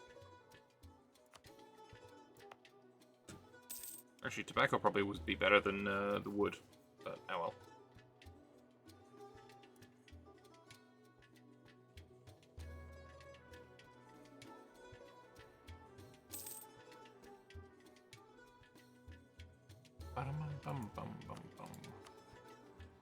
No possible rivals. How's the rest of the world doing? Dahui probably done a lot of its mission tree, actually. Rajnahaga looking really strong. Obsidian Legion, that is the most based Obsidian Legion I've seen in single player ever. Or multiplayer, for that matter. I don't know why I specified. Where are you going? Rashi? Okay. Catarata doing alright. Marhold has almost occupied, or almost taken all of the Deepwoods now. Laurent doing really well. Cool. Callisto Dazjal, revolutionary Crackdoom Roar is like fucking crazy. It took years after promising to return, but sure enough, when the natives in Shangatan returned, they had their bubbles in tow. There was really no other way to describe it. Measuring almost 30 meters in diameter, the bubble had several of the aquatic lizard folk inside, who stepped out through a membrane into the sea to help our diplomats on board. Once everyone had sat down, very gingerly, fearing the transparent floor would simply give way beneath them, what appeared to be a maid started chanting under their breath, and the bubbles sank down under the ocean, deeper and deeper, past the point where light reached from the surface of the water, until an incredible array of lights lit up their vision like it was daylight at the bottom of the ocean. Giant bubbles, far larger than the one they had travelled in, encased towns and villages, with the lizard folk swimming between them regularly. Our diplomatic envoy was greeted with a huge crowd, including a parade accompanied by a very strange gargling musical number. The meeting with the ruling council was difficult with the language barrier, as far as we could tell. There were different representatives from different parts of the nation, and each just seemed far more eager to show off how comparatively lavish their gift was than to actually speak with us. The last speaker really amped up the offerings, though, when they presented a group of about 50 lizard folk and said they were all his gift. It was unclear what context they were being offered. May have been slaves, or family members, or warriors, or intended to serve as a harem. Or all of the above. Or none, and it was all a metaphor. Their language was difficult to pass. The 50-odd aquatic lizard folk did not seem to be forced into the journey from their reactions. One final crowded bubble ride, one awkward walk up the hill path, and one turn of the Zatsaria crank later, and Kavunica was now home to 50 new aliens. Yay! And we get the Glid's mutation, which means, firstly, Shangatan is here. Welcome. And a new mission complete. The question of how to reactivate the Spire of Arkitsi has been a tricky subject for a while. could be possible to haul it from the bottom of the ocean onto land, but dislodging it from the seafloor would be difficult without sending divers down to dig it up, and the merfolk would never allow us to do that. A full-scale extermination of merfolk was not an option either, and fistfights had started when it was brought up in one meeting. Fortunately, we may have a solution. Shanghatan lizardfolk are far more than happy, spending their entire lives underwater. Even lizardfolk with tiny as parents, if their eggs hatched on Shanghatan, are born with a Glid's mutation that allows them to spend hours, even days, underwater. They can repair the Zetsaria. Hell yes. Repair the Artsitsky Spire. I think that might be our last one, isn't it? No, there's a rack. There's two more. So Artsitsky. Oh, we can already just do it now immediately. We will do that. So there's one more spire after this one. Which one are we missing?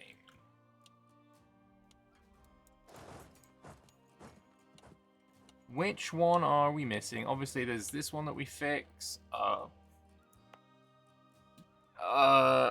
here. We can do Shalazar as well, of course.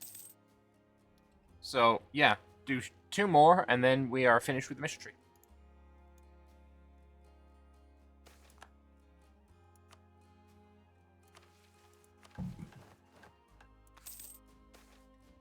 I might have a late night tonight, though. I was hoping to go to bed in 10 minutes, but it might take a little longer.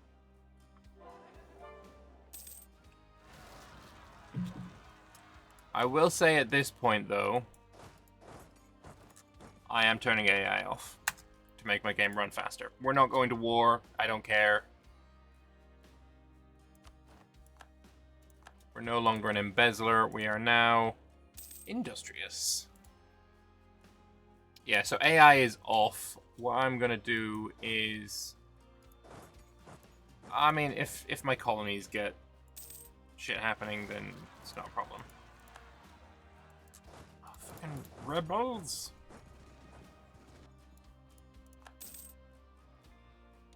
There's another one over there.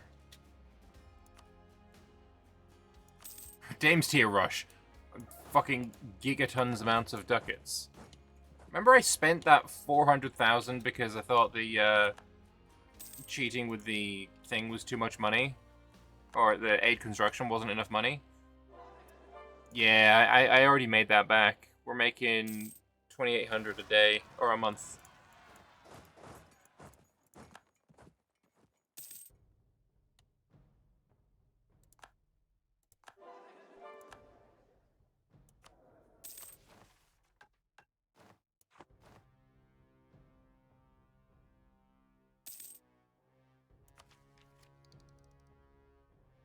Oh, this game is chugging. This game is chugging.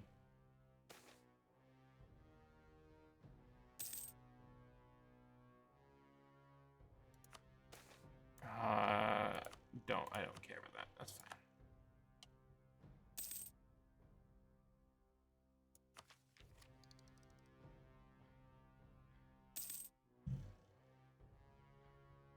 So definitely there is enough time to do it. Obviously, we've got 40 years left. There's 100% enough time to do the entire mission tree without issue.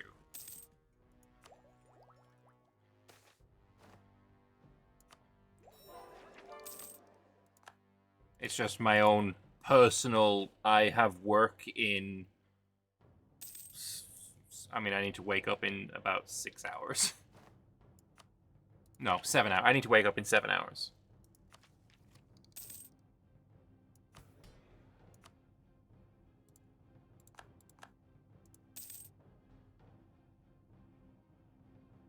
But we'll get this one done. We'll get this mission tree done.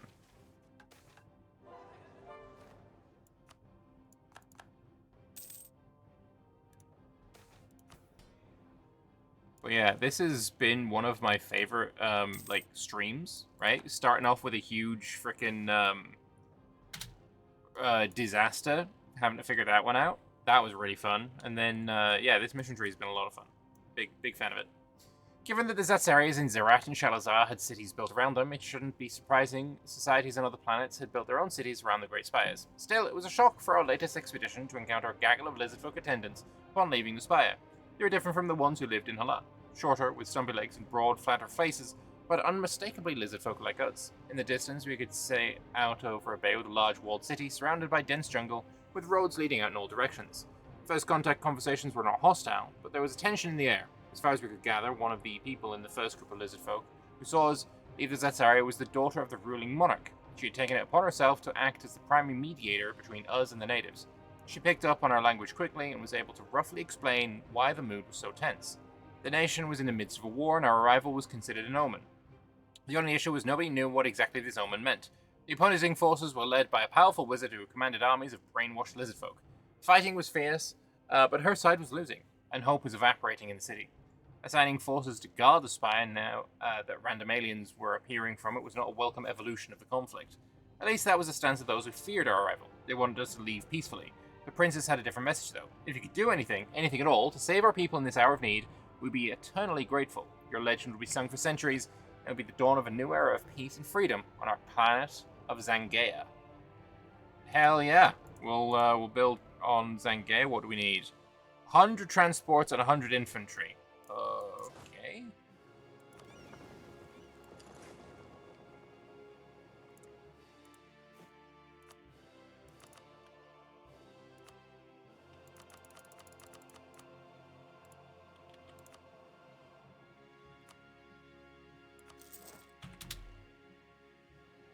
Let's go.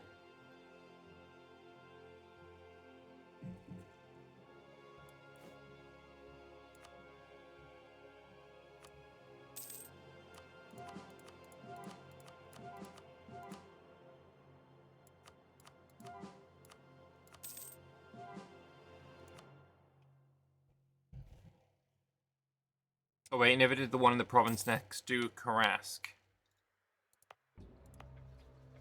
No, I have not. So I have 3 left. Oh no.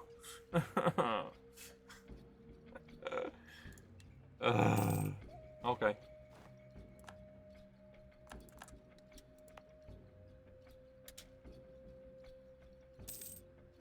That one is shorter, do it next. Okay.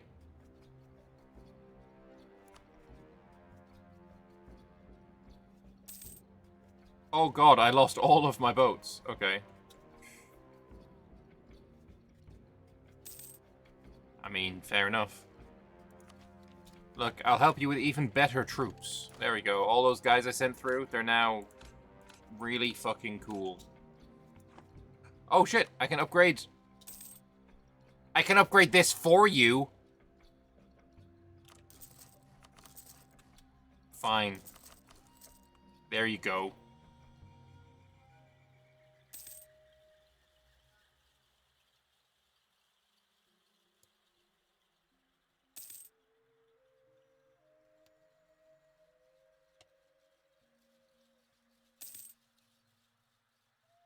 That one is mostly just a gigafort anyway.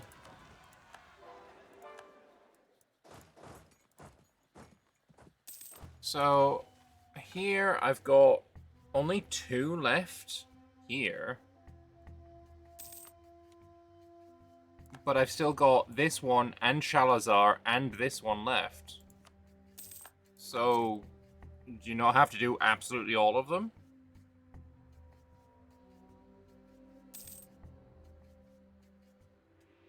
Or is it just, I'll have all of these as green ticks, but this will still be unclickable because of the localization issue from before?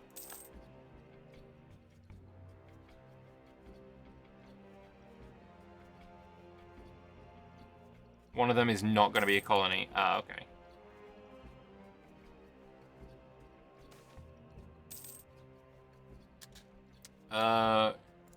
Was this a terminal plea? No, Greatest Walhalan has never seen. Okay. It's a pull from a drama. Juvenile adventurer wandering Cattle Shire is chanced upon indigo merfolk and agonizing on a desolate beach. Arriving just in time, the hero offered what aid he could, granting enough reprieve for the merfolk to weave a spell to bridge the language barrier. Spouting blood and regret, the merfolk spilled their guts literally and figuratively. Tale of loved ones' parting words, the children's future, as well as the fate of a kingdom in the balance.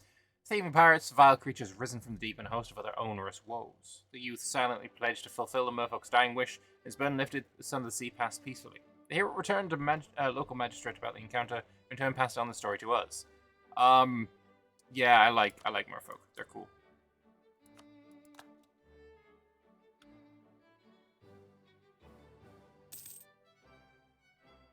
Which one isn't a colony, then?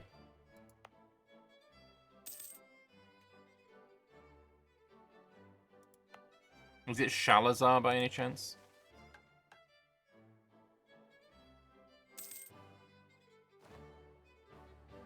None of those look like the words for I'm going into the elemental plane of Earth. So maybe it's that.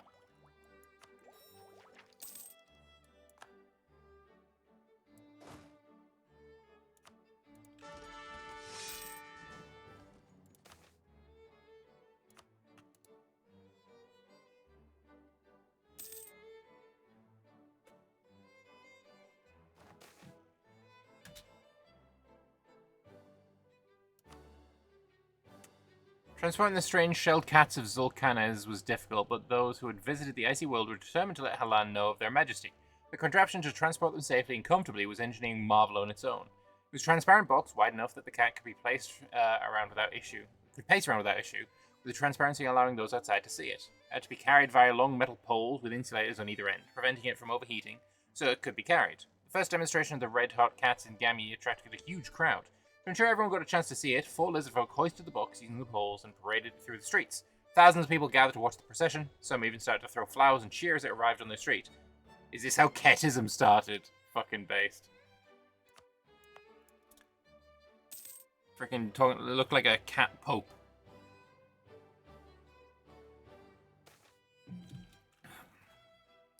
There is but a single text. A letter back to Halan to keep you abreast of what happened here on Zangaea. I've been informed by my superiors to limit its length, for to become too verbose would lead to its contents being glossed over. I'm writing to tell you that our forces on Zangaea have been victorious, but to describe it in such brief terms does not do it justice, and to the twists of turns of the war. Consider the siege of Aranga, where the great warrior Sitar met the beast of the Nether on the battlements as their duel was watched by tens of thousands of soldiers on either side. Then the sky battle Ashtari, where the night sky lit up with thousands of red lights as the flying creatures of the wizard Zuzavar clashed with the noble wizard steeds of Yalarde. The final duel upon the nameless mountain, where the mark of Orsef was engraved onto the side in the final duel with the wizard. None of these likely make a lick of sense to you, for you have not been on Zangaea. You do not understand the bond we formed with these people. They are our brothers and sisters. We have died for them as they have died for us. You do not understand their history, nor understand the true scale of what our arrival meant to their people. We likely saved them from 1,000 years of darkness. Our soldiers are heroes whose names will be sung forevermore. I hope Halan will allow me to tell the story in more detail. I hope I will be granted the freedom to write every facet of our victory and how close we came so many times to defeat. For this is the greatest war Halan has never seen. We won! Yay! 2 years. Battle of Zangaea.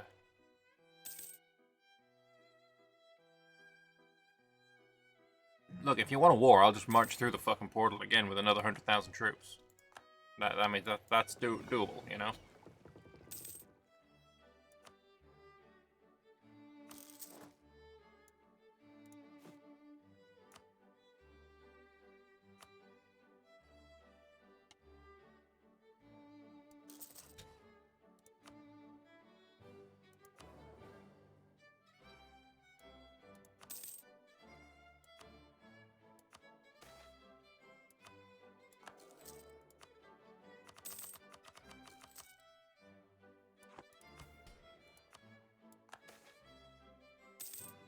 That one's just immediately done. Yep.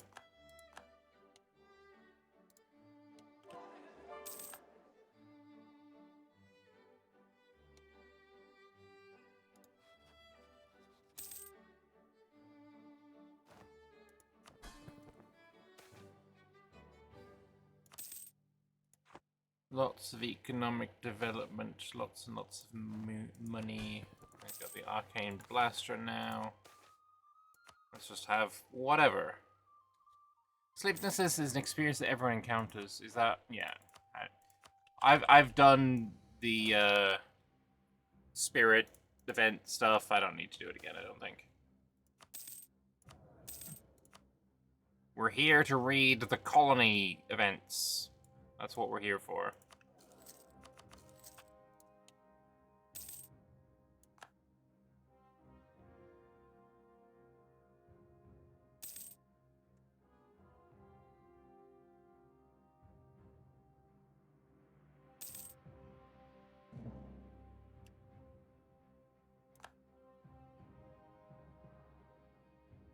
Imperialism against Kuchkai.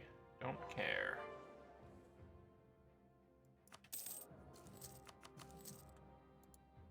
I love the lizard pictures. They're really, really cool as well.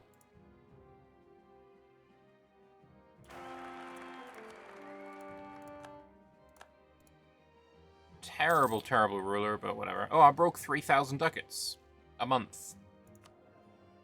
Total income 3,700. Oh, sorry, 4,300.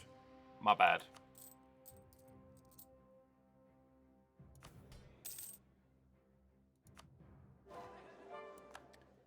Still just stupid amounts. Oh, he's greedy. Looks like we're gonna have to do a doodad about that. Some of the diet about that. Oh, you've got Unseelie. Wonder how that happened. Right, I forgot. With AI off, the everyone will be exploding to rebels. Though we emerged victorious on Zangier, our late arrival on the scene meant much of the continent had been severely damaged and depopulated.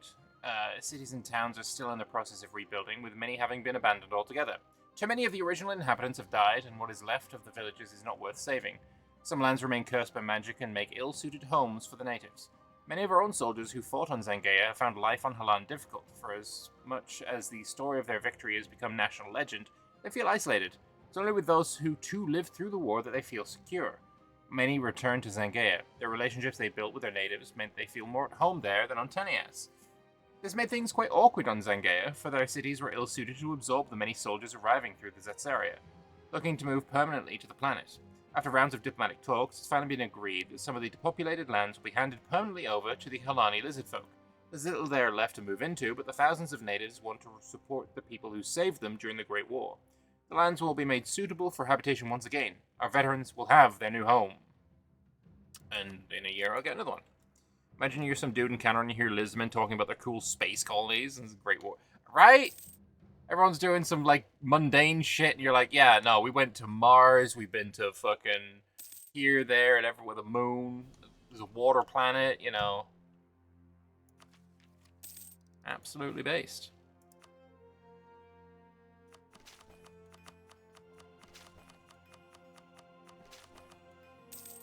How much dev am I actually at now? Ooh, almost 10,000. Cool.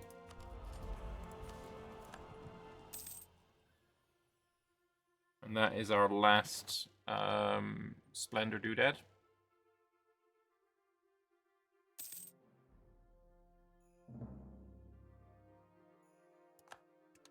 And the reason I'm keep getting Imperialism CBs is because people keep getting spat out by rebels. Like, if there are any separatists that pop out.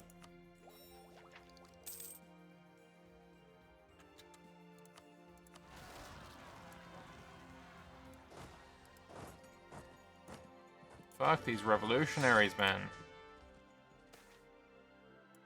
Keep your fucking Napoleon. I don't want him.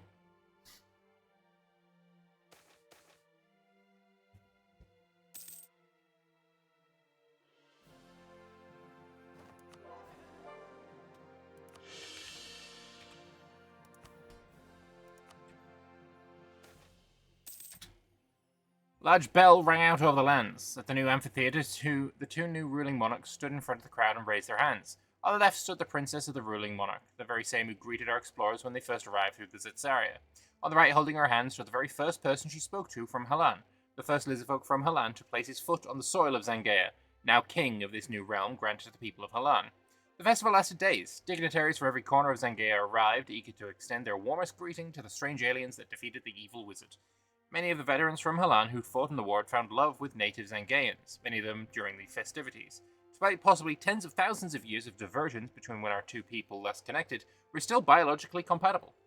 The princess let go of her husband's hand to wave to the crowd. In the other arm, she held a small lizard folk. It had the same flat face of a Zangaian, but its arms and legs were the longer proportions that marked it out as a Halani lizard folk, or at least half Halani. And I get myself another colony! And that lizard's name, Lizard Moonsinger. Based. Defeated the Lizard Wizard. So here we have the new Lizard Wizard Kingdom. Have the money. Not that it matters, because you're, yeah. Alright, so this is the one that we were doing next. So, local autonomy higher than 10%. 25 do you? Yes, it will. There we go.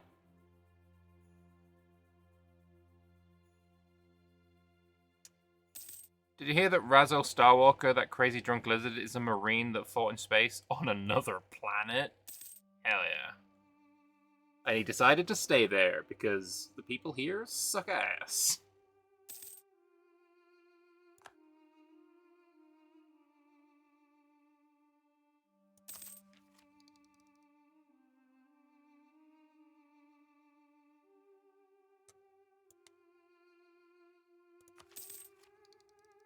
Oh, sure, I'll take the dip tech.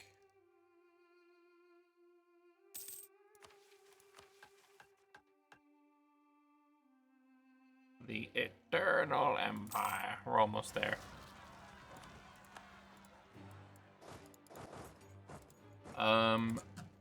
There is...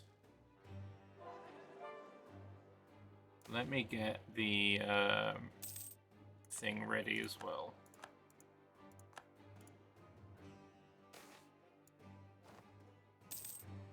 Alright, you shared it here. There it is.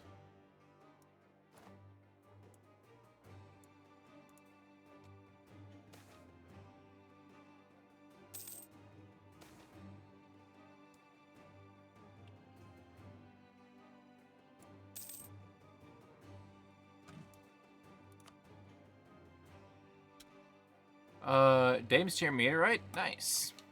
Love to see those.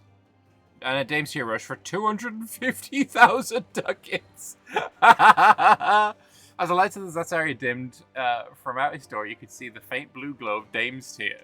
Car after car after car of raw Dame's Tier was pushed out the once cursed spire. It was hard to imagine this much Dame's Tier existed on Halan combined. God damn. Surely this should give, like, huge Artificer boost as well, right?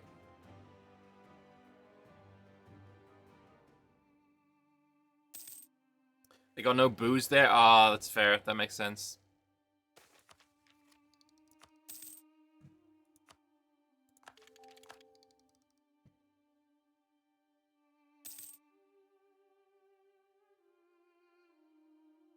You leave and never look back.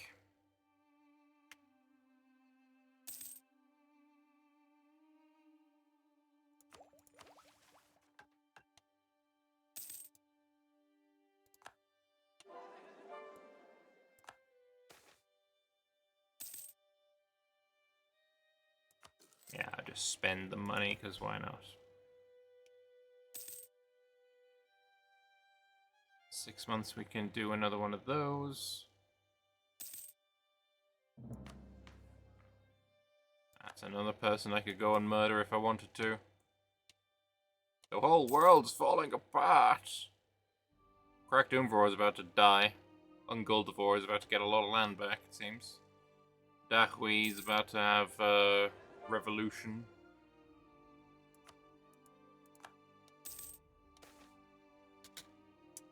The Zatsari of Ashwazal was by far the most difficult to repair. When the Cardassian Empire blew up the spire, the scattered pieces rained down on the city from the form of great black needles, each the size of a house. They remained there for centuries until the great builders and engineers of Ketel Yasha started the reconstruction effort. Now it was ready, towering at full height in all its original glory. The stars on the facade sparkled once again, the machinery inside humming, just like the spire in Zerat. It was glorious, and soon it would deliver us to another world. Supplies were prepared, weapons, food, shovels, tents, and the son of the Emperor was present to ceremonially turn the crank which would send us to whatever planet awaited on the other side. Right as the light subsided, something was clearly wrong. The force normally holding one of the floor up disappeared and each lizard started to float. Air disappeared from the lungs of everyone in attendance. Those standing near the door shot outside, carried by a sharp gust. There was nothing but the night sky in every direction. The head engineer tried to get the Emperor's son to turn the crank and bring the group back, but he had floated away, claws gripping his throat in a silent scream. The engineer grabbed the handle and, bracing himself against a wall, yanked it down hard. She could feel the saliva in her mouth boil and her body began to sear with pain. She closed her eyes, frantically working the crank around and around and around until something jerked at her from underneath and her body sank back down to the floor. Of the 300 or so left with their expedition, only 3 returned alive. Okay, so that's why it's short. Because you just fucking die. I don't like this place. Anyway, that means Shalazar is the last one to do it. Alright, he wants 10 regiments present and 50 dev. I can't believe you want me to dev this anymore. It's fucking crazy. Oh, for fuck's sake. You've got to be shitting me. And I need some regiments present. Oh, I went to 59. Right. I thought I went to 49 there. It's fitting for Shalazar to be the last. Fair enough. The Gate of the Earth.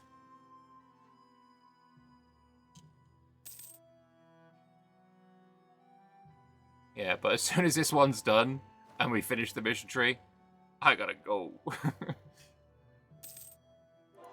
Yo, someone had died, though?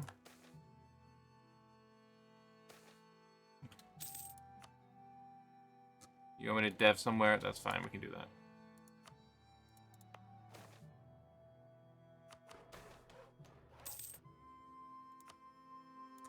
We're no longer greedy, bit of stability. Calm. Okay, we can take calm.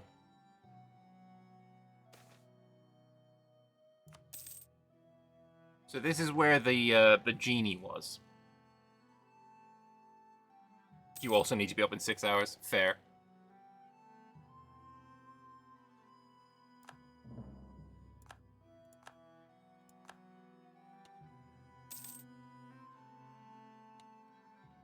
Oh, poor you. You lost another country.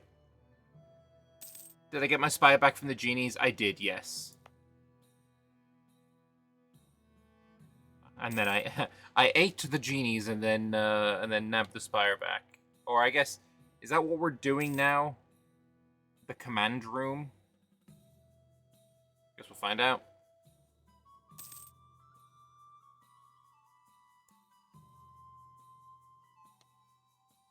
Gotta say, that flag is so cool, though. It's definitely one of my favorite flags in all of Anbennar.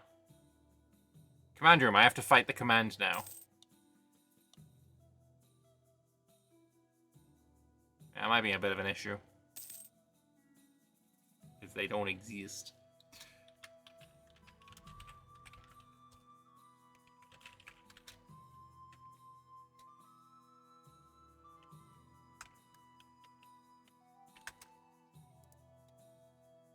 Can you just form Nadimraj yet?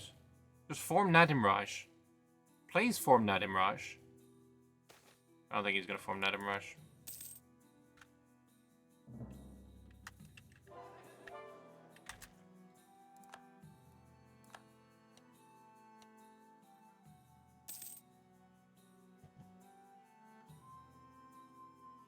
Yeah, I just instantly win against the command because they did. So yeah, did this go to the elemental plane of Earth, and then that's where the spire was, the Shatsaria was. But then I've brought it back, and now do I go to a different planet, or am I still going to the elemental plane of Earth? Because isn't that why it's coal?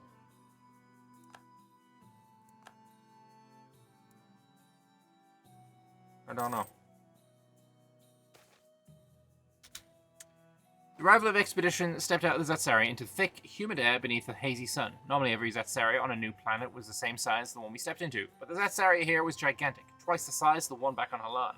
The ground was soft underfoot, like it was soaked with moisture, roots poking out along the earth like veins. These lands were littered with ruins, most of them hewn from black, smooth stone with intricate patterns drawn on the side. It was difficult to tell how old they were, especially since some of these artistic designs looked unblemished. Some of the art was lizard folk, indicating we'd once again come across the remains of a dead lizard folk society. The mood among the expedition crew was surprisingly relaxed. Several new words and phrases had entered lizard folk parlance since they first set foot on another planet. One especially evocative one was Raktar.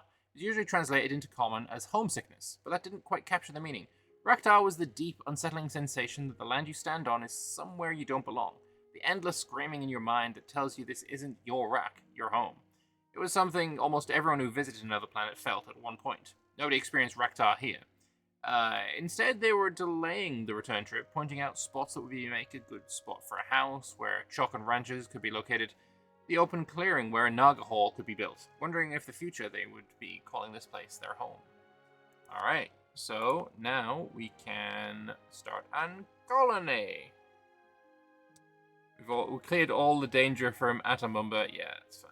Done that. Alright, colony time. You're going to a different planet? Okay.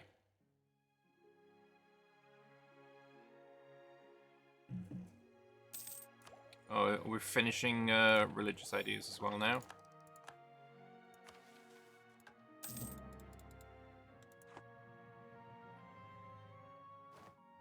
What do I want here?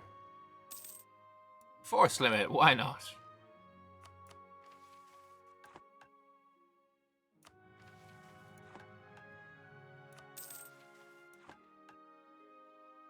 Culture conversion costs.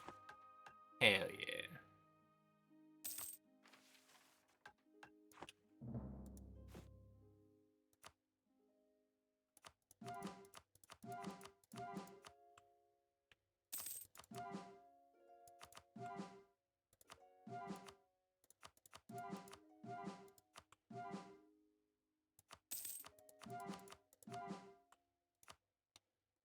Good enough.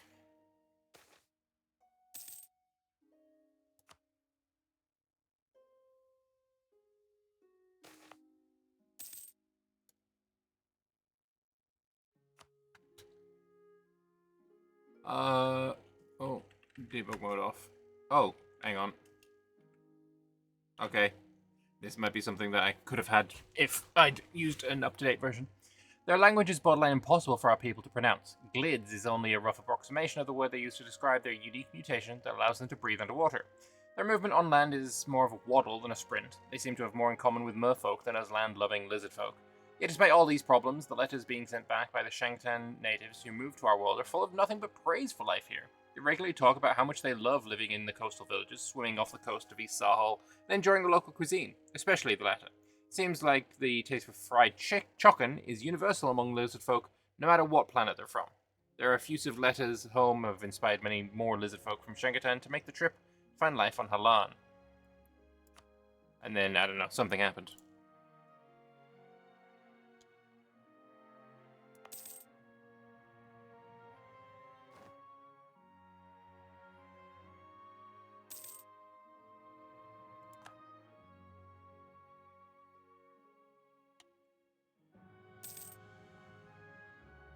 So the next one is... Oh, command room again. It's just a fat marine bonus, 20% marine discipline or something. Oh, nice.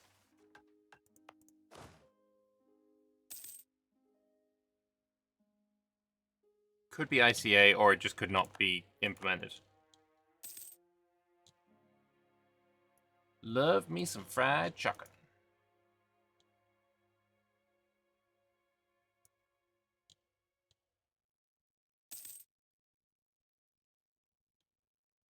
Maybe it's broken. Yeah.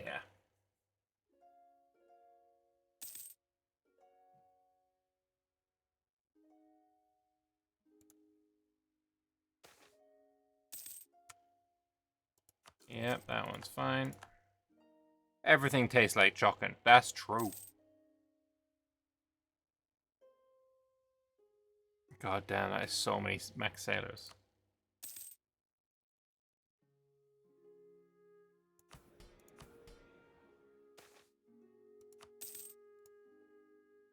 I forgot I can do more artificery research. Ugh. The Blood Palm of the Shadow Delta is a common enough trait. We've read that one before a ton of times.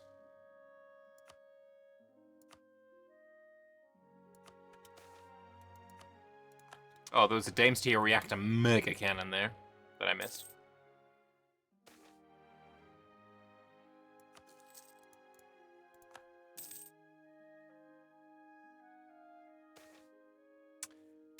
Every one of the ancient cities in Tenias is built atop the ruins of the same ancient city from the empire before. Zerat is built atop Zerat. Shalazar built atop Shalazar. If you forage through the dense inland jungles away from the main path, it's not uncommon to uncover incredible structures from empires long dead. Jungle 4 is littered with the remains of civilization reclaimed by nature. This planet felt like Tenias. Dig up ancient slab and one uncovered the interior of a building, reclaimed by nature. Dig under that, so on, and another found another, and another, and another. One expedition team uncovered what appeared to be a large bathing complex and even found tools that assist with the scale shedding. Another found a giant mural sporting incredibly lifelike lizardfolk paintings. It was difficult to tell if it depicted a battle scene with a warband descending on a great hero, or perhaps a concert where a singer performed to an adoring crowd. The most extraordinary building was a room that resembled the inside of a Setsaria, complete with starry symbols across every translucent wall, except the number of wheels and cranks and buttons numbered in the several hundred. The scale was extraordinary, and it would likely take years, decades, even centuries to figure out what this room was. It took us thousands of years to work out what our own Zetsaria did, after all. Well, hopefully not that much longer.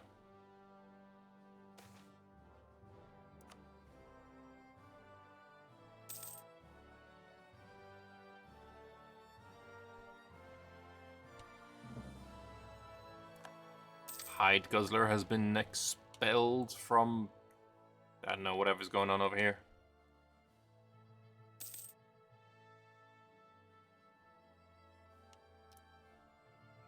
Ba-ba-ba-bum.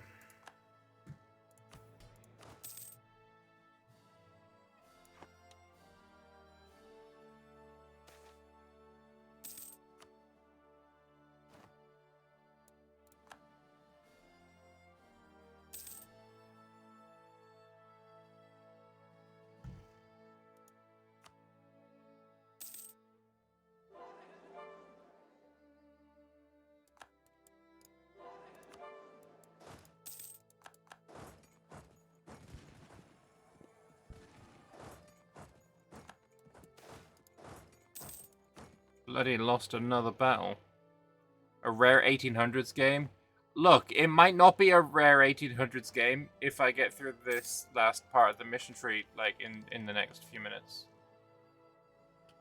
I don't know. How long does it take to finish the Shalazar one?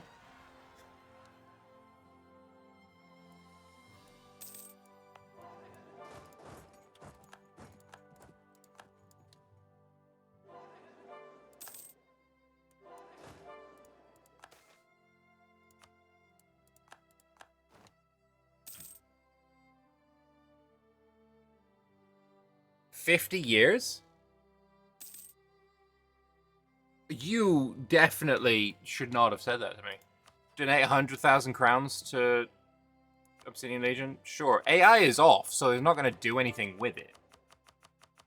But sure, why not?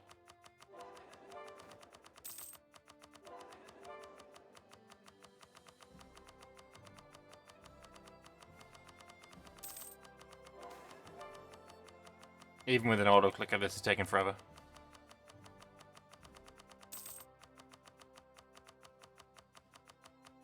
And I'm also going to trigger your OCD.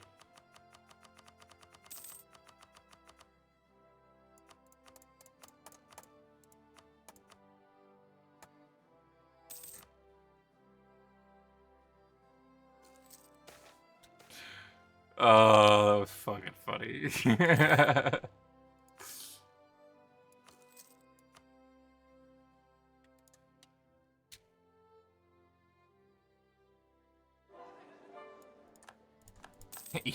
You do not have the 10,000 ducats or 100,000 ducats. Not allowed. Now it's just a weird flex. Always was. The animals here were strange. It's clear they didn't have much in the way of natural predators, and so reacted slowly to our advances, if they reacted at all. Large, fat, dragonfly-like creatures would sit atop the tree leaves and guzzle down the moisture. A grasshopper-like creature about a meter tall would not react until you made a loud noise near it, upon which it would catapult itself far off into the air.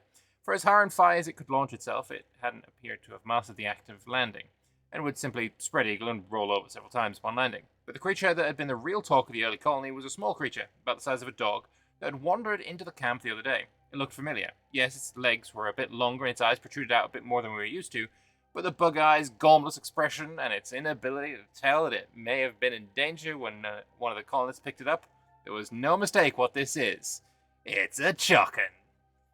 This has raised all sorts of new questions. Why was there a chocken here? We already knew lizard folk were not from Halan, so does this confirm that the chocken too are not from Halan? Is this their homeworld, or were they brought here by lizard folk like those on Halan?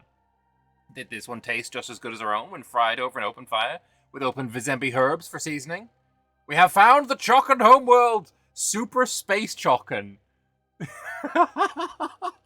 Fucking based.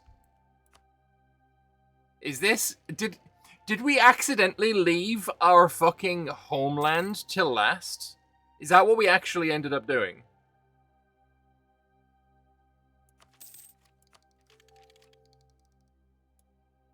We did. Oh, shit me. I did not even realize. That's cool. That's based. That's very, very cool. This has to be the highest dev province in the world, then. Actually, if the orcs exist, then it won't be. It's very poetic. It is. Dev-wise, it's 52. No, never mind. We're not getting to the highest dev province in the world. Talking to the true heroes of the MT. That's fucking truth.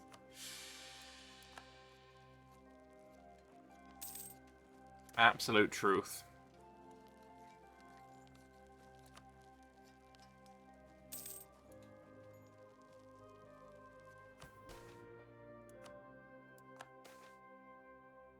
What do you want me to do? Dev somewhere.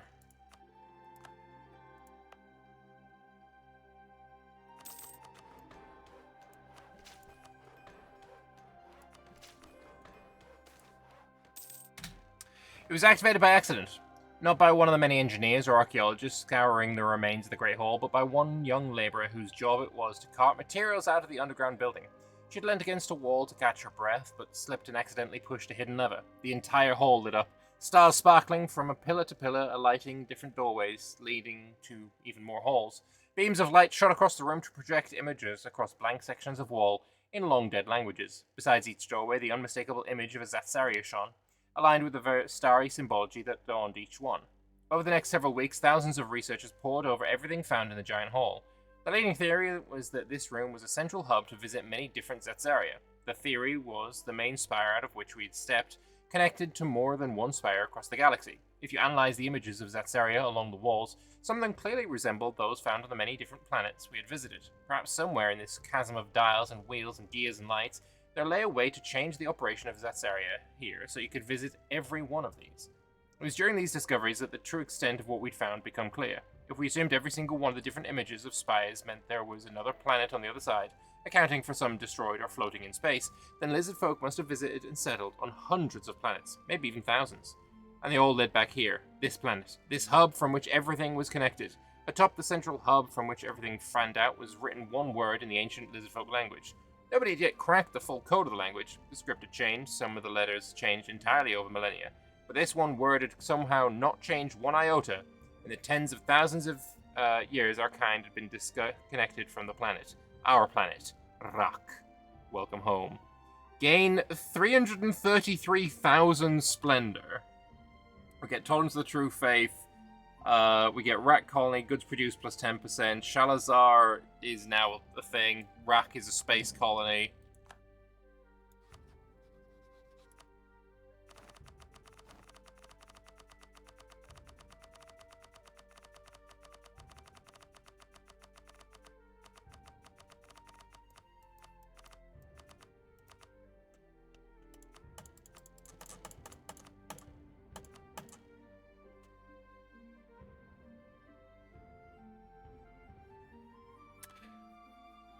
Had to be done. We have found it. Rak. Our home. Our original home. Not just that, but we found what could be the key to unlock not just a few new locations to explore, but the entire galaxy. We found the home of the first empire. Although at this point, even counting empires at this point seems odd, trivial even. There are hundreds of worlds out there. Some of them will have had races like that of the precursor elves who traveled across stars like our own forebears did. Many of these planets will too have lizard folk. Many of them too will have seen the rise and fall of empires. Maybe some of them too reached where we did. They too believed they were the ultimate empire. They too reached Rock. They too found home. All of these empires too fell. The elves, the lizard folk, the distant species who conquered entire worlds we may never know about. We cling to our idea of an eternal empire, like we too won't be like every other species across the galaxy. Yet what can we cling to, if not the prophecy? So we get this, Why We Survive. Missing localization! But it is fine because we have... Boom. We have found it. We have found it. It is fine. We'll make it a bit bigger as well. Why do lizard folk have so many mutations? It's for survival. Not every mutation will prove useful in the moment, but many more will. If we all looked the same, we would all die the same. This is how we lizard folk keep coming back from the brink over and over again. There was always a mutation that was suited to the situation we found ourselves in. This is why lizard folk before us established themselves on so many different planets. It was for survival.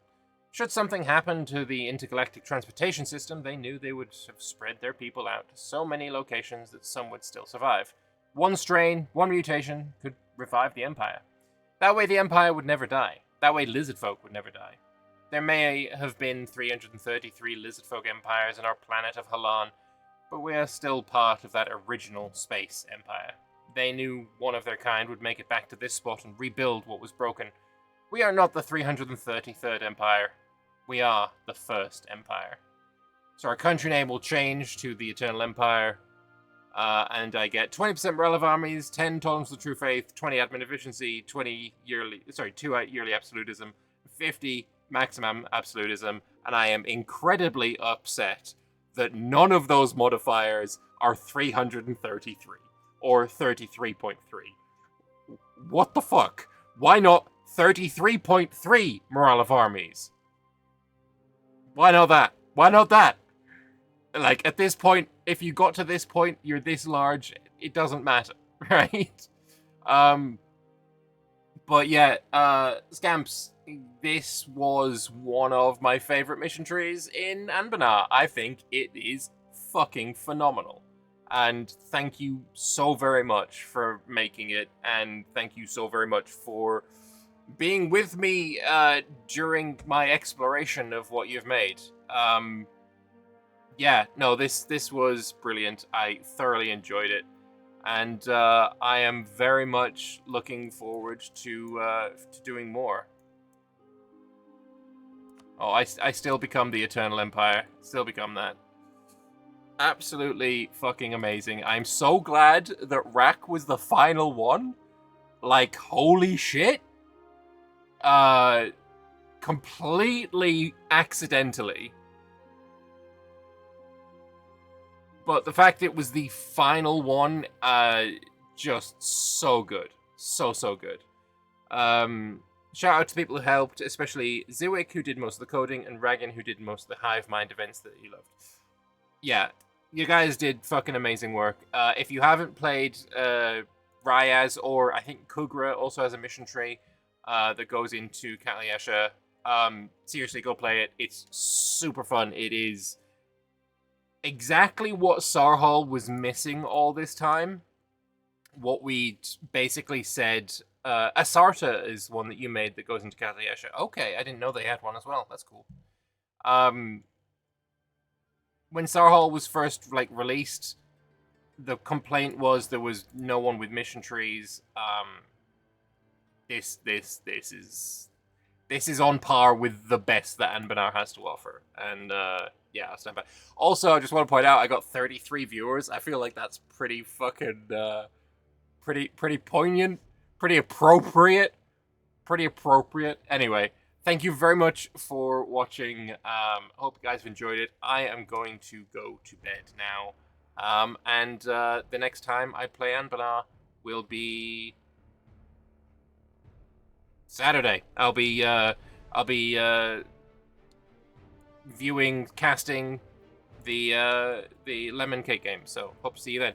Until then, bye bye.